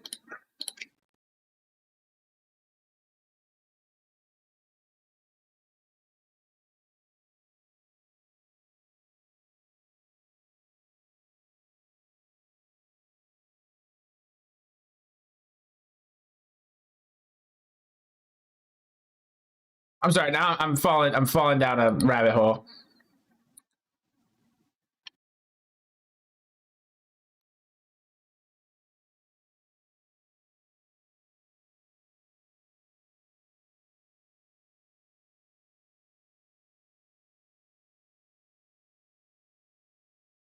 Oh, there it is.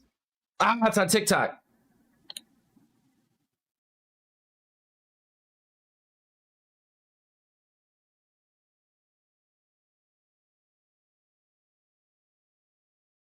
All right, I mute it.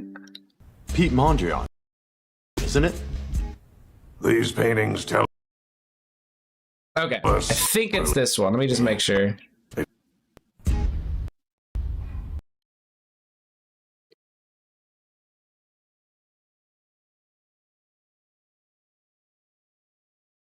Can't believe it took me that much to find.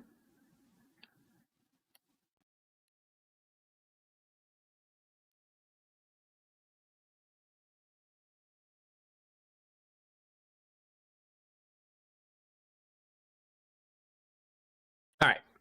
Do you understand it? Pete Mondrian, isn't it? These paintings tell us that if you want to live smart, you always have to look at things objectively from a bird's eye view. Mondrian pioneered the abstract movement of the early 20th century. He was particularly fond of geometric designs. That's exactly why his art remains universal even 100 years later. However, just because his work was abstract does not mean that he did not draw on very real influences he saw in the world around him. This is Broadway Boogie Woogie. Once you know it's a bird's eye view of Manhattan, you can clearly see the grid of the city streets. A circuit diagram. The music of America, the music which Mondrian cared so much for, flows through that circuit. The beats and rhythms are the city's nerve signals.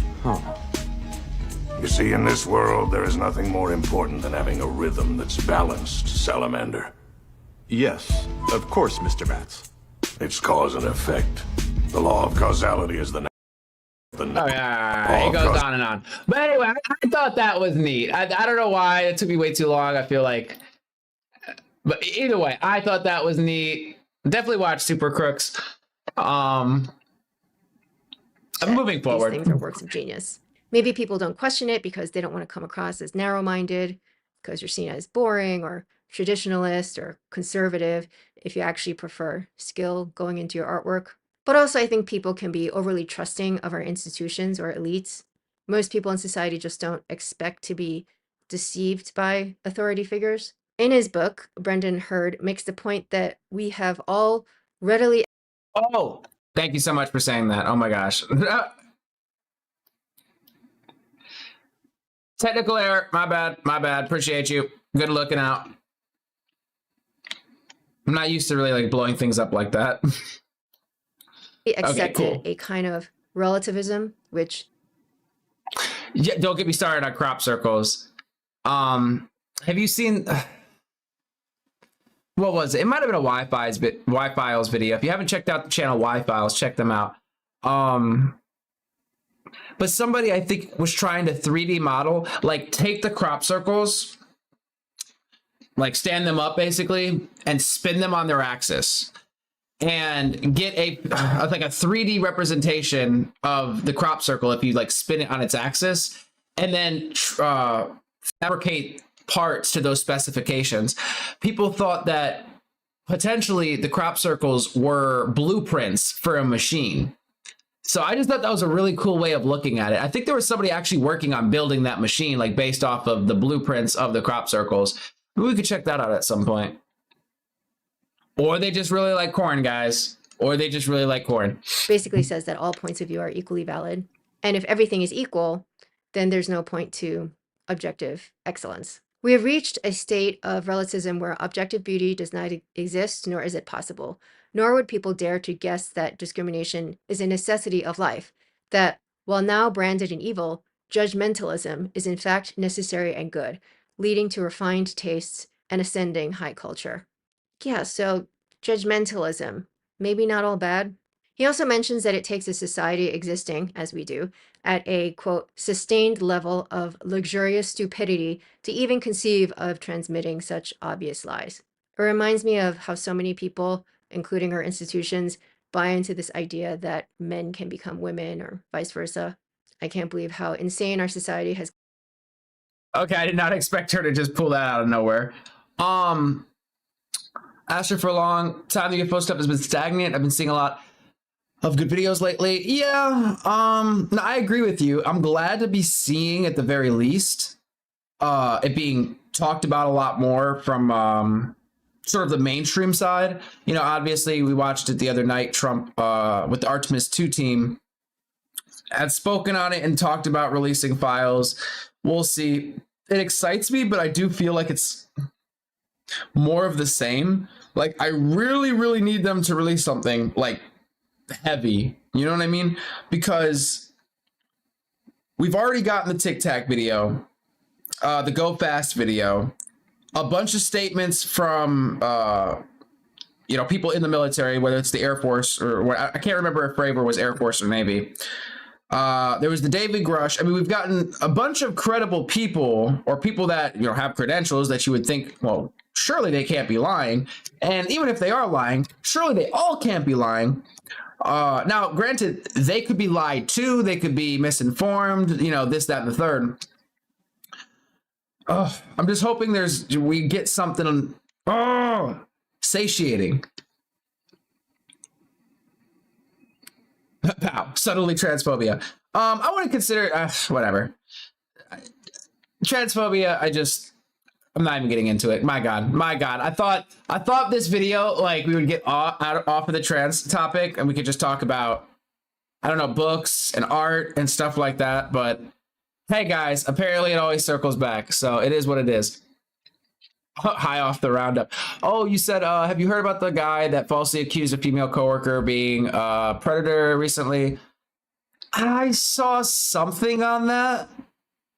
I didn't really look into it or anything. I think I had something on in the background while I was doing something, and I heard about it. Is there anything to it? I heard it was I don't know much about it. I just heard that it was a false accusation, but I really don't know much about it. Is there something to that story? A crop circle theory recently said that they're blueprints for free energy. Yeah, I was just saying that. Is my mic not working, Chris? I'm just playing. But yeah, no, for sure. Did you see that on Y-Files? I'm trying to remember where I saw that, because I saw the same thing. Because wasn't there a team of people building it that were like trying to like essentially like fabricate what they like the blueprints that they got from the crop circles or the materials, whatever, for the crop circles to make some sort of design and bring them together? Charles Schwab scandal is funny. That one was so hot. I heard men have been submitting their resumes by the hundreds of thousands this week. Seriously?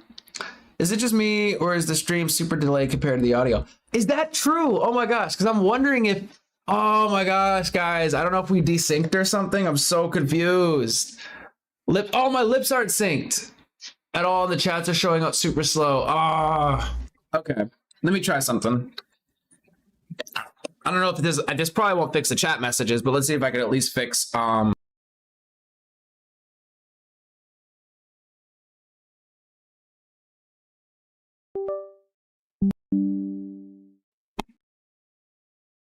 right. Hopefully that's better. Hopefully it's in line with my lips. The words are in sync with in sync with my lips. I mean, if not, I could restart the stream. I don't know.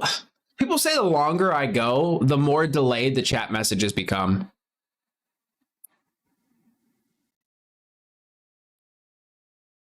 Yeah, right. They should definitely get a life insurance policy, Willie Wallace. Seems to be. Okay. Wait, so am I in sync right now? Are my lips moving with my words? Or is it still off? Because I just can't tell from this side. Oh, actually, I guess I could if I really wanted to. But do I really want to? Oh my God, Chad USA, stop. God, guys, we're about to get off we're literally about to leave the trans conversation. We're so close to leaving the trans conversation. It's gotten that we're confused about this, but if we can be confused about basic things like that, things that all of humanity knew up until recently.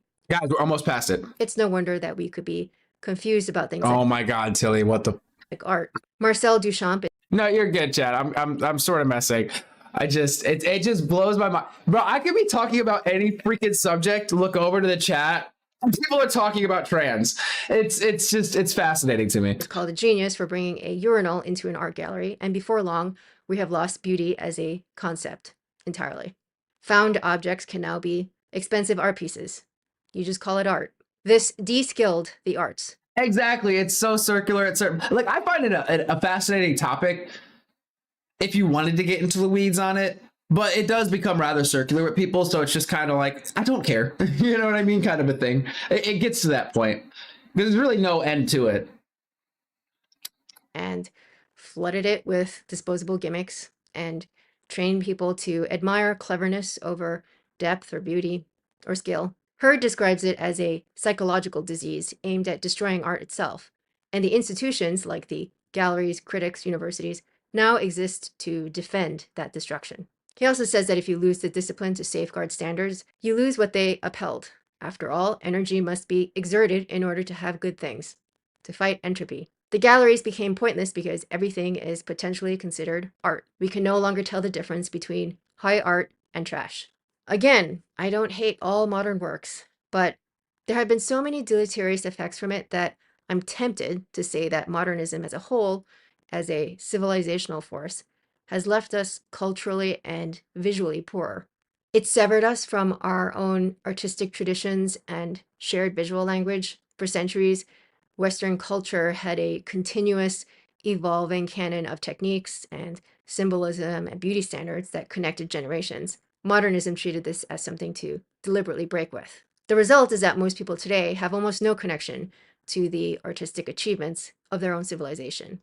They can't read classical architecture or painting or sculpture the way that their ancestors could. High culture has been replaced by theory and insider jargon and institutional gatekeeping. It's also encouraged people to dismiss their own heritage by framing the past as outdated or oppressive. We tore down beautiful buildings, rejected time-tested forms, and replaced them with experiments. And culturally, this left us rootless. We may be richer when it comes to technology and GDP, but it feels like we're poorer in other ways. Modernism didn't just change styles of art and literature and music and architecture. It changed what we value as a civilization and how we live. There's a great documentary on YouTube called How Did the World Get So Ugly by Kirk. In it, he calls attention to everyday objects in London, like lampposts. He points to a typical modern lamppost. It does its job, but not much else. But this lamppost, it does its job and a little more. It adds a bit of charm to the place. He goes on to say that these lampposts don't just look different, they represent fundamentally different worldviews. And if you want to understand any society, don't just listen to what it says about itself. Look at what it creates. Then he goes to this amazing ornate building, and he doesn't tell you what the building is at first. You just assume that it's some important building like the Houses of Parliament or something like that. But then he tells you it was a sewage facility, a pumping station built in the 19th century. So it was infrastructure. Meanwhile, just a few steps away is a modern sewer facility. It was obviously made by a different society, one that has very different values. Even if you don't actually mind modernist architecture or even like it, it's important to notice how much it's changed our environment, that there is a difference to notice. By the way, something that sets architecture apart from art or literature or music is that you can't escape it easily. At least with other forms of art, you can just ignore them if you don't like them. But if there are ugly or boring buildings in your neighborhood, you have no choice but to look at them or interact with them over and over again. And we probably pay a subconscious price for living among these ugly, obtuse buildings, to live on visually sterile streets and public spaces. It certainly doesn't foster a sense of well-being. And who knows what all the downstream effects of all that are. I'm going to go a little bit. Does it contribute to our sense of alienation in the modern world, or loneliness, or nihilism? And what are the downstream effects of that? Does that make each of us more atomized, which makes us more susceptible to being propagandized and controlled? It's especially puzzling that this kind of architecture dominates these days when most ordinary people prefer traditional architecture. I mean, just look at where they tend to travel to, like Paris, Venice, Rome. Yet the elite institutions keep pushing the opposite. So we have this cultural disconnect where the official culture feels imposed rather than organically created. And that brings me to one of the effects of modernism that often doesn't get talked a lot about, which is how it's narrowed cultural participation. Much of modernist art alienates or confuses the public, and this naturally leads to more people disengaging from it. And so as a result, we get more of a bifurcation between the public and the expert class, like the critics and academics and intellectuals that discuss art or literature. And maybe that's also led to these so-called experts spiraling into their own little world more, into La La Land. And the result is that they get even more cut off from everyone else. Maybe that's why the visual art world is more completely dominated by modernism than literature. Because at least in literature, there are still a lot of everyday people consuming it. Whereas the visual arts are mainly shown and bought or collected by a much smaller group of elites and intellectuals.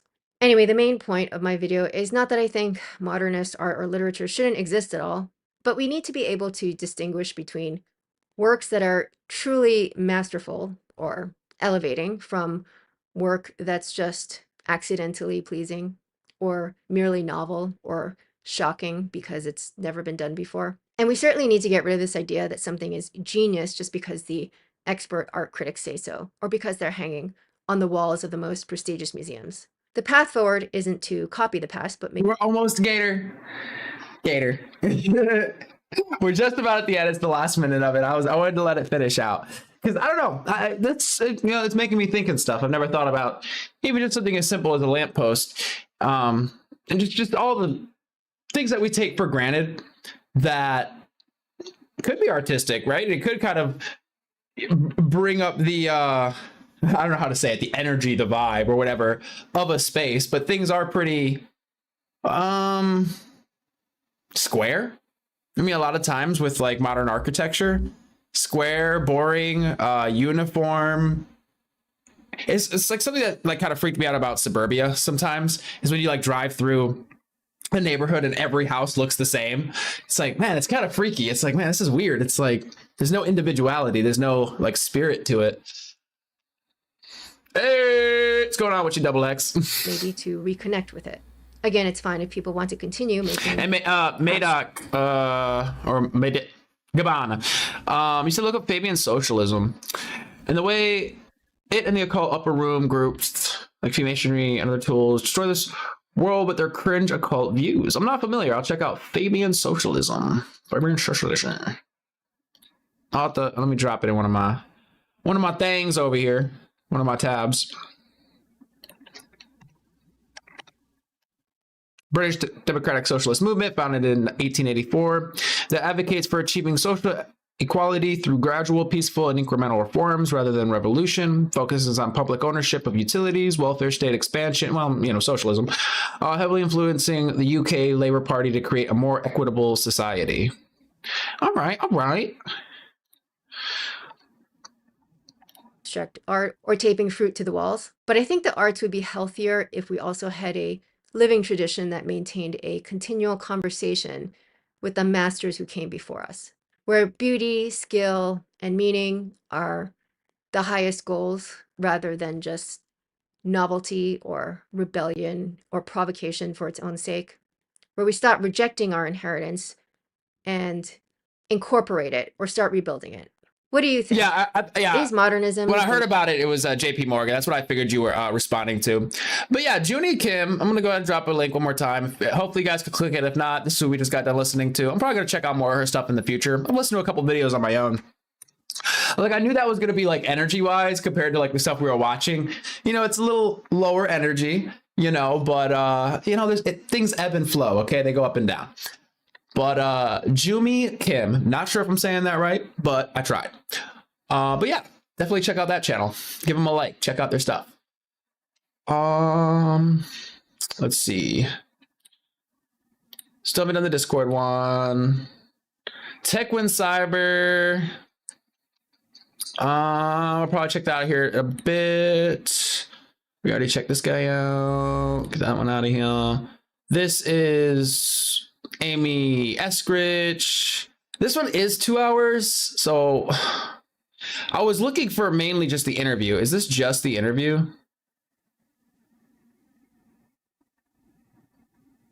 Yeah, this is a lot. This is like we got to really sit down and get into it kind of a thing.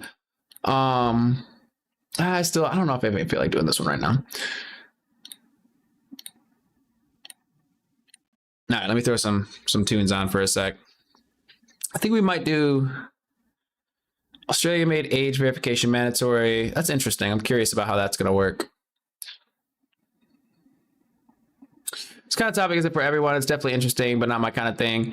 Kind of an in-between for me. Good background audio. Definitely not something I have enough interest in to concentrate on. Yeah, and judging by how the numbers went down, that's kind of what I figured from people. So it's like sometimes a balance. It's like, well, I kind of want to watch this thing, and I know some people aren't going to be into it, so it's like, do I watch it? And like sometimes I have a whole list of things to watch, and I'm like, oh, this is going to be really cool. And then by the time I get around to watching it, I'm like, I don't really feel like it. So I get it though. It's not going to be everybody's cup of tea. But that's one thing I hope people find here is it's like, you never know what you're going to see.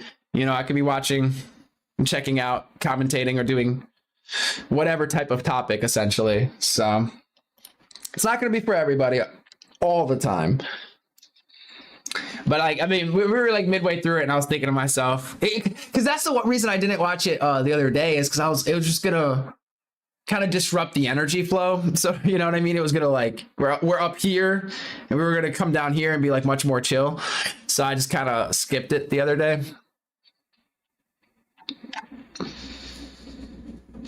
Hey, what's going on, Cross? Dropping the YouTube emoji. Beautiful, beautiful. You know what I'm gonna do, guys? Bada bing bang. Congratulations. Yes. Hey, X, yo, you got a membership. I don't control who gets them. Yes. Yes. Because a lot of times it gives them to people that I never see. So I love when it gives it to people that, you know, kick it here and hang out and stuff. So yes.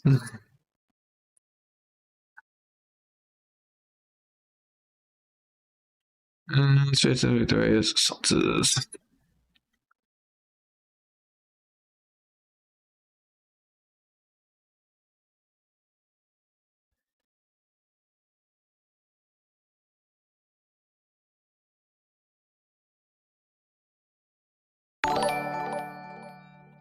What the hell?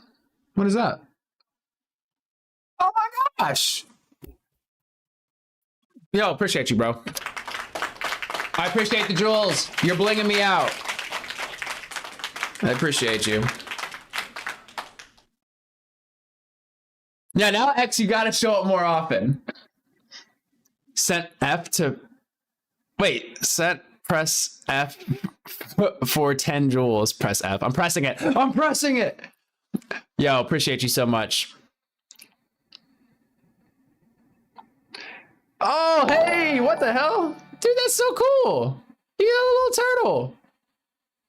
Stay hydrated. Yes. You know what? I actually need to grab a cup of water, to be honest with you guys. I do need to hydrate. My lips are starting to dry. Bro, you guys are doing too much. Keeping the lights on, guys. Y'all are too sweet, truly. Damn, 550 jewels, what are you doing, bro? You're doing a lot. I'm about to get some water, I think. Then yeah, now X is stuck here.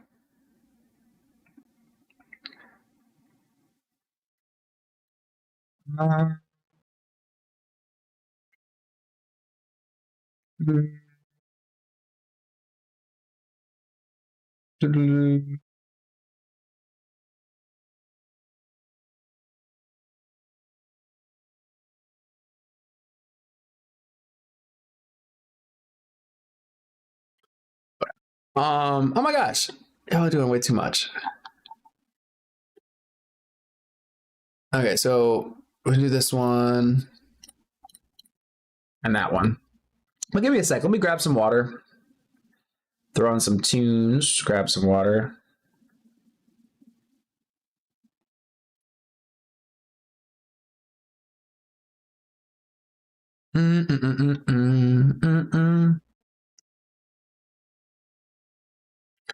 Wait, where's my tunes? Where's my tunes? Oh, there they are. Hey, yes.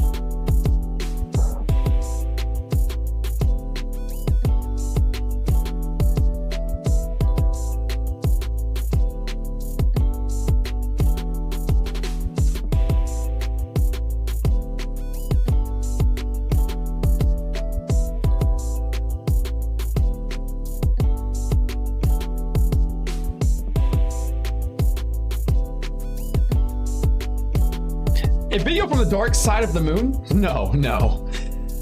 No, this is a video from the black hole. Sorry guys, I got caught up responding to people on Discord. I'm sorry, I know. I was supposed to be getting water. Hey, Jipolina made it back. Good to see you. What's going on, Drew? How you doing? Drew Blake Music. Hey, do you make music? Let me know, because I'll check it out. It's supposed to be a black hole. It is a black hole.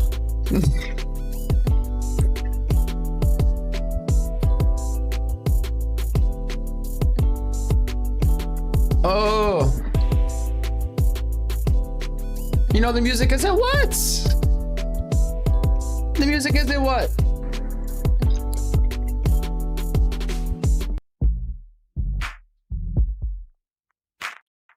But yeah, sorry, I was still getting my water. I was responding to some of y'all on the damn Discord.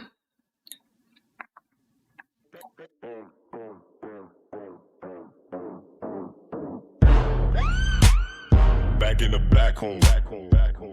Broadcasting live from the edge of it. Broadcasting live from the edge of it, everybody. All right. Bear with me, though.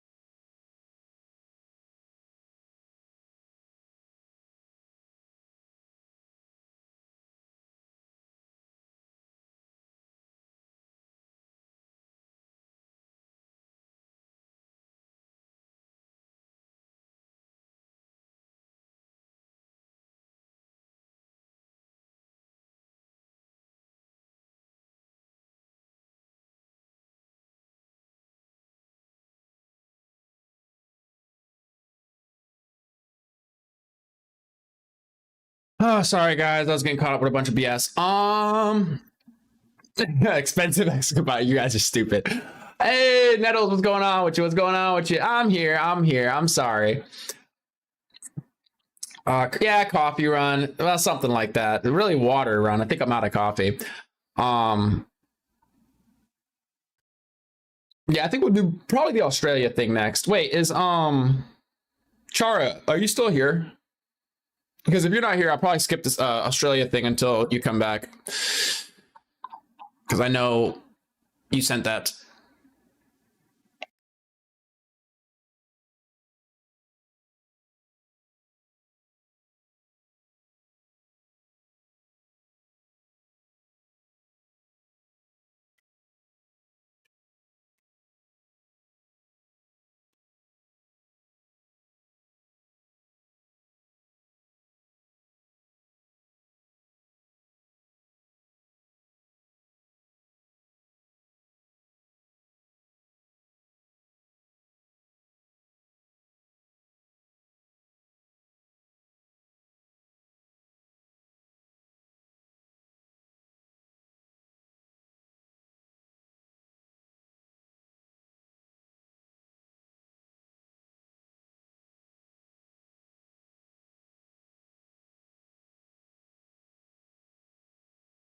So no, I'm muted.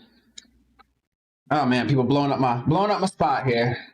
Blowing up my spot. All right. Give me 1 sec. Sorry about that, guys.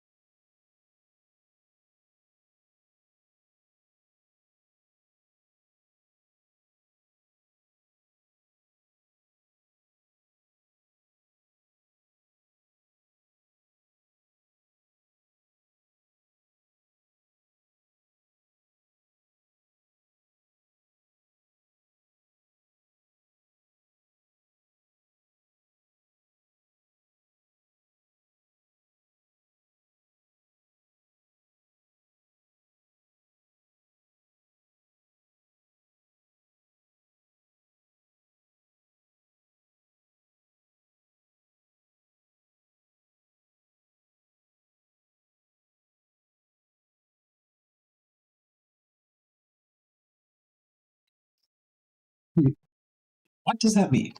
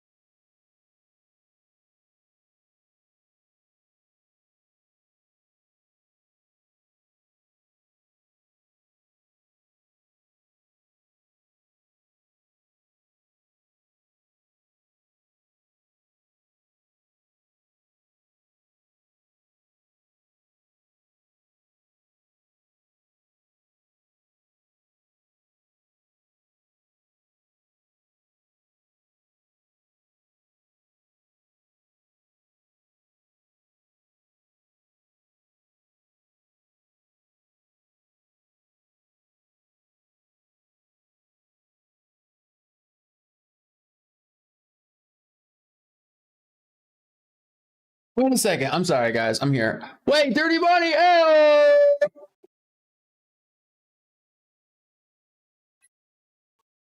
The government just quietly passed a... Yo, Dirty Money. How you been, bro? Man, I gotta pick your brain on some stuff. law that means every app... I gotta pick your brain on some stuff. How you been, man? I missed your chat. Oh, you've been saying chats. Where's the guy with the bird nest in his hair? We're here. We're here. Sorry, I was just, I get caught up over here because people send me the weirdest messages. And I was just trying to nip something in the butt because people just send me the weirdest messages. And I'm kind of like, yo, you need to chill out. Okay? You need to chill out. And I'm trying to express that to somebody right now. It's like, hey, chill out. Oh, my Lord. But anyway, we're here. We're doing the thing.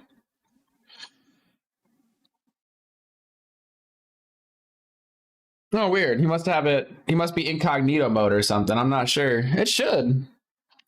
It should come up. But yeah. We're going to be watching. Yeah, I think we'll check out. That's my face. I think we'll check out this one that Chara recommended about Australia just made the age verification mandatory for almost everything. This is coming from TechWin Cyber. So we're going to check it out. I'm probably going to give him a sub if this is a good video and a like and all that good stuff. So we're about to get into that.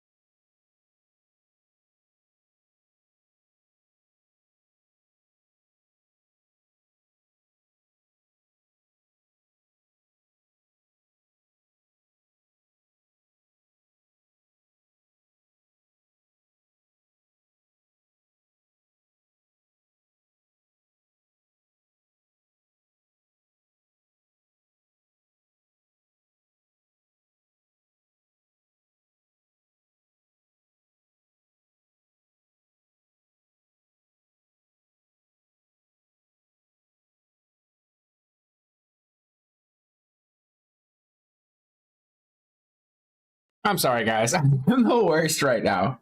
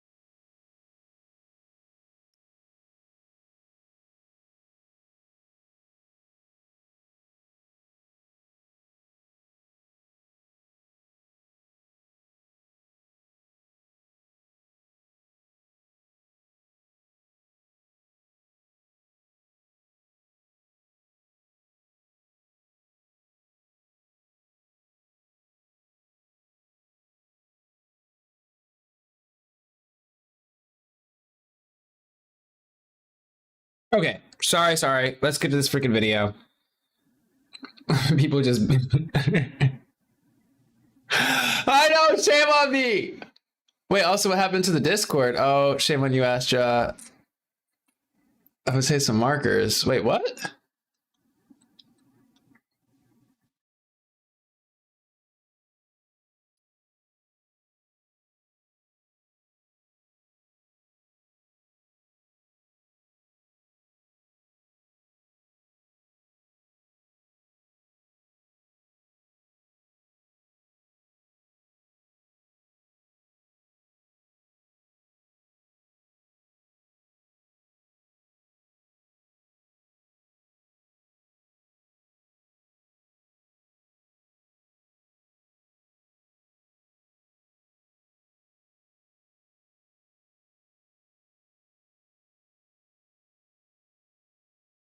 What do you mean what happened to the Discord?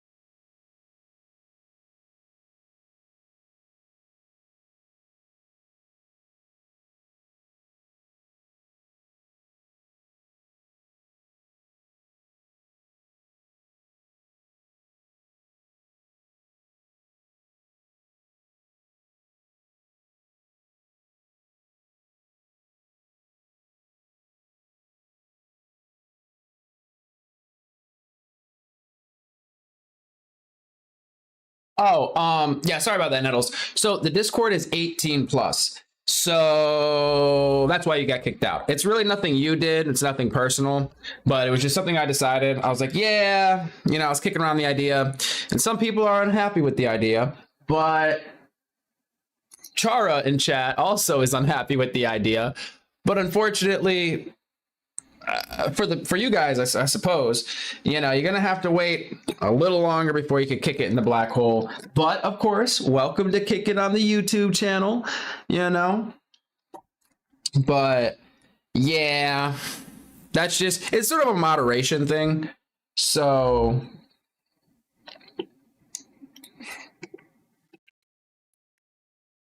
I thought it was like the best. Yeah, I know, Noodles. I know. Or Nettles. Again, I just think it's probably for the best. I think it makes moderation a little easier. Really less things to think about all around. So now I've had people argue me on this point, but it kind of just is what it is.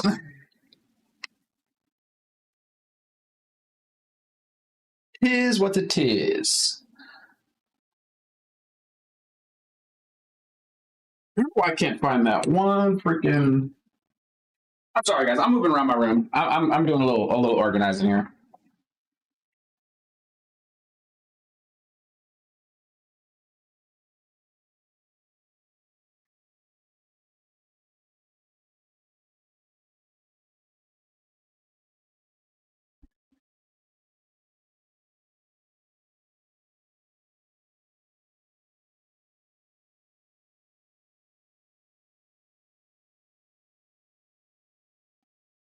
Who's texting me? Uh-oh. All right, Christopher, what you got for me? 37. Okay, 37. We could do this real quick. It looks like it's a short link. We could do this real quick before this other video. If it's 37 seconds. Time machine tweet. Yeah, this is nuts. So the Cole Allen guy tried to kill Trump. Next account for 2023 wrote a time machine tweet. Yeah, this is nuts. Oh, this. I thought maybe you weren't here the other night when we covered this. Let me pull it up. I don't mean to be like, oh, this, but we did check this out actually. So let me see. So the Cole Allen guy tried to kill Trump. Next account for 2023 wrote a single tweet with that name. With what? So just wrote Cole Allen from 2023. The profile belongs to Henry Martinez, a NASA scientist who's missing. The background image from a website called Time Machine. If you de-digitize it, the 2024 assassination attempt photos appears, but with a hole in the head instead of the ear. The profile picture is a green toad in a tuxedo with a glass, exactly like Trump in the assassination attempt. The tweet is nuts. That is from so 2 silly. years ago. Yeah, I don't know how I feel about it. I went to the account. I mean, I found it. Time machine tweet. Yeah, this is. Dude, I don't know what to think of it. All of that extra stuff they're saying, like, when did he post the background picture? The Pepe Frog thing, like, that's just like I think a pretty popular Pepe the Frog meme. The colorful stuff in the background, like, I don't know when that was posted. Was that like after the fact? And then also apparently some people, the Cole Allen thing doesn't even make sense years ago. So what are we? So are we insinuating that 4 years ago or 3 years ago? It just doesn't really. Again, is it weird? Sure, but it kind of points me towards there's nothing here. Like, this is somebody memeing. That's just what it feels like. He didn't say dates. Where did he say dates? Hold up. He just said Cole Allen. It just says Cole Allen.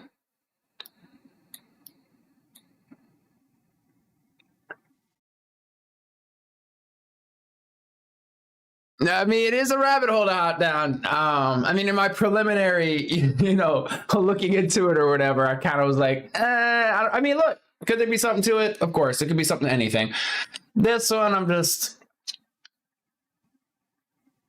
what's the insinuation here? Was this his account? Is that what they're saying? Or is this just some random person in the world, the Illuminati, that's pulling strings, and this is actually, what is that called? MK Ultra. Okay. They're, is it MK Ultra? I think it was MK Ultra. They're over here activating, sleeper agents and stuff. And then what's the logic of posting the name 3 years ahead of time? Like, none of it makes sense. It literally makes no sense. Apparently some things that people do is they'll make a bunch of tweets and like unlist them or something to make predictions or something like that. I don't know if you can unlist them, but basically they'll make all these predictions. And then when something happens, they delete all of the other predictions that they made and just leave that one. So it looks like they're making a prediction. Now, did somebody randomly type Cole Allen as a part of like some huge list of that? I don't think so either. So I don't know, man. I don't know. It's weird. A real life time traveler for funsies. Joe Rogan's podcast. But here, let's hop into, if there's more to it, guys, of course we're gonna go down it, but I just don't know. So anyway, we're checking out Tech Wins Cyber, sent over here by Chara. Go ahead and drop this link in chat, even though some of you guys can't click links apparently. Bada bing, bada bang, bada boom. Let's see what this is all about. Australia just made age verification mandatory for almost everything. Every website and every digital service that your child uses will require to verify their age before it can collect data on them. This is not just social media anymore, it's everything. So by the time today's kids are adults, they will have grown up in a world where you have to show ID to use the internet. And they won't even question it, because it'll be everything that they've ever known. And I said this would happen in previous videos. Heed my warning. I'm just saying, guys, if that is the truth, that would be hilarious. It really is just time travelers messing with us. That would be quite the twist, I have to say. Is just the start.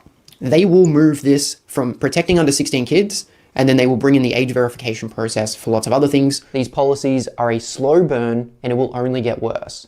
The laws are being put in place and are being used as justifications for the ongoing overreach. So I want to show you 3 things. The first one, I'm going to show you the evidence that the social media age ban that came in December 2025 is not working. The one the government said would protect kids, and they already knew that it wouldn't. The second is a brand new law, published just weeks ago, that extends age verification beyond the social media that they originally instigated to almost the entire internet. Baby monitors, school apps, photo sharing tools, and gaming platforms. And the third, and this is the part that nobody is connecting. Both of these laws land in the same month as Australia opening its digital ID system to private companies, banks, telcos, retailers, and social media companies. 3 policies, the same month, December 2026. So by the end of this video, you'll see exactly what is being built here. It's all related, and once you see it, you won't be able to unsee it. I've already done some videos on this part, so feel free to go back and have a look at them. But number 1 on our list, it follows the aftermath of the December 10, 2025 Australian social media ban. Australia became the first country in the world to ban children under 16 from social media. Instagram, TikTok, YouTube, Snapchat, all the platforms. I hate the idea in and of itself, but when you do that, that means you naturally need ID or age verification, which is kind of like, now you got to give either the government or some sort of company your data, and you're kind of chipping away at the anonymity of the internet. So it's a double-edged sword. Platforms gone for anyone under the age of 16. And the government's justification was mental health, cyberbullying. That's a good point, Nettles. I mean, there's probably, unless it's super regulated, right? Maybe there's only one person with a time machine, or one government or like interest group in the future. So they're only sending their people back. But maybe, or who knows, maybe it's just a normal vacation thing that people do. It's like, okay, well, yeah, we're going to go to a different time. They don't go to different places. They go to different times to vacation. And they're like, you know what we're going to do? We're going to go back in time and do this little tweet and mess with everybody. And I'm sure there's rules and laws on it. but maybe the tweet just like there's a loophole to where they're like, we won't get caught. We won't get caught. And addictive algorithms. At the time, 77% of Australians agreed. A YouGov poll showed nearly over... I mean, why not? Why not pick nowadays? You know, maybe this is it's a good question. Why pick nowadays?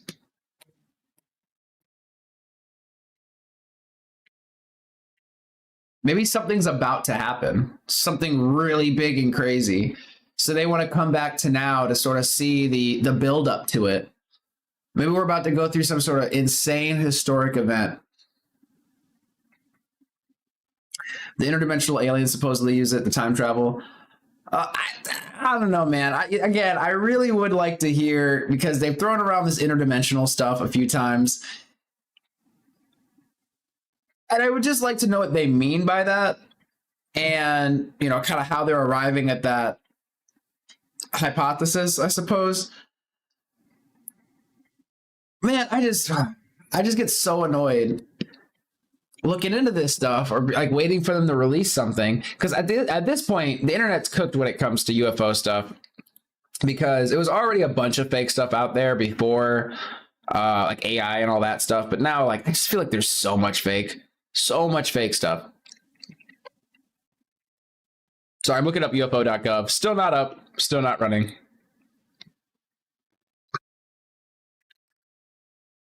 I feel that if they said it way earlier, it could be way funnier if they did something like the 1800s.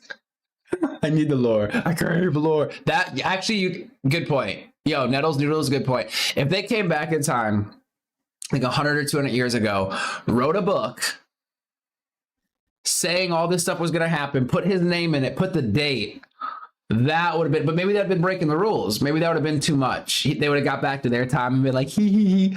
And then as soon as they step out of the time machine, the authorities are standing there like, really? Really? You're just going to mess with the whole space-time continuum, right? Just for a meme. I don't know. Stephen Hawking's time travel party was not a good experiment. He was in the Epstein files. What time traveler wants to go to a pedo's time travel party? Holy shit. Could you imagine? What if that's why they don't have evidence of the people that he was trafficking them to?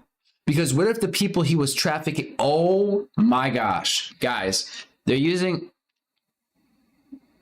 time machines for human trafficking. It's the perfect crime, right? You get in a time machine, you go to a different time and commit a crime, and then come back to this time, boom, boom, you're safe. What if that's what was going on? Do I believe it?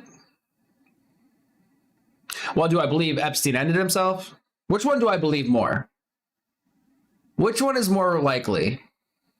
Epstein ended himself, or the PDFs are actually time travelers?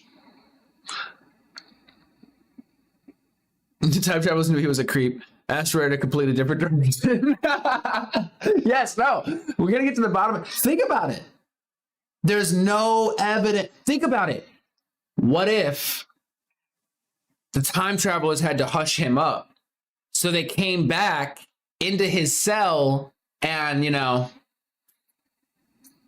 what I mean? Ended him.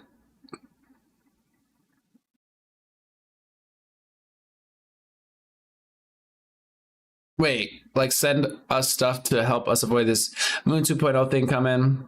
Because they will. Wait, what moon thing? Are you talking about us going up there and building bases? Hey, PDF time travelers, crazy superpower. I know. It turns out that maybe when they get the adrenochrome, and then they take the crop circles, they use those for the blueprints, right? They've taken the adrenochrome and the crop circles. They put all this together, right, in their machine, and bada bing, bada bang, vampire PDF time traveling sickos. That might be what we're dealing with. Guys, I'm feeling like Alex Jones. It's like an asteroid coming for us and will also orbit us for a bit in the near future. Huh. I'm not familiar with this one. Overwhelming public support. I don't think that they realized what was coming. And here's what the mainstream headlines do not tell you. To enforce this ban, platforms had to verify that users are over 16. And the methods that they were permitted to use were facial recognition, government documents, and bank accounts, typically. So anyone over the age of 16 in Australia needed to submit some of these documents or facial recognition to these platforms. That's what was passed into law, and almost nobody, except a handful, pushed back, including myself. Here's the thing that they don't want to be in the headlines. It didn't work. Before the ban even launched, Australia's own e-safety regulator released a report. Buried in that report was this. 80% of Australian children aged 8 to 12 were already using social media in 2024. Every single platform was relying only on self-declaration, so kids just typed in a fake birthday. 8 to 12-year-olds, not even teenagers, literal 8-year-old children, on platforms that technically banned them, getting in by just writing down a completely wrong birthday. And after the ban launched, ABC Are you 18 or older? Yes. News reported that, quote, many children have already been able to get around the ban in various ways. And I covered some of the ways in previous videos. By March 2026, just 3 months after the ban began, using the video the game, communications minister confirmed the government was formally investigating Facebook, Instagram, and a few other platforms for allowing children who had declared themselves underage to keep making new accounts and trying again. The world first landmark historic protection of children was being bypassed by 12-year-olds lying about their birthday. What did the government do? Did they admit that it wasn't working and reconsider? No. They expanded it, of course. Classic Australian government. They rolled out a system that was doomed to fail, and instead of reconsidering their mistake, they continued pushing the ridiculous rules. So moving on to our second issue. A brand new law was published for preview on March 31st, 2026. The Office of Australian Information Commissioner published a draft on something called the Children's Online Privacy Code. It's open right now for public consultation until June the 5th, and it becomes law in December 2026. When you hear Children's Privacy Code, you probably think, okay, more social media regulation, more of the same. It's not more of the same. The social media ban targeted 10 specific platforms. I was gonna say that's really easy to fake, like you're saying, Nettles. Probably gonna have to go with some sort of government documents or something like that. Something a little bit harder to fake. You have to like send them a blood sample in order to get on the internet. Children's Online Privacy Code targets school management systems, online gaming platforms, and any service a child might access. So let's focus on that last one. Any service a child might access. Think about what that means. What service couldn't they theoretically access? Yeah, right. This is the entirety of the internet that they're covering with this one statement. We're no longer talking about 10 social media platforms. We're talking about the internet. Again, they instituted a law to groom us into believing that we were protecting children and normalize identity. And that's what they do.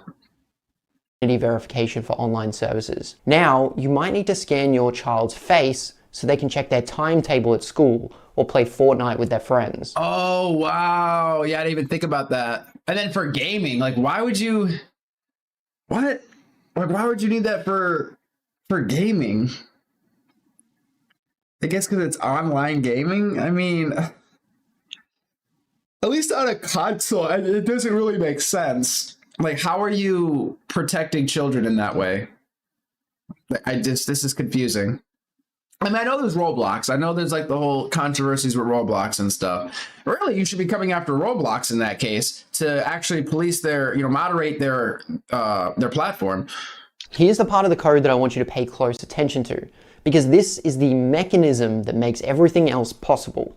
The code says companies must, and I'm quoting the actual legislation, take reasonable steps to ascertain end users' age before collecting any further information about them. Before they collect your data, trust me, I'm not rationalizing it like that. Trust me, this is control. They always say, oh, the children.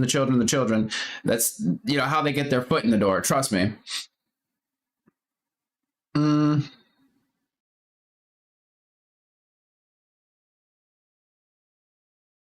Nettles Island. The Nettles files. No, not you. But thinking of it that way, you're doing exactly. Yeah, no, exactly. No, yeah. So I definitely think it's BS. I do think that it would be ideal to keep kids off the internet, at least in some contexts. Not like a complete ban necessarily. I think, video games and stuff like that, should be allowed. But like social media doesn't really seem like a necessity for like kids. But then again, how do you police it? Because the only way to police it is to age verify. So again, that's like, it's kind of, you have to choose one or the other, it feels like. There's just no way to not age verify if you're going to try to age restrict things. So it's difficult. You can't get away with this. I'm sure no one else knows. You've told too many people now. Make platforms safe enough that you don't even have to consider it and actually be parents to your... Well, the parents thing, I agree with that. Like, obviously it probably, starts at home. The issue is there's just too many people on platforms to police them all. I mean, that's the real problem. But again, this isn't, I don't think this is about protecting kids. That's the thing. If it was, they would probably be more poignant in what they're looking for. Like maybe look at Roblox, maybe look at certain social media where there's been issues. Let's look at where the biggest issues have come from children being abused, basically. Where does that stem from the most? Let's start with that website. Let's go to the next website. Let's go to the next website. Put the pressure on those companies to have to do. Now, again, if you put pressure on those companies to do something, then the companies might turn around and say they're going to age verify. So,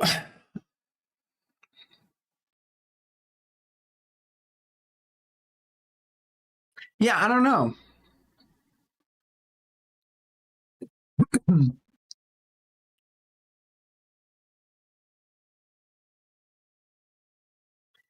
said freedom of speech should not have an age requirement, in my opinion. It's parenting that is needed. Think about that one for a second. I'm trying to think, do children have I don't think children have the same rights as everybody else, though, do they? Like a child can't own a firearm, right? A child can't purchase a firearm.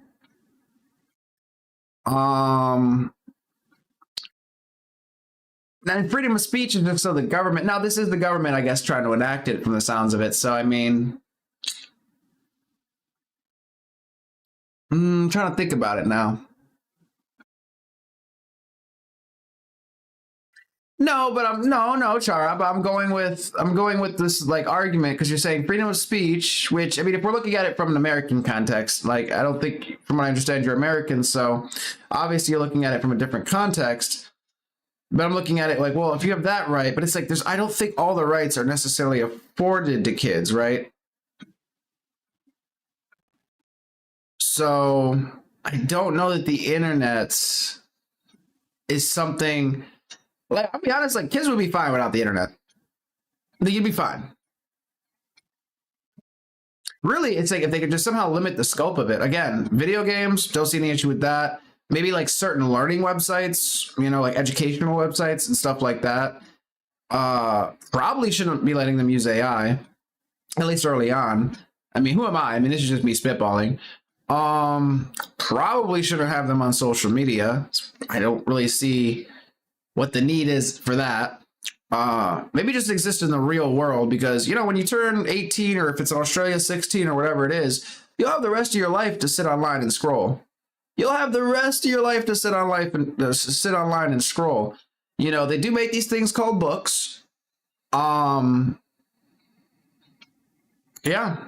Shit, maybe they could start making devices for children where it's like, this is a special phone for kids and it has a bunch of restrictions on it built in, like already built in, not like, oh, we gave them an iPhone and we use parental controls because I'm not saying they never, but obviously parents could just.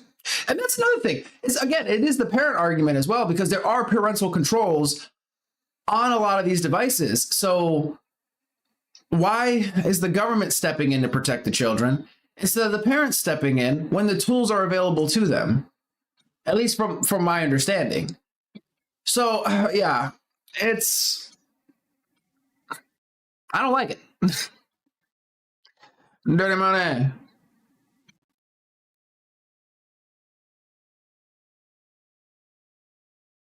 I know. I streamed a couple days ago, but I've been caught up with some stuff, man. Life, thoughts, BS.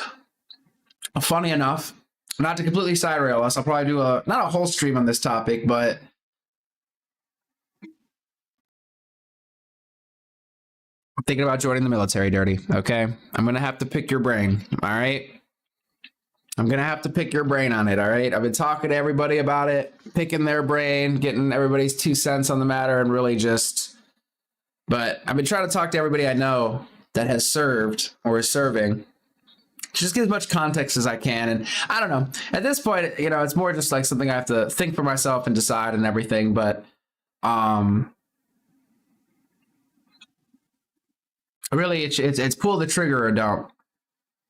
But it's a big decision. Anywho, everybody says that. Air Force. Everybody says. From what I understand, they have a stupid long wait. Now, I haven't talked to the recruiter, The Army guy said it could be an 18-month wait for Air Force. Now, is that true? I would actually have to talk to the Air Force guys. I haven't really looked at any, I don't know what they're considered, like MOSs, or if they're considered rates, or like what they're considered for Air Force. But I haven't really looked at any jobs for them. I've only looked at Army and Navy because I was there dropping somebody off, or giving somebody a ride up there, and I ended up sitting down and taking a test and everything just because I was there. And I ended up coming back and taking the ASVAB test, and then the Army guy was talking to me, and I was like, I don't know, man, we'll see. I'll look at some jobs, and I'll see how I feel. I need to think about this. This is kind of coming out of nowhere. I didn't really anticipate this, but it might be a good option. It might be a good thing to do. And then the Navy guy ended up poaching me. He ended up grabbing me, and I go into his office or whatever, and he was, trying to sell me on some stuff in the Navy. So I've been sitting back. I've been doing a lot of research on different jobs, different MOSs and whatnot, different jobs in the Navy, Navy and Army mostly. But yeah, I don't know. I'm still just, I'm getting my feet wet. I'm testing the waters. So this week I'm supposed to, or this week, next week, whatever, I'm supposed to go and get my test certified, I guess. And then I guess do a psychological evaluation. I think I'm supposed to do that. And that's where I have to click the pause button because, I think after that, if all that's passed, then it'll be MEPS and then, sign for my job and then wait for ship out, I guess, or whatever. So I'll probably go get this test certified, I think, or whatever, do the psychological examination, and then, just kind of sit on this for a bit longer and, think about it. But I really have barely talked to the recruiters. That's the funniest part. I showed up in there in slippers and I was not ready for it. Let me tell you. Yeah, rate is Navy. Gotcha. No, well, hold up, Dirty. You're saying don't do Army. Now, I've heard good things about the Army. So now I'm like, oh, man. You're thinking about doing JROTC, but they put Navy on it. I'm not doing Navy. And Navy was actually my lowest pick, to be honest. It was probably Army, Marine, maybe even Air Force up there. And then Navy was my last pick. I'm not going to lie. Oh, dude, I've talked to Juan about it. I've talked to him extensively at this point. I almost don't even want to bother him anymore because I feel like we've talked for hours this last week because I've been picking his brain a lot. And yeah, I don't know if I want to do Navy. I don't know. But no, I don't have any college, which is why this could be a really cool opportunity, considering I could get so much schooling done while I'm in for free and then come out and do more schooling with my benefits and whatnot. So I thought that would be really cool. Yeah. Navy for the win. I would love to do anything other than Navy, other than Air Force.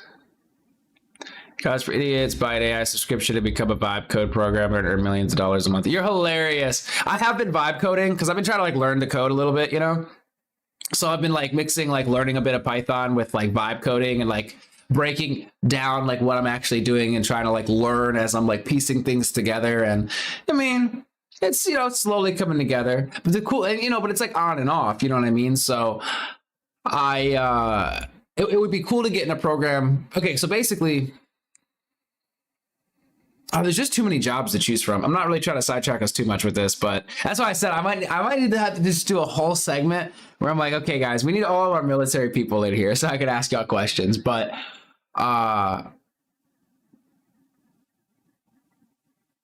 yeah, it's like if I go Navy, it would probably be nuke, from what I have been researching and stuff. But I don't know if I want to do that. Like, I'm interested, but it does sound rather brutal. I forget, I think Navy and Army have like the cybersecurity stuff. I forget what it's called. I think it was like CTN or something like that. And there was another one like, no, 37C is PSYOP actually, which I thought was pretty funny. But no, I can't remember what it was for Army. So cybersecurity type stuff or nuke were like the two that I was kind of looking at. There are some combat roles that I was interested in, but it's just transferring from the combat role into civilian life. I'm not going to be interested in using probably any of the skills that I get like that are like for combat, like deploying and whatnot, in civilian life. So I don't know how useful that would be for me, like transferring out. So, although I would like to, you know, in some ways, like for example, like special forces, but then special forces, you have to, even if you qualify for it, you still have to go through the process. And if you fail or you don't get picked, they could just kick you into infantry apparently, and you don't really have a say. They said you might be able to reclass, but if they could guarantee me on a contract a specific job versus try out for this job, and if you don't get it, we're going to kick you into something you might not want to do, then I might want to just take the thing that like I'm pretty sure I want to do.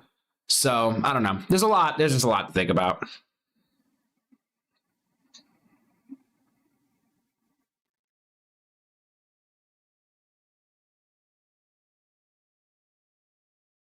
AI military team.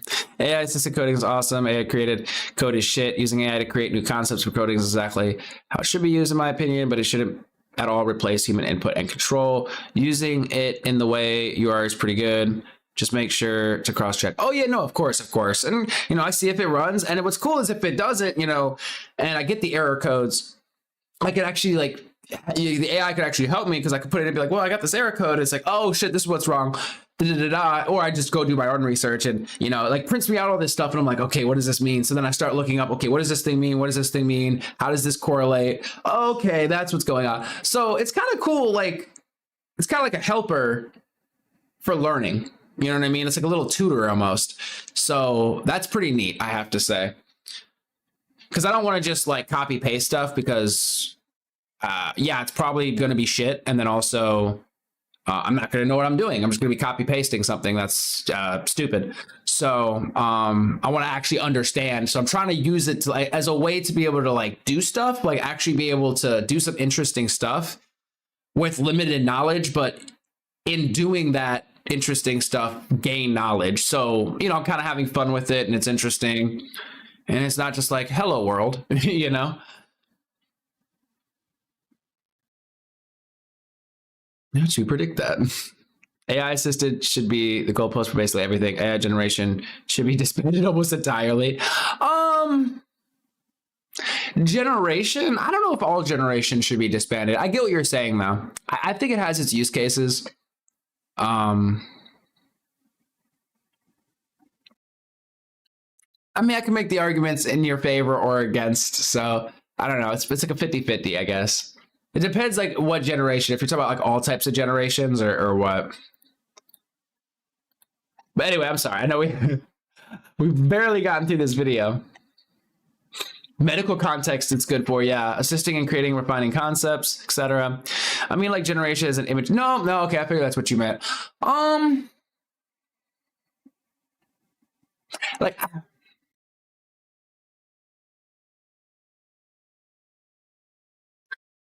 the only reason I'd push back a bit is because it is neat to give people the ability, like for example, I've used AI to generate some images and whatnot, audio and stuff, and or like voice change, for example, and it gives a person that's working by themselves, that doesn't have a team of people, that doesn't have certain skills, because you could be skilled in A, B, and C, but maybe you're not a painter. Maybe you don't draw, or you could write, but you want to have these visuals, or you don't know how to make a logo. Now, granted, you could go use GIMP or Photoshop, and you could learn that whole thing for your thumbnails and whatnot. But as an individual person doing something where you have so many facets, so many pieces, it could be like really difficult to be able to do every single piece with quality, because each thing is its own like its own field or its own space. So it's like if you're doing thumbnails and like overlays and stuff like that, that's digital arts, right? But then you're also trying to do script writing, so that's its own thing. You also have to, record. Then you got to get, like, if you're doing videos, you have to edit. You have to do this. You have to do that. Like, there's so many different things that you could find yourself doing, and I think it's great. The more you could do, the better. But I do think for a single person, it can make things a little bit easier. Now, if you have a team of people, it's always going to, well, at least right now, it's going to be better if you have an animator, if you have somebody that could draw, if you have somebody that could do this. Like, having that human input is obviously going to, I think, at least today, going to be more beneficial. In the long run, I don't know, maybe AI will get really, really, really, really freaking good, and make everything just perfectly to your specifications, exactly how you imagine it.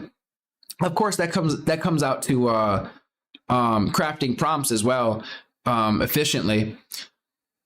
But I do think it opens the door for some people that might not have been open, because it's like, well, just learn to draw. Well, it's like, dude, I like drawing and stuff. I'm not great at it, just because I don't do it much. If I sit there and take my time, it's like I could draw something, like if I spend hours and hours and hours and hours and hours, like it'll take forever. It'll look fucking shaky, but I could get like a tiny something done, if I try it hard enough and enough times. But to be efficient enough to, utilize that in a project and to be able to consistently do that, it's like you don't only have to make one thumbnail. If you're making a video every day, you have to make a thumbnail every day. You're not just making, one picture. You have to do this. It's, again, I went on this whole long rant. I feel where you're coming from with the video and picture generation. I do think there are positive use cases for it. You said, excluding the stuff I was talking about, AI assisted, not generated. You can't AI assist a video or image, at least not in the way of creating. So that's my stance, essentially. You can AI assist a video or image in the sense that, or let me read the rest of your messages. Okay. I mean, I don't know if you would count this, but you could draw a picture and it might be kind of shitty. You could take a picture of that picture and then give it to AI and ask it to, spruce it up. It's like, this is what I want. But I mean, can you like polish the edges? Because this is what I'm going for. You get as much as you can on that piece of paper or what have you, in that application. And then you're able to, maybe it could add color. Maybe it could, soften up the edges. Or when it comes to animation, that's a whole nother beast. Now, not that the animation that I've seen is the greatest, but I believe it's going to improve and improve and improve. And the fact that you could take a picture that you drew, you could give it to AI and say, hey, can you animate that? Can you make this person walk? Or something, right? And then now your picture is coming to life. Now your picture is walking. So I think that's where, but then again, I guess that's what you're saying with assisted, right? Okay, that's probably what you mean by assisted. Okay. Yeah, but in my opinion, in the current world, it has more cons than pros. They're absolutely good use, and probably the only good use of generative AI. But it's outweighed by the negatives. I think it's a worthwhile sacrifice if it means erasing those cons. Man, we're getting mega off topic. It's interesting right now, though, so I don't mind. I know, this is why. So I just need to shut up. Mistral AI, I think Mistral AI is better than others, as it gives 100,000 credits every month for vibe code. Oh, that's what that was. Okay, I was going to ask you. For vibe code is the best. Interesting. I was just using, ChatGPT really just for that one. Just I'll have to try Mistral though. I really want to learn this stuff. So again, if it could help with the learning process, especially, because again, I don't want to just straight vibe code everything. Eventually, I want to be able to actually just reason it all out and type it all out myself. Understand, everything really. So, true. That's what's probably even more inconsistent and annoying compared to just prompt generating. You'd have to be sent decent drawing skills. You'd have to be semi-decent drawing skills to have that kind of use be worthwhile or even viable in the first place. Yeah, decent enough. For sure.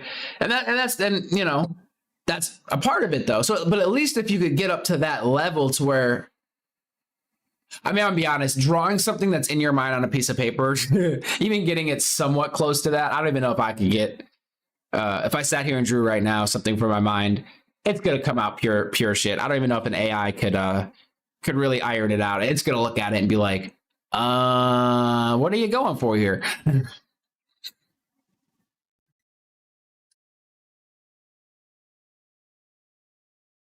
No, you're good.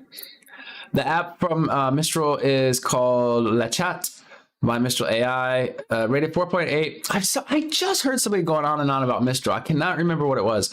Rated 4.8 on the Play Store. I don't know about the App Store. There are 35,000 reviews. It's a very good AI for everything, I swear to you. Okay.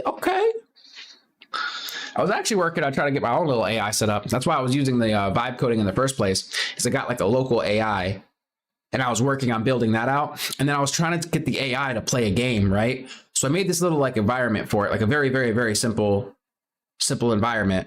And the bot is supposed to control the little character in the environment. It's supposed to go and get food and stuff like that. However, I started falling into this weird looping thing where it kept moving from one space to another and sleeping, and it just kept moving back and forth because it was out of energy, and it wasn't exploring the rest of the map. And it's also not eating the food because I need to program that in. And I don't know, it's a whole bunch of stuff, but I'm doing a lot of just different weird shit.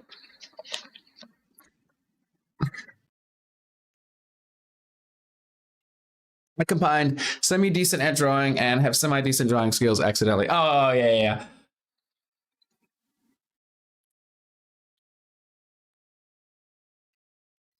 But I at least got the, some of it to work and stuff, so that was cool. But because I would like to, learn about machine learning as well, just in general. So yeah. And also being able to, if I could have my own AI, where I don't have to pay a company or use a company's infrastructure essentially and pay them and all that kind of stuff, that would be really neat. So yeah.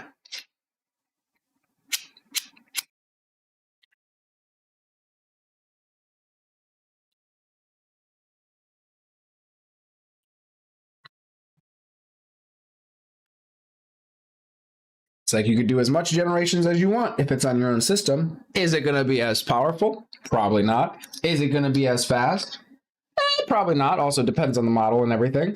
But I was actually surprised at how fast it was for some of the text prompts and stuff. And it also, of course, depends on the model you're running and, your hardware and whatnot. But anyway, I'm super new to it, barely know anything, but I've had a little fun messing around, so I would like to learn more. Honestly, this was sometimes this is the stupid stuff I find myself doing instead of streaming, which is I was oh yeah, I'm going to stream tonight. And then I randomly start trying to set up a little local AI agent or bot. And I'm like, well, I want to code this. I want to like put this in. Like, how do I get this set up myself? And then like 8 hours later, I'm like, damn, I forgot to get on stream. How did this take so long?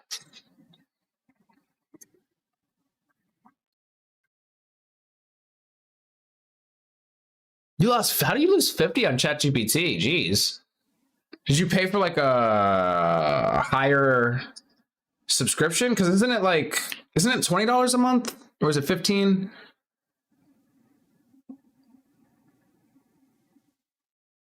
I got you, Char. I got you. We're getting back to it. Give me one sec. I know we got off of it here. I think we made it pretty decently through it so far. We're almost halfway. We're doing great. But I got you.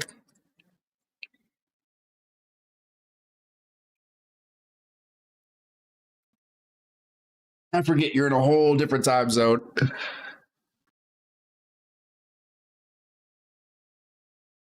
Yeah, exactly. ChatGPT free is that's pretty solid.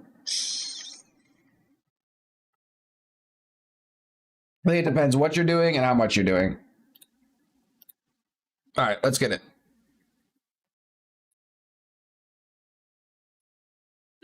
They need to know if you're a child. Sounds reasonable, right? Think about the logic for a second to find out if someone's... Oh, no. I've heard of Mistral. It's funny. You're like, I'm not a bot. I'm like, man, you're really pushing Mistral pretty hard. How much of a cut are you getting over here? I'm just messing with you.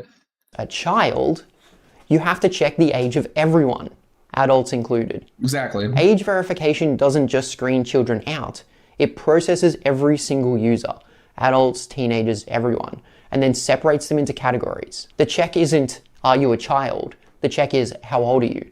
And that check applies to every Australian who touches any of these services, just like the social media ban. It's the classic we must protect children argument that results in the degradation of adult rights. So where does this justification come from? And the legislation boils down to what they claim are data points collected about children by the time they're 13 years of age. How many data points are they claiming? 72 million. Data points 72 million data points collected on each child by age 13. Number wasn't pulled out of thin air, and it's not really made up. Once you contextualize it and understand where it comes from, it becomes a lot less daunting. So let's look at how they came to the outrageous claim that 72 million data points are collected about your child before the age of 13. The 72 million data points aren't sitting in a database somewhere in a single source. They're spread across thousands of unrelated advertising networks, and they include cookies, tracking pixels, page loading events, browser session tokens. And I know that might sound like some random jargon, but basically when you load a web page, you get all of these things in your browser. The research that produced this number originally came from an ad tech company studying how advertising trackers operate behind kids' games and apps. We're talking about data points like you visited this page, or you closed this ad, or you have an iPad. And let me show you just really quickly with a browser add-on called Ghostery, which shows you trackers, cookies, and more from loaded web pages. If we visit really common websites like Amazon or a newspaper website or even basic gaming websites, you can see that each time you visit one, there are anywhere between about 5 or 30 pieces of data collected. This is just generally a normal part of accepting how the internet works in 2026.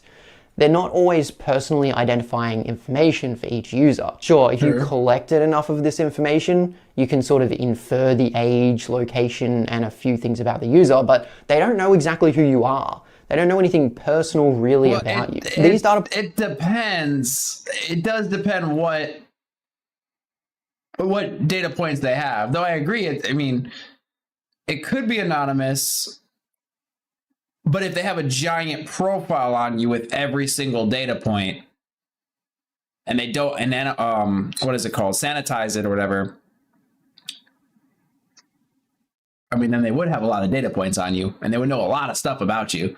Plus, there's so many things that you could infer from people's search history, and just, everything that they're tracking. It tracks your eyes, your search history, how long you might hold your cursor over something, how quickly you might click out of an ad. There's just so many ways Now, again, if they, sanitize it or whatever, and it's not identifiable information, then okay, sure.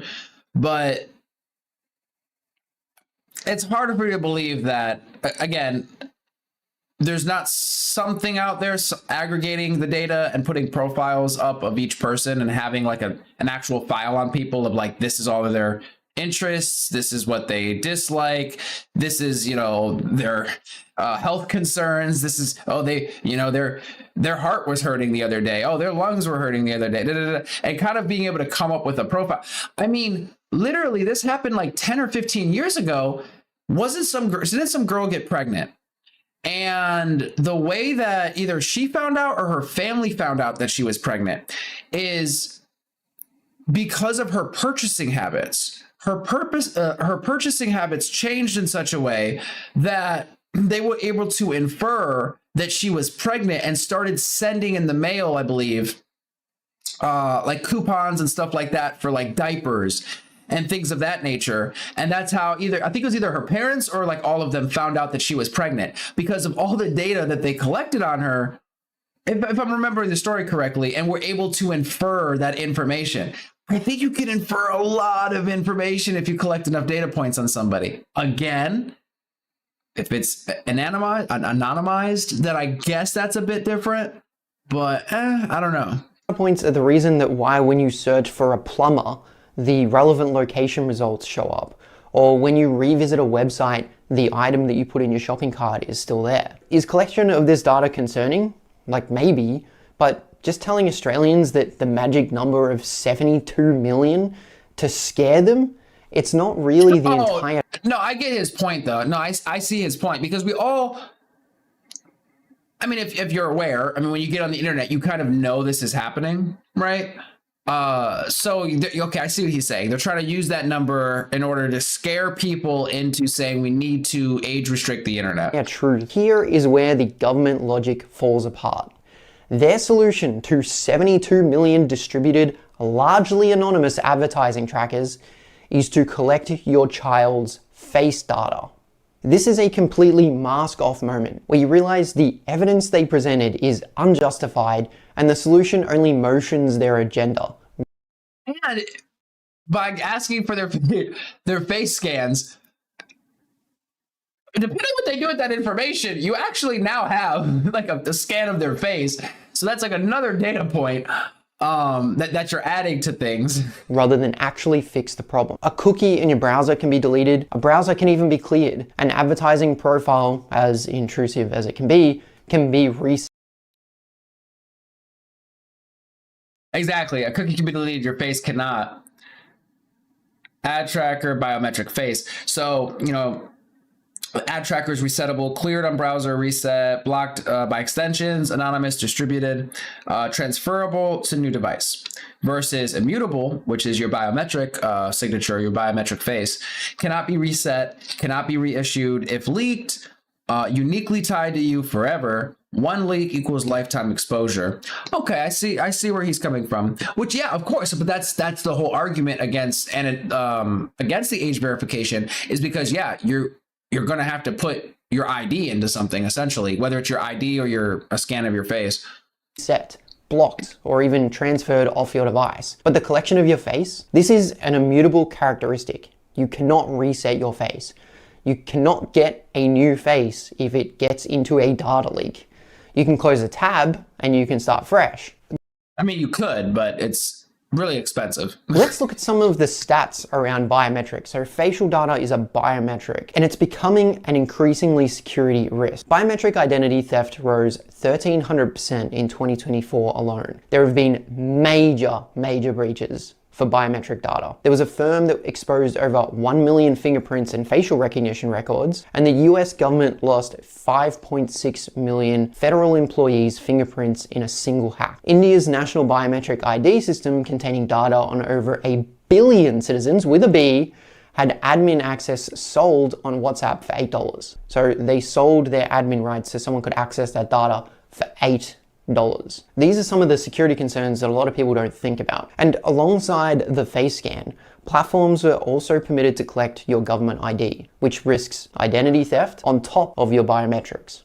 So the government looked at 72 million anonymous trackers spread across thousands of companies who can't talk to each other and decided the solution was to collect one piece of data so sensitive, so permanent, so uniquely tied to you as a human being that if it's ever breached, you're exposed for the rest of your life. That is not a solution to a data collection problem. That is trading 1,000 small risks for one catastrophic one. All right, I need to show you something. What I've told you so far with the social media ban, the Children's Online Privacy Code, those are the first two pieces of the puzzle. And I've been holding back the third piece because it really is the most important and might even be a video on its own soon. Without it, the policies just look kind of silly. When you tie them all together, they look like something else entirely different. At exactly the same time, the Children's Online Privacy Code becomes law. The Australian government's digital ID system, MyID, that's been running in beta since 2024, private companies can apply to directly plug into the same government identity infrastructure. Banks, retailers,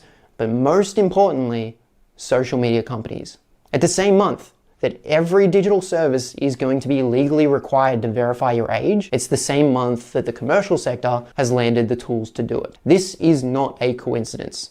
They are forcing digital ID compliance. Heed my warning. And let me give you a sense of the scale that we're talking about. In the first 12 months of the digital ID system being available, 15 million Australians signed up. For context, we only have 27 million people. Wow. More than half the country already has digital Man, it blows my mind how few people live in Australia. ID, and they got there in year one. And of course, the propaganda continues. The Australian government's own media release described it as Australia's choosing a simply safer way to prove who they are online. And I want you to sit with that word, choosing. Because right now, today, participation in the digital ID system is technically voluntary.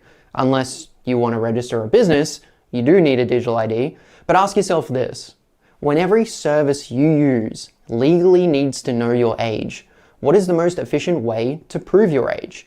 It's the government ID, the digital ID. So how long does voluntary last? We'll let that hang in the air a little bit. Let me close a few of the loops that we've opened here. Earlier I asked, why does the government keep expanding these laws when social media ban clearly isn't working? And here's your answer. The goal is never to stop kids from using TikTok.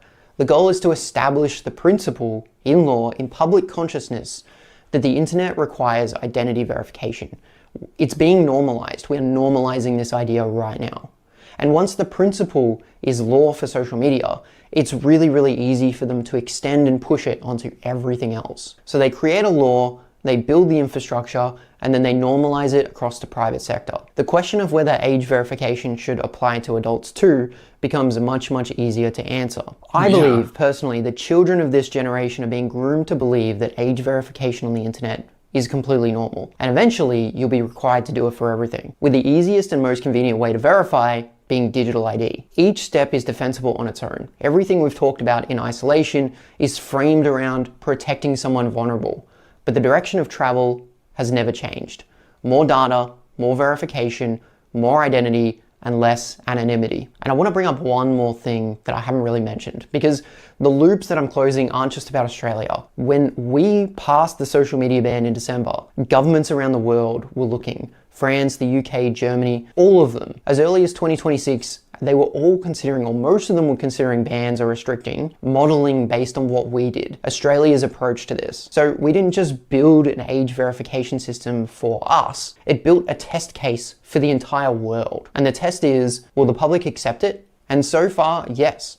Australians just accept things. I don't get it. And even advocate for them, with the 70% stat that I gave at the start saying that it was positive, because it's the right thing to do. They prey upon our weakness of wanting a safe society. Let's continue circling. Think about a 10-year-old in Australia right now. By December this year, when they log into their school app, it'll ask for verification. When they open a game, age verification. When they use a family photo tool, age verification. Every single one of these services will have been told by law to establish who this child is before collecting anything about them. Now fast forward 15 years, the 10-year-old is now 25, and they've been verifying their identity to use the internet for their entire online life. It doesn't seem like surveillance to them, it's just how the internet works. They won't march in the streets when the government suggests that age verification should be permanent for all users, because they'll never have known any different. This is how any major expanse of state power has historically succeeded. Not through force, through normalization. Through timing, so that the generation who could have objected the loudest grows old, and the generation who inherited the system never knew any different. In Australia right now, you show ID to buy alcohol. That feels completely normal. No one protests it, no one questions it. It's just how it is, and honestly, I don't have a problem with it. But there was a time before that law existed. There was a generation that bought beer without handing over their license, or purchased cigarettes for their parents from the local milk bar. And the generation that came after them never knew any different about giving over their ID. Enough, I remember running, like when I was really young, man, running to the store and buying my mom's cigarettes. Now we live next door to it, so you know, she could send me over, or I could, or maybe she'd be in the car and I could go get them. And it's like, you know, the guy knows us. He knows, you know, they're not cigarettes for me. He knows I'm getting it for my mom. But it is funny to consider that. The question I'm asking today is the internet more like a pub where you should be asked for ID, or is the internet more like a road, public infrastructure, where requiring identification for every journey would be recognized immediately as totalitarian overreach? Because depending on which one you think it is, the laws passed right now either make complete sense, or they're one of the most significant erosions of civil liberties in Australia's digital history. So where does this leave us? I want you to hold on to the pattern that we've traced today. Not the individual policies, like I said. If you look at them in isolation, it seems like they make sense. But if you look at the pattern, a policy that doesn't work but establishes a principle, a follow-up policy that extends the principle further, and the infrastructure rollout that makes the enforcement at a large scale possible. If you watch the three things together, you're not watching three separate government decisions, you're watching a system being built. And I'm going to continue making videos about digital policy and how it affects all Australians. So if you want to know more, please subscribe to my channel. Thank you. All right, that was a great freaking video. Tech Win Cyber, dropping that link in chat to his this video. I'm gonna go ahead and subscribe myself. Bada bing, bada bam. And I think this one deserved a like. Great content. It's not age verification. It's identity verification masquerading as age verification. It's to stop the internet. They hate it because they can't control the narrative anymore. Exactly. Holy shit, Australia looking like North Korea by the end of 2026. By the way, if you want to know how horrible this is, the next step after normalizing, this is mandatory digital IDs, and step after that, digital ID for everything, websites, every location you go, every purchase you make. Then the next step after that is full universal public surveillance. Well, no, I'm totally with you. I'm following you. I think we're kind of in like a total surveillance, but I get it. It's going to be much more boot on your neck. Yeah, it's really scary to consider how this could get to be, because eventually you could get like a social credit score, and then, you know, they got your ID and it's like, oh, you're not allowed to use this site. Oh, you're not allowed to use this service. Oh, you know, your social credit score isn't high enough to do this or that. Oh, we don't like that opinion, so.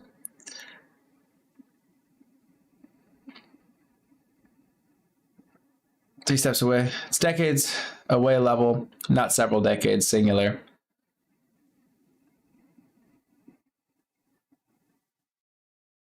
We'll see. It'll be interesting to see how much pushback occurs. But I mean, he makes a great point.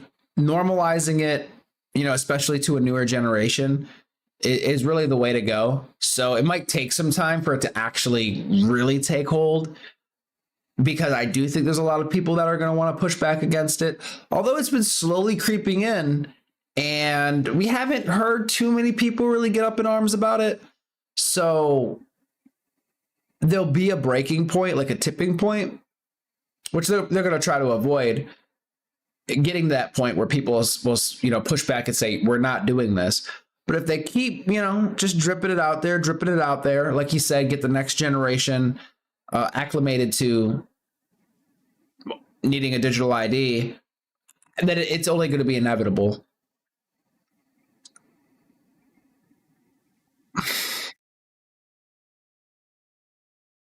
Oh no, it'll yeah, in our lifetime. And once normalization happens, there's nothing we can do except full dismantling the entire system. Chapter in history books.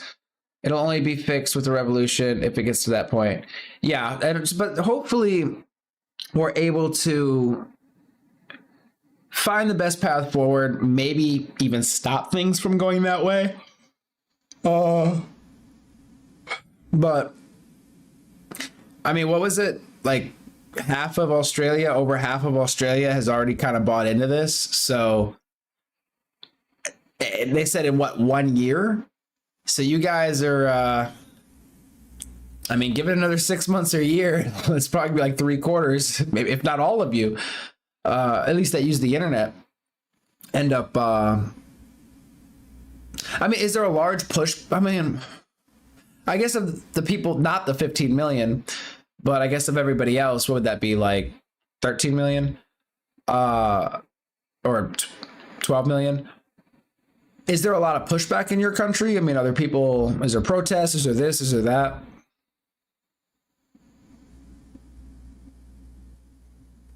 Hopefully it isn't enough considering how successful and how quickly they've been able to do what they've done.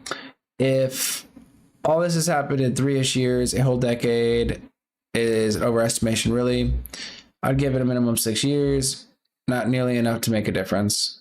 Well, that's a shame. I mean, I'm definitely going to check out this dude's channel, TechWin Cyber. And it looks like he's going to be keeping an eye on this.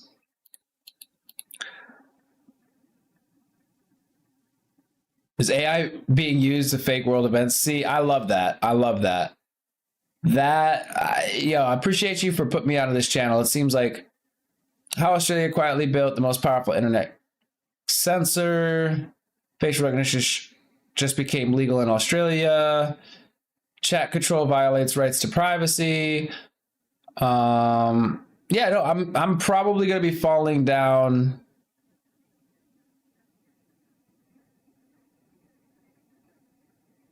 What is this? No, he does like courses and stuff.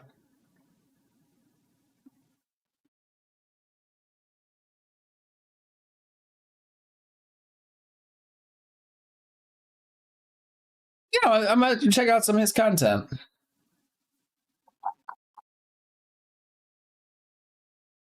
That was an awesome video, though.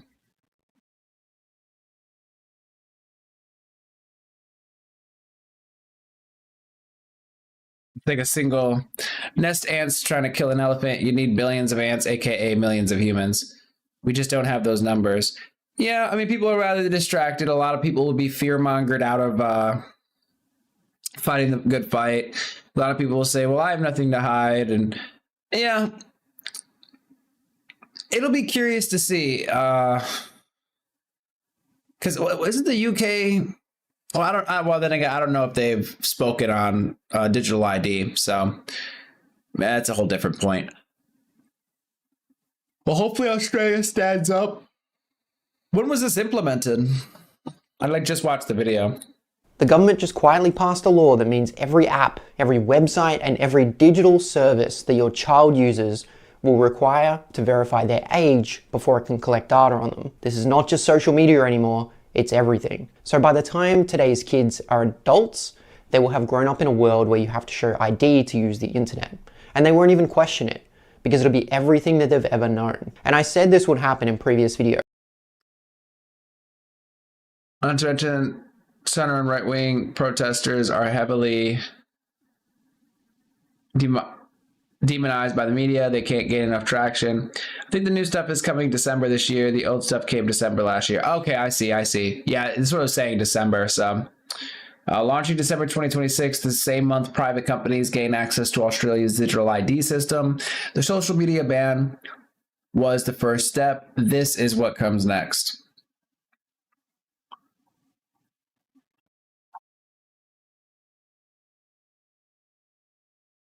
2033, I reckon.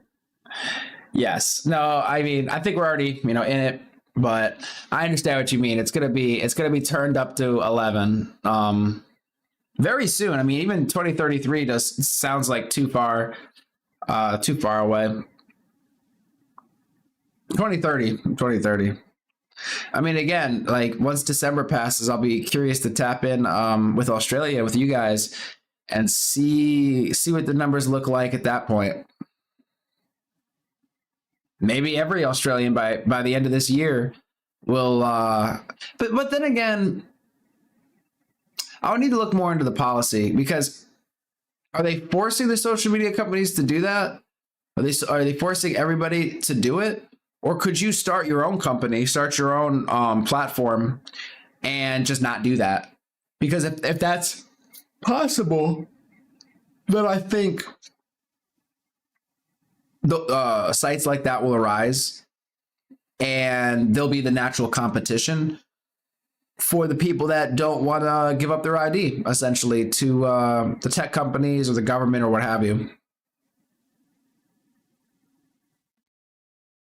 No blind spots left for surveillance, sure.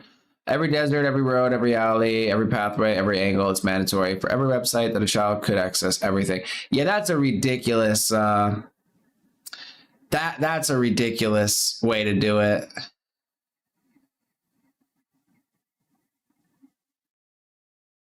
I guess one way to combat it would be build a device that operates on a network that isn't on like the general internet.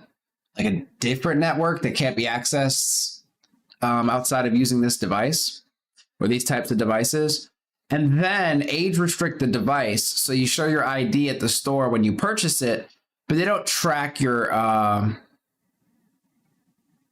credentials. You know what I mean? They look at your ID like you're buying a beer. Okay, yeah, you're old enough. And then you get this device. So in theory, only adults have the device. And now technically kids can't access the websites, so then you wouldn't have to age verify. I don't know. That's just like, I don't know, an idea off the top of my head. It's pretty out there. Would require probably all sorts of infrastructure, but it's just an idea. This is happening in America, in Texas specifically. Really? The universal scope of that policy, they already exist. They're even more dangerous, hard to use, not moderated. It would be completely, permanently dismantled if the government was able to. Yeah. But that's what I mean, is it's like when... I think it would, if you can't stop it from happening, then you're going to have to find a novel solution for it. And if it happens and there's enough pushback or enough people that really aren't comfortable with it, I think you'll see investment of money, time, and everything else from either a community, maybe just an individual, maybe a company that will capitalize on it. Either capitalize and make money on it, or just see that there's an issue and try to remedy the issue. But again, like, I mean, it requires some infrastructure.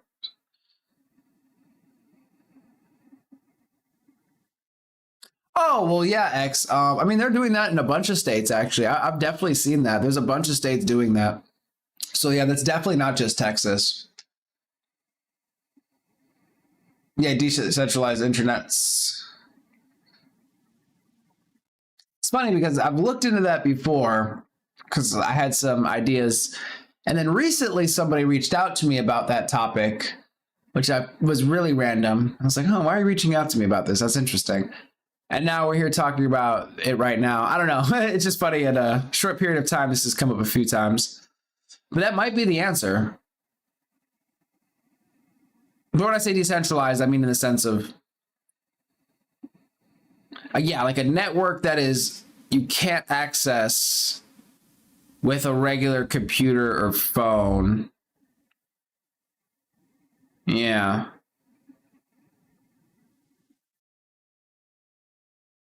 Well, can't take my spud away. I won't let them. Well, good luck on that fight, man. Like you said, elephant versus a colony of ants. Who will win? But hey, guys, yo, this was a freaking awesome stream. Oh, we ended up on this one. I'm not gonna... I want to come back later and do some stuff. This is going to be way too much for me to get into right now because it's 2 hours long, and I would really like to get into this. because this is going to take up a lot of a stream. Like this could take up, if it's 2 hours long, we actually watch the whole thing. This could be 4 to 6 hours of a stream. But I really want to get into this story about Amy Eskridge. So we will do that. Yeah, intranet, I think, right?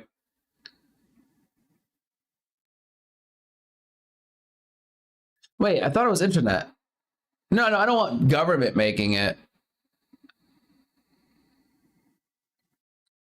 Again, it would either be individuals, which might be complicated, or a company. But again, I'm just trying to, I was just trying to think of a loophole where it's like, so if your rule is, if kids can access it, so we're just like, okay. So what you're saying is we just need to make it so kids can access it. Which is really funny because you could just ban, well, no, I guess let me think. You could go the opposite directions. You could just make it so kids are not allowed to have cell phones. And if they are allowed to have cell phones, it's a special type of cell phone that restricts your ability to use social media and to use certain websites and things of that nature. So they could go that route with it, but they're not doing that. So now again, why would that be? Because I'm sure there's going to be, ways to circumvent it. Shit. In school when we were kids, they, on the school computers, they would have things that, blocked you from going to certain sites and stuff. We figured out how to get around those pretty easily, at least when we were kids. So there's always going to be a way to get around stuff.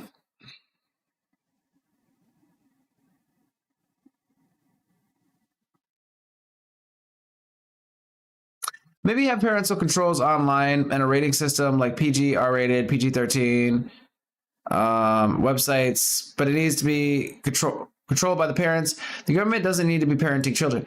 Yeah, and I agree with you. There's good short versions of the interview. I've seen some snippets. I wouldn't mind actually sinking my teeth into this, though. Yeah, so that's like North Korea can't. No thanks.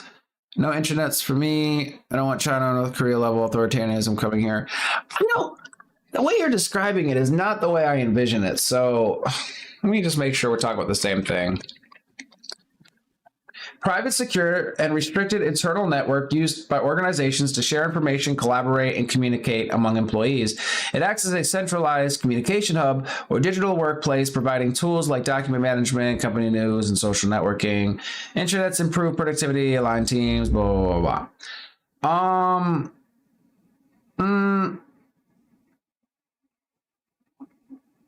I'm just saying a different network, essentially. We all are already on a network.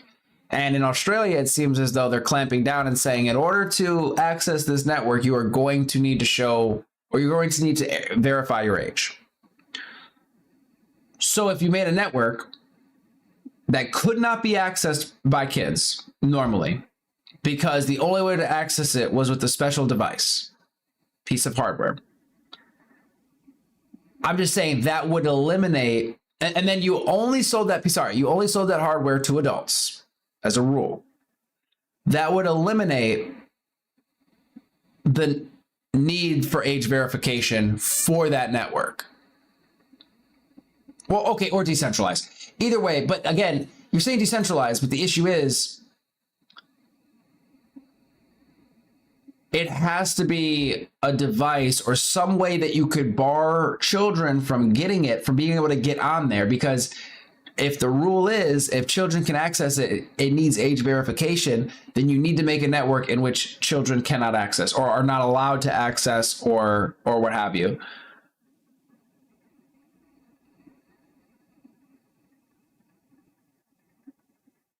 It's age verification in a form, but the form would be you go to the store, you purchase this phone, you give them your ID, they look at your ID, they're not writing down information or anything. They're like, oh, you're old enough, just like you go and buy alcohol. Show them your ID. Yep, you're old enough, and you move on with your life. You show them your ID, you get the device. Now it's the Wild West. You could be on the internet. Now, it might not be the same internet. You might not have access to the same websites, or maybe you will. Maybe you will, because you've now said no, because the websites themselves, it's the websites that are going to require age verification. So Yeah, you'd basically be setting up a whole other internet.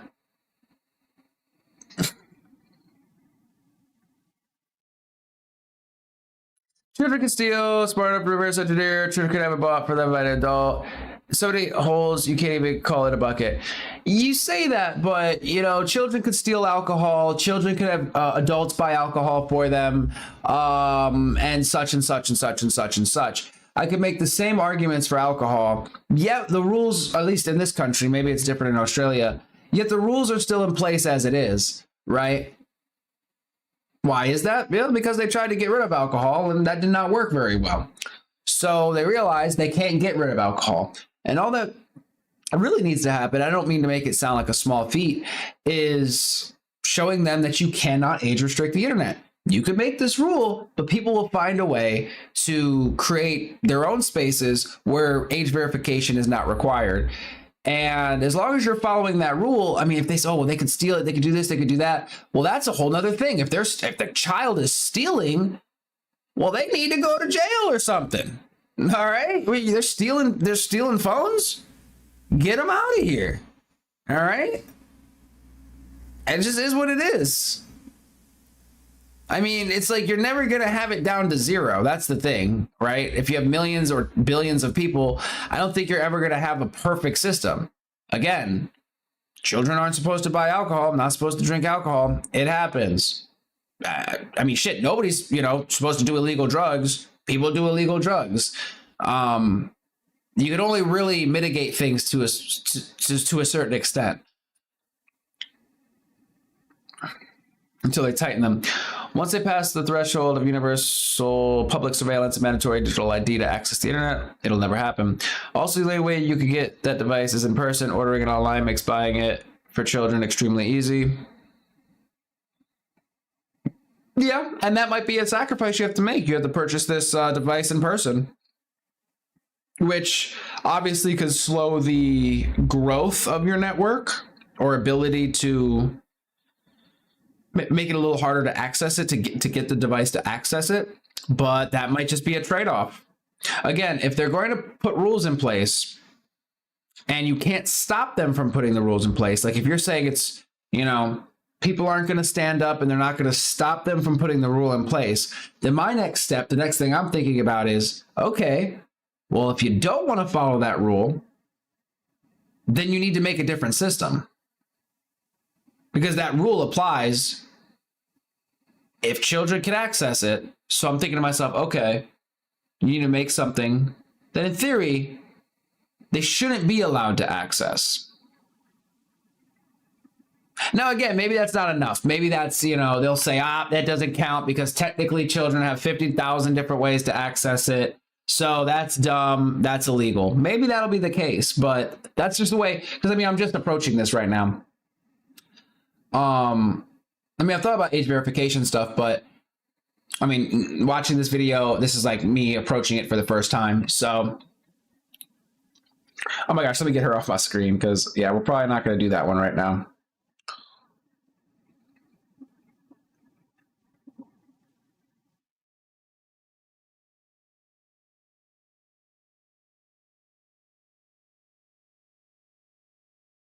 We should be talking about real news. There's an earthquake happening under Area 51, guys.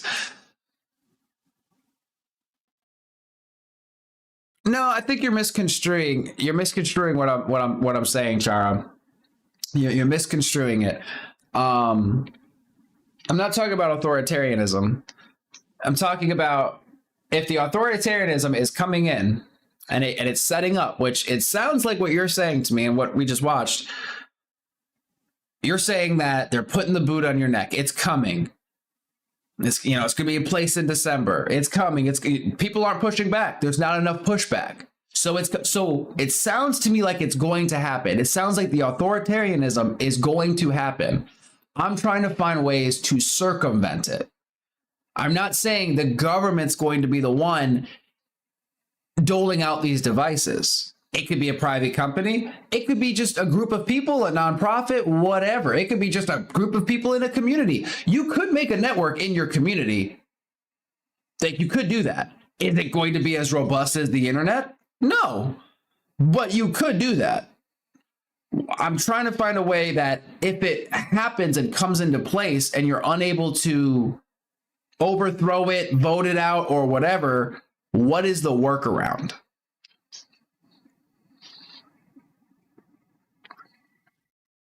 Oh, well, there you go. And if they make devices illegal, well, that's another fight, and that's, something you'd have to consider when you get there. I understand your reasoning, but they would have to make the devices illegal. They would need a reason. Now, some people go, they don't need they'll need a reason to make them illegal. And if the stated reason of these devices, and again, I'm just spitballing here. If the stated reason of these devices is to ensure that only adults are using these devices so you don't have to do age verification, you can keep your anonymity, then I think that if you were able to get this going to the extent that the government would step in and notice it enough to say, oh, we need to get rid of this, we need to ban this, I imagine at that point, I would hope that people would stand up and start and be like, hey, hell no, we're following your rules. Your rules were, if a child can access the site, it needs age verification. We have solved that problem by making it so children can access the site. Granted, can they still purchase it? Yes, but they could also purchase alcohol. You know what I'm saying? They could also have an adult purchase alcohol for them. Children aren't supposed to be able to buy guns, but children get their hands on guns sometimes, right? Because children can still reasonably access them through gifting, fake IDs, and stealing. Sure, but again, then my counter argument to that, and again, going against the government, maybe they don't care about your counter argument, but what about controlled substances, tobacco, alcohol? I don't know what your guys' firearm situation is. Substances of that nature where you have to be a certain age to purchase it. I could make all of those same arguments for all of those things. So in order for them to be consistent, they would have to ban those things as well.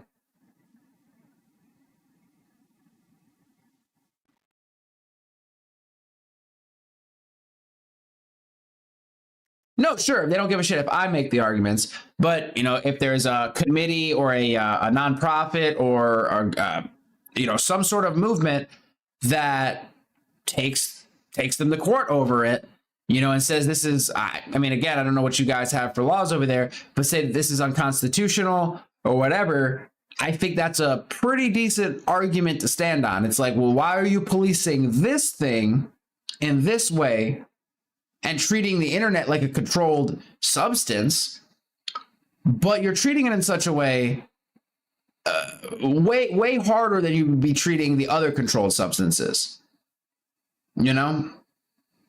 Again, they don't give a fuck what I say. That's for damn sure.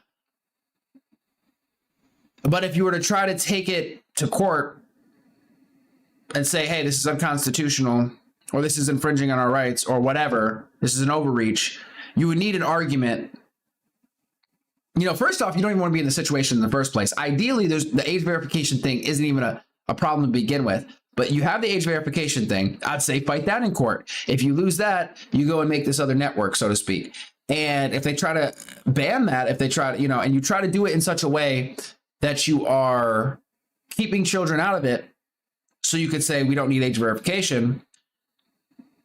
Now, granted, that network would not be connected to the normal internet, because if the sites themselves, like Facebook, Instagram, YouTube, whatever it is, end up requiring you to put in your ID, then having this special device doesn't even matter, because you're still going to have to put your ID in. You're still going to have to. So what you do is you have to create a whole new host of websites and things of that nature. So I understand where you're coming from. Again, I'm against it. I'm saying, yeah, this is not good. This is going to lead to overreach. This is going to lead further and further and further into a surveillance state, potentially. Maybe there's some sort of way to pull it off where it doesn't do that, but right now it's seeming pretty dystopian. How, if you cannot beat it in the beginning and stop it from happening, how do you move forward with it in place? That's my question, and that's what I'm trying to answer right now. My thing is, I'm not saying, oh, let's let it happen and we're just going to try this other thing, or let's let it happen and I'm not saying that, but it sounds to me like it's at a place right now where if you guys don't stand up and do something about it, you're going to just be dealing with that. So you could deal with that and have no other option, or try for this other option and see if it's something that might be able to get off the ground. And then if they try to outlaw it, see what your, legal options you have. I don't know. I'm spitballing. I'll think about this more just, throughout the day and whatnot. I'll probably kick this idea around. Because again, this is like my, I'm just free flowing here. I'm free flowing.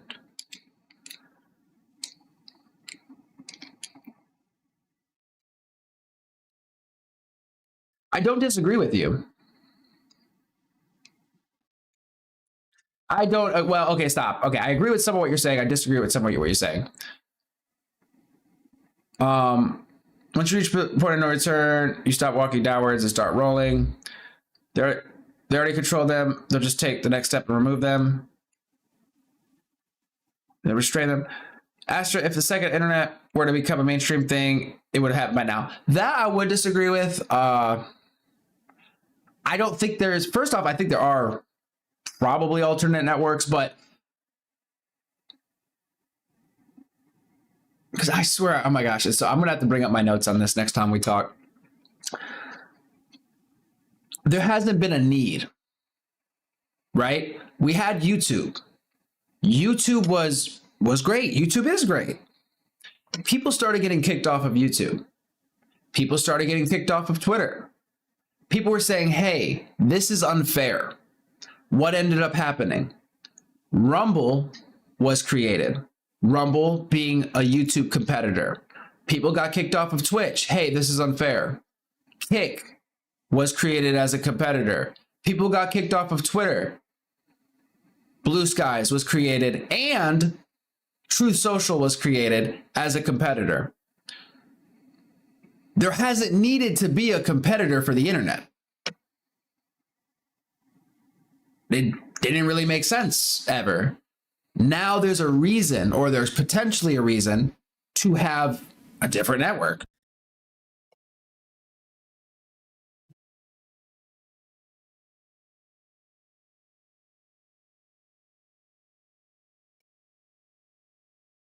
I'm not disagreeing with you as them seeing them as threats and this, that, and the third. If they have some sort of agenda and this goes against their agenda, I completely agree with you. I don't think there's so many holes, though, that it's because, again, you're basically saying, well, there's nothing we could do. I'm trying to find solutions. If you're not able to stop them from implementing the stuff, then you have to find some sort of a way, or just say fuck it. Just say fuck it. Give them your ID and go with it. Why are we even having the conversation then? The thing is, I'm not disagreeing. But you either stop it from happening, you live with the consequences of it happening, or you find some third option. So if you're not going to stop it from happening, and you don't want to live with it happening, what's the third option? And that's what I'm trying to figure out. We can't just throw our hands up in the air and say, it's over. Maybe it is. Maybe there is no third option. Maybe you just got to suck it up and deal with it, But, I mean, shit, even a boycott, literally a boycott, would probably be enough to crash it if people were to actually boycott these services hard enough. If everybody stopped using the websites and the websites weren't making money, let me tell you, I'm sure those companies would be pressuring Australia or whatever country implements these restrictions to, not implement these restrictions because they want to make money. So if you could get like a massive boycott, maybe like a real boycott, maybe.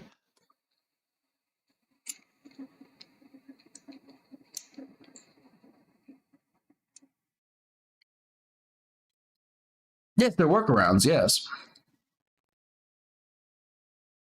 Potentially eventually erased, yes.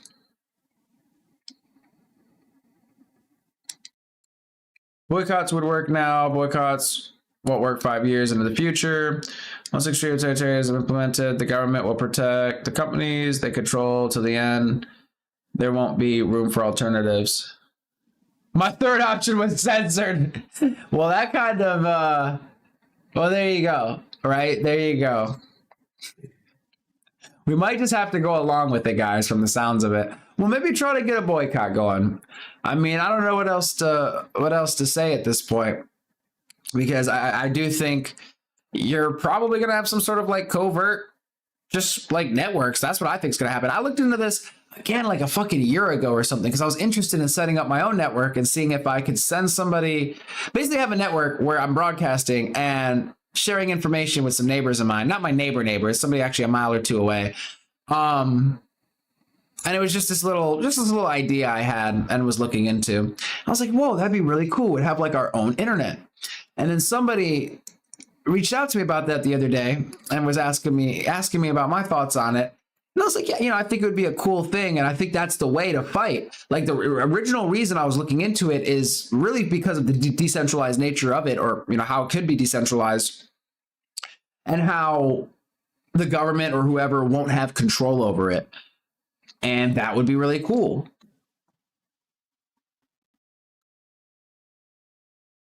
Oh my God, everybody's getting censored. Sterilization, politicians. Oh, you guys are crazy. Now, politicians boxing. There we go. That's what we should do. We should have politicians box each other. Hey, what's going on, Dylan McCoy? How you doing, bro? We're getting into it. Apparently, Australia has fallen. If you haven't heard, Australia has fallen, my guy. It's tragic, really. Our people down under, they got it bad. How have they fallen?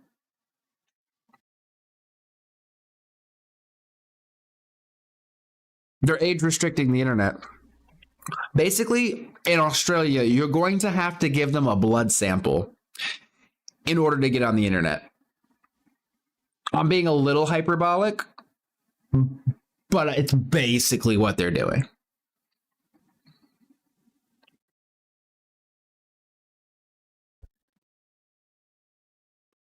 I mean, not quite. Hey, give it 10 or 15 years, okay?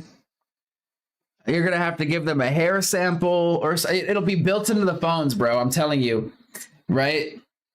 They're going to roll it out just like they could do the heartbeat stuff with the phones and tell your pulse and this, that, and the stuff and the watches. They're going to have like a little plate that you put like a little blood sample on. It'll be like like diabetics when they prick their finger. And you'll put that into your phone. It's going to be kind of like a diabetic, test strip thing. And you're going to put your blood on it, and it's going to verify. That's going to be your encryption. That's going to be your password. And yeah, it's going to make sure you're you. And then boom, you'll have access to the internet for 30 minutes. And after those 30 minutes, you're going to have to prick yourself again and put some more blood in.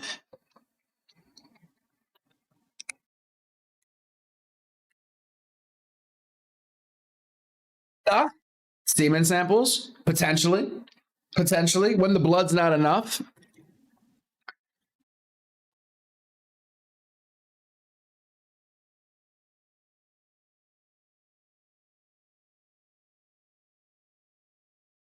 You're like, I'd never get censored.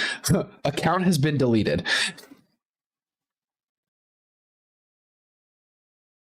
Yeah, they've been able to clone people, right? Or I mean, they've cloned animals in the past, and then America made it illegal if I'm not mistaken, Obama made it illegal to clone either people or clone in general. I can't recall, in the United States. So have they cloned people? Probably. I don't know why they wouldn't have if it's possible. And if it's not possible, I imagine they at the very least tried, because why wouldn't you try?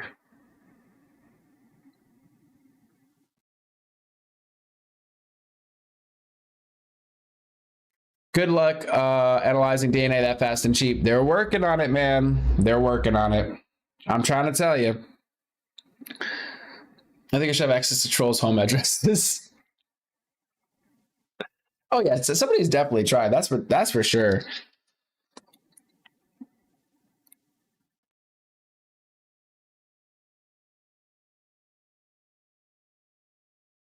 You think Bush did something as well?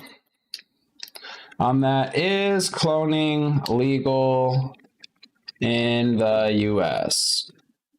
Human cloning is not... Oh, I'm sorry, guys. I was spreading fake news. Human cloning is not explicitly banned by federal law in the U.S., but it is heavily restricted. Holy shit. I swear I read it was illegal. Guys, they're cloning people with no federal funding allowed for research. Holy shit. That means private companies can do it? While many states prohibit reproductive cloning, okay, laws vary. And some states permit cloning for biomedical research, known as clone and kill laws. Conversely, cloning animals for food and molecular cloning is legal and permitted by the FDA. Holy shit. Guys, dead internet theory was a psyop. Really what they've been doing is cloning people, and they're trying to replace the general population with clones. It's not bots on the internet. Well, they are bots, but they're actually clones. Like, they're biological entities utilizing the internet, but they're clones.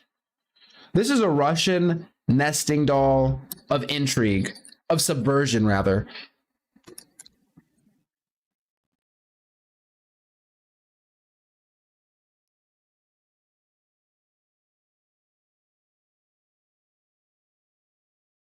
Yes, yes. Well, it said cloning kills, so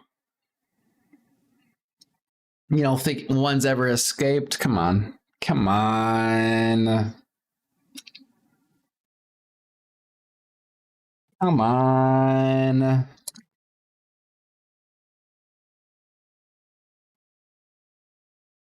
You know that guy that apparently, I don't know if you guys have seen videos of him. They're not skinwalkers, they're clones. The guy that looks like Jeffrey Epstein. That, you know, look, maybe this is his clone.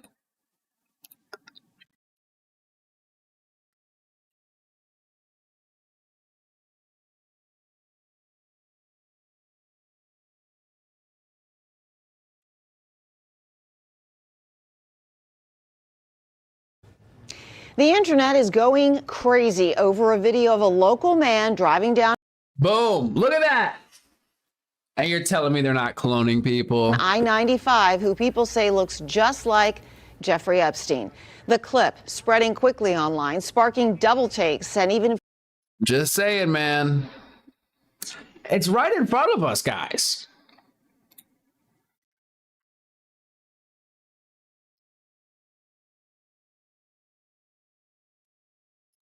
All right, take care. Yeah, I was gonna say you mentioned that an hour ago, but we got through your video. I really appreciate it. We'll chit chat about this more. Keep me up to date with the Australian news. I've been slacking. Get some sleep. And think about some workarounds. There's some ways to, fight back. Take care. This is actually a perfect segue though, because guys, I too need to get on to the next thing for a bit. I'll be hanging out probably in the Discord for a bit while I get some stuff done. Really appreciate you guys for hanging out. If you haven't already, hit the like button. It helps. That's what they tell me. Subscribe so you can get sucked in to the black hole. I appreciate you guys. I kind of messed up my whole thing because now I'm going to be like, guys, remember, if you get too close to the black hole, you will be sucked in.